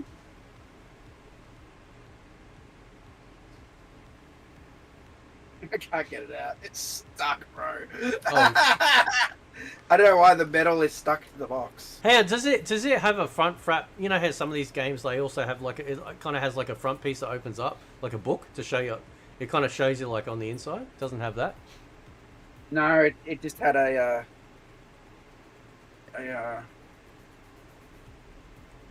bit of paper that was on the front. Oh, okay.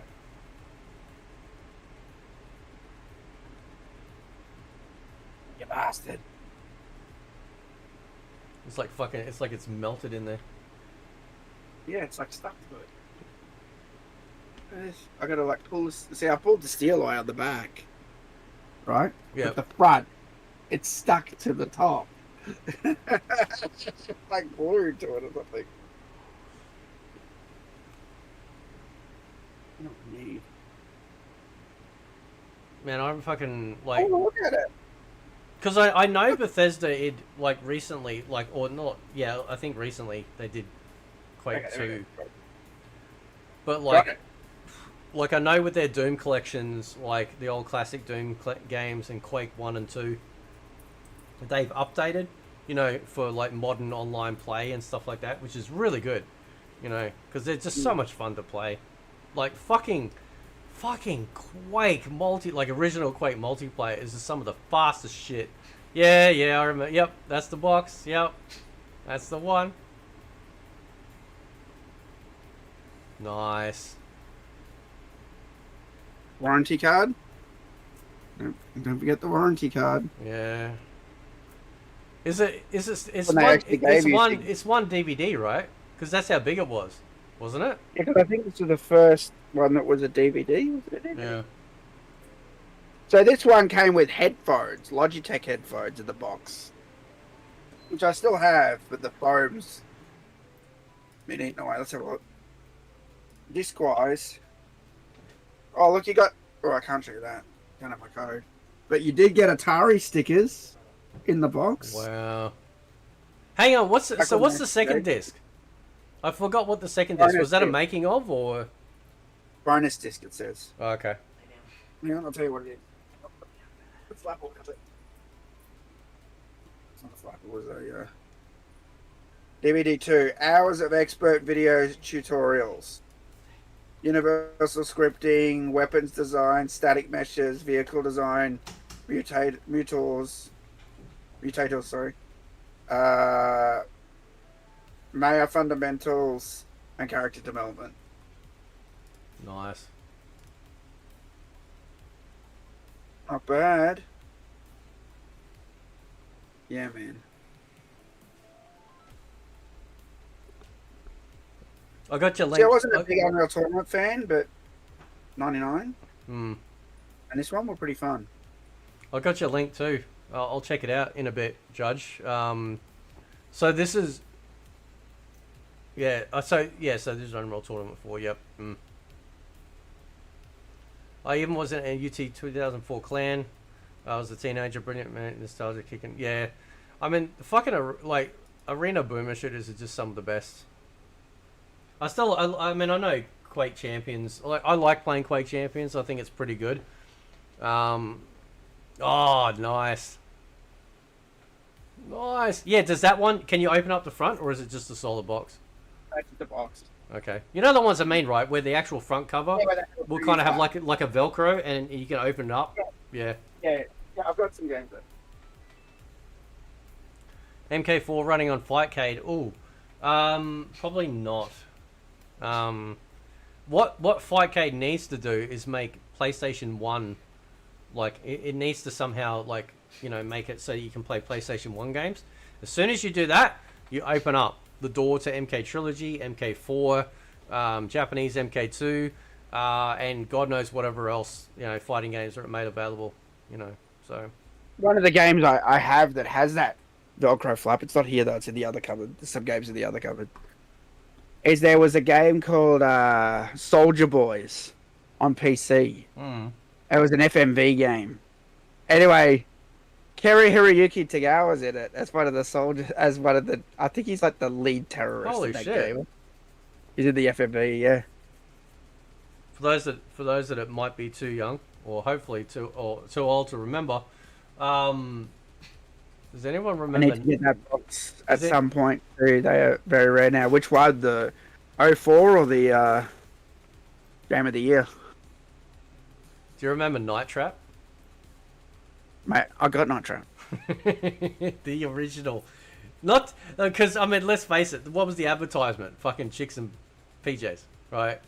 You know. I love that game. I love it.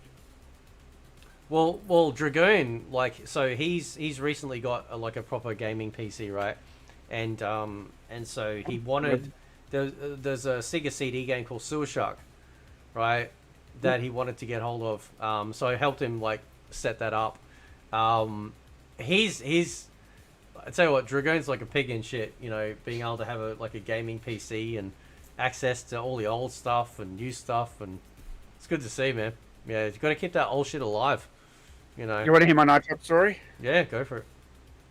So, when I was living in Queensland, came to Melbourne one year for Christmas to visit before we lived out here, visit family. And there was this ad all over TV for a shop called High Tech Game World, Yep. which was a really, really big video game store that opened down here. I made my dad take me because I saw the ads and I was like, holy shit. It was like Super Nintendo and Mega Drive, like just down the walls. Yep. And so he took me there. And it's sad because they just demolished that building not that long ago. But I went in there. I went into the Sega section and they had one of those TVs on a bracket, you know, Yeah. demoing. And Night Trap was on it. It just come Ooh. out. The Sega CD had just come out and Night Trap had just come out. You know, and I was like looking at it going, oh my god, I so want it. You know, and I asked my dad for it, and of course he told me basically, fuck off. Yep. Because of the violence, because I needed the system, right, which was $400, and the game, which was another $100. It would be like $500 purchase. There was no way he was going to buy that shit for me. Yeah. But I wanted it so bad. A week later, it got banned in Australia. Shit. So what was it that made it so bad? I'm trying to remember. What It's made the scene. It's the one scene that they always talk about. It's where the girl's in the bathroom, and there's an auger. That's what they're called. Behind her in the shower. Yep. And if you don't trap those, or the other augers come into the room in time, Yep. they stick a thing in her neck, and she's screaming, and they're like sucking the blood out of her neck. Mm. So and they drag her away while she's going. Ah! It just looks Yep. horrible, right? Yep. But the whole story of Night Trap is that the guys in black that like are like this, and that's why it's a controversy. Soccer mums don't know what the fuck that is. Yeah. They just think it's a rapist. Yeah. Do you know what I mean? Because they're like, oh my god, he's being creepy to women. He's moving like this. You know, they don't know what the fuck they're looking at. Yeah. But what the story is, that the augurs are half vampire. They're half. They're half human, half vampire. So they need blood Yep. to feed, but they don't have the powers that vampire has. They don't have the strength. They don't have that stuff, right? Yep. So they get the crap end of the stick, and they have the hunger. And so what's happening is the house that you're in Night Trap is owned by actual vampires. And what they do is they bring girls over there, trap them all, and then string them up in a cupboard that's in the kitchen, and basically drains all the blood out of them. And then they bottle all the blood and they like feast on it. Yep. And then they actually give some of the blood to the augurs as well. But the augurs can't wait, and so they break into the house to get Yep. I get blood, and that's why they have the blood harvesting gun, and that's the thing they stick in their neck, Yep. and that's why it harvests the blood out of it next, just screaming and I shit. gotta You play know, it again, man. the story's actually pretty good, but it's really hard. It's better just to watch it on YouTube, honestly, because Oh, really? I've got it. And I even had all the times when I bought it on eBay, and a guy had all the times written down how to get through the game. I'm like, oh, this is awesome, but it's literally like 3 seconds later go here, 3 seconds later go there, 3 seconds later go here, and it's so easy to miss one. And yeah, if you miss more than I think it's like 50 augurs, Yep. you get game over. So yeah, Yeah. you can just watch it on YouTube with all the camera angles, and now they have the HD footage now. Yep. So they've got all the original footage Okay. now and made a HD version. That's pretty cool. You know, but How you going, Yeah. DJ Jimmy? How you going, man? What's happening, bro? Yeah, no, that was. I remember the controversy. Like that was a big one. That was a big well, 3 one. games caused the rating system to be created in America, the ESRB, and that was Mortal Kombat, that was Night Trap, and that was Lethal Enforcers. They're the 3 games. Wow, Lethal Enforcers. Yep. Wow, that seems so tame You compared. know why? Do Why? you know why they went after Lethal Enforcers? No. Because when you shot an innocent person, they go, ah! And we go, innocent victim, right? Yeah. And when they went to Congress, they're like, the idea is to shoot innocent people, you know, with the gun called the Justifier. They twisted everything around. I streamed it once, man. I was laughing my head off. But those Congress things, they don't know what the fuck they're talking about. Yeah. And you got these mothers on there, like, crying about Night Trap. And it's stupid. I'm like, it's a fucking game. Relax. What the fuck? And they're like, it's disgusting, and then they show Mortal Kombat, and they show the fatalities, like, oh, that's sick, oh, that's sick, and then they try to show the Nintendo version, and then they don't even show the fatalities in the Nintendo one, and go, oh, see, this version's a lot better. Nintendo did the right thing. They didn't even show the fatalities on it. I'm like, wait, it has fatalities too. What the hell? What's going on here? It's so weird. Mm. And then there's like a whole argument going on between Nintendo and Sega in it. Because Nintendo's like, well, we took off the word, the Justifier, on our gun. Mm. So we're not as bad as Genesis. And then Genesis like, yeah, well, you sell a bazooka to kids. Because the Super Scope, right? Fucking, That's what it is. It's funny as. fucking. I was laughing my ass off, dude. I'm like, they're using this Congress hearing to fucking take shots at each other. It's amazing. Fucking Sega was like. They Brutal. were like the bad boy on the block. Like they just right. didn't give a fuck, And the Sega guy was awesome, by the way. I love the Sega guy. What was it? Something white. Yeah, you can watch it on YouTube, dude. Look up U.S. Congress hearings for for ESRB. It's hilarious. Yeah, fucking hell. Yeah, no, that was Yeah, I'm glad at the very least. I mean, I think MK9. I think that was like the crunch time for them to finally get a proper rating system, at least for us. Thank God, because it was just getting stupid. Well, I started emailing the Prime Minister in 2004. By the way, after Deception came out, Was that and Howard? said that we need a rating. Was that Howard? Sorry? Was that Howard? Was that John Howard? Well, it was Philip Ruddock was in charge of like ratings and okay. Attorney General. I emailed the Prime Minister and it went to, I think it was Howard. Yeah, it was Howard. Because he was in for fucking ages. I remember back in the 2000s. Yeah, Philip Ruddock replied. I've still got the letter. But so I knew I could foresee in 2004 that would be where we were in 2010. That's no joke. I could see the fatalities getting worse and worse and worse. Mm. And I'm like, well, eventually they're going to ban it. They're going to be like, it's too violent. Do you think they would have banned it if they had an option to turn the blood off? Yes. Okay. I'm just wondering if that's a parameter they look at and go, well, we can turn it off, so therefore, at least, I've always said that the Mortal Kombat ban in Australia is dodgy because someone leaked to me the review board's rating Yeah. that was never published on the website. I've got it after it was the reviewed the second time. The guy that reviewed it the second time never lost a case. Yeah. So he reviewed other games and got them unbanned in Australia. He reviewed MK9 and it was the first time he lost. And then someone leaked it to me that there's 4 members that decide if the game should be banned and it has to be unanimous and only 2 said it should have been banned. Wow. And they still went ahead and banned it. So they fucking lied. Yeah, so there was something, either someone wanted it banned for money, like a competing company or something. Yep. I don't know, was there a Street Fighter out at the same time or something? I don't know, like Fuck, I don't know. something, they wanted Mortal Kombat banned for some reason here. It was either politically motivated or it was financially motivated, but it did not deserve to be banned at all in Australia. Well, wasn't there some fucking Wii game, some sex Wii game or some shit that was like... We dare, Which one? I've got it. Yeah, that's it. Yeah. Yeah. Yeah, the fucking... Oh, yeah, that's fine. Like... Yep. It's fine. It's just simulated sex acts, but yeah. Yeah. But still, you know... It's But- okay for me to take my Wii mode out on stream, yeah, right? Yeah, of course, yeah. Hey, I'll have to make it nice and big so it'll fit this camera. Get the nunchuck as well. We'll get the nunchuck out as well. Yeah. So when they were throwing away copies of Wii there for $10, that's when I bought it. Yeah. Because I'm like, that's funny. I've never played it. I can't believe I like yeah. to have interesting media though. Mm. Yeah. I can't remember. Maybe who was the guy? Who was the guy that was in charge down there? Because I remember speaking to him on the phone once. I think. Ronald McDonald.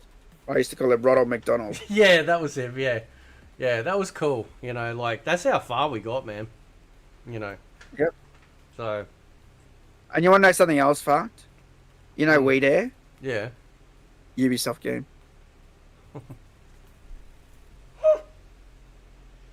Oh, I should have seen it coming. All that weird sex DI stuff that we're dealing with now, it all came from Ubisoft. Yep. Just saying. Jeez. M3 Sneakerhead says that blew me away back then. Following TMK, leading up to MK9's release, and being banned felt personal. It did. You know what? It actually did. It actually felt. It was this weird feeling, dude. Like, cause I've been playing games at that point for like what 20 years, and I'm like, like whatever. And then this happens, is like, damn, that was like a kick in the nuts. And they sent this threat to us as well. Yeah. Normally when a game gets banned in Australia, they're like, well, it's banned. And they were like, whatever, just import it from New Zealand. They're like, literally like, the closest country by anyway. It's New Zealand doesn't give a fuck, right? Yeah. But with MK9, they put out this threat saying that anybody caught importing it, they would destroy the game or something. They put out this they did this extra thing where they said that, that's what they said. We will be actively searching for copies of Mortal Kombat. Yeah, I remember that. Yeah, $10,000 fine if they find you. Yep. Yeah, I was like, what the fuck? I'm trying And to. then they didn't do shit. By the way, it was a bluff. They Yeah. did nothing. Yeah, they did absolutely fucking nothing. I can't remember what the name of the company was. It wasn't Mighty Ape, but it was a Kiwi company. It was Mighty Ape. It was. Yeah, because I Were they I called bought it off Mighty? them. Were they called Mighty Ape then though? Yeah, Okay. I bought it off them, and my copy never showed in the mail, dude. I said I want a refund, and they said we're not going to give you a refund. I said you've got a tracking number, you can track the parcel, Yeah. find out where it is, and they went, well, we're not going to do that. I said fine. Well, I'm just going to tell everyone on YouTube not to use your fucking website. And they refunded me, like the next day. Oh, for real? That's funny though. Holy shit. That's funny. Yeah. Yeah, fucking hell, man. Well, But just shut the fuck up. You can track it. You can track it. You know where the package is. Don't bullshit me. Like, shut up. Fucking liars. I can't. I'm pretty sure it was through them because I remember I got 3, right? I got 2 for a mate, like 2 for 2 friends, and then like myself. I'm just trying to see. Nice. Maybe it was something else because I'm looking at my order history here. It goes all the way back to 2013. So obvious, like that was 2 years after, right? Or it was 2011. Yeah. So I'm just trying to remember. I don't think it was. Hang on, what? Because I'm pretty sure I still kept them. It definitely wasn't game. No, game opened later. Oz Game Shop. Oh yeah, Oz Game Shop. Might have had it. Maybe. Yeah. I'll see if shop2.net. I don't think I use them though, because I don't think they're in New Zealand. So you know how I got it. Hmm. My cousin went to Colorado, and I said, "Send me Mortal Kombat." Oh really? From Colorado. Yep. And I'm sitting next to the box that he sent it in, still here. Nice. And then there was a guy I used to know at my local game store that was like collecting collector's edition like things and like gaming stuff. And he said he had a spare Mortal Kombat if I wanted it. Yeah. I said, of course I want it. So he wanted some of my Zelda books that I had. I had some Zelda strategy guides, so I just gave them to him. Yeah. Paid it for it. Actually, it's right there. There it Oh is. shit! Oh, there you go. Man, you wouldn't want And to there's the fucking. fourth edition. You wouldn't want to have an earthquake in your fucking house, man. Right, you gotta wear. Earthquake. You gotta better. The first thing you do is stick a fucking motorcycle helmet on your head. Well, we did have an earthquake, what, 2 years ago? Mm. And I was in here, and it shook. I was like, Did I got anything? the fuck? Did anything fall off? No, nothing fell. Oh, that's alright. I was on Counter-Strike at the time. Why'd you feel that earthquake? I was telling the other people. Like, what are you talking about? I'm like, there was just a fucking earthquake. No, there wasn't. Then next day on the news, 7 on the Richter scale So from South Australia or something. So Dragoon said, he goes, Warner Brothers. So I'll give you a story here. So so he bought MK1 on PC, right? And he had 650 hours on MK1 on PlayStation. So when he did the transfer for the cross progression, their servers fucked up and wiped everything on both sides, right? And he said, like, and I told him, I said, man, you fight this shit. And 27 emails later, like, outside of, I think, the character levels, like, that you level up, the masteries, he was able to get back everything else. They weren't even going to give him back any of his purchases, like Shang Tsung, the crystals, but he kept all his receipts. So he was actually able to, like, originally they fobbed him off and said, nah, can't do anything. And he's like, no, I'm not tolerating that shit. You know, I'm a customer, I pay for this stuff.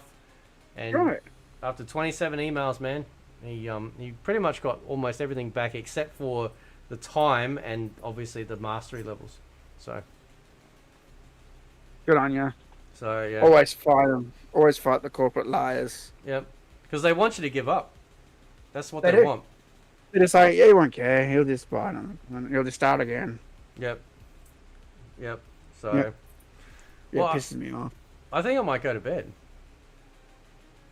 Okay. Because I got to get up in like a few hours anyway for the cat. So that's a thing. But before I go, do you want to pimp yourself out? Of course. I'm total MK. I talk about MK all day. Is that it? Fucking hell, man. It's not much of a sales. Oh, he said the same thing. She's like, you can do a better job than that. It's kind of lazy. I'm like, well, everyone knows me. Well, yeah, we don't give a fuck I'm down not here. fucking to say that. Well, if you don't know me, I'm on YouTube under Total MK. Yeah. How's that? So like, I definitely like. How many of these do you want to do a week? Because I could do this like almost every night. I can do them, dude. Yeah, cool. All right. Yeah, because I don't know if you're like tied up with fucking any other commitments or whatever. I So know my friend's moving and stuff. That's all. I'm just okay. helping him. But like, we could do like, I reckon lock in one a week. Yeah, at the least. Yeah. A week. Yeah. Yeah, that'd be Yeah. cool. I'm always Um, down to talk shit. You know me. Yeah. Don't Alright. shut me up. Nah, that's part of the Australian charm, man. Isn't it? It's alright. So, alright, Right, Kombat. alright, guys. I'll have a quick chat to you after we're done anyway. But yeah, thanks everyone for tuning in. That was very cool. I don't know what we'll talk about next. We'll figure it out. Fuck it, we covered so much shit, man. We went through like fucking Streets of Rage, Ninja Combat, Double Dragon, Last Ninja. You know that bullshit Double Dragon 2 on Nets. Fuck that version. I just want to reiterate I that. should load it up next time. If you got balls, you go play the arcade one, man. Go watch Marion get killed at the start, and then not come back to life at the end. Yeah, that's fucking wild. That's a wild ending. That's a reality fucking game. That's what that shit is. Alright, man. Thanks for coming on, dude. That was awesome. I've been meaning to do this for Right. ages, and we finally got around to it. So, and I don't know. I know Dynasty had mentioned at one point he wanted to jump on, but I guess like obviously it's open door. Whenever. Yeah. I think what Link's wanted on. I think as well, perhaps. I know Dragoon wants on, and anyone else So, and no, we're not going to charge you to come on and ask questions for those that are in the know. So yeah. All right, man. I'll chat to you after this. I'll just roll this out and then Alright. yeah. All Bye, right. chat. All right. Thanks again, guys, and I will see you guys next time. Bye.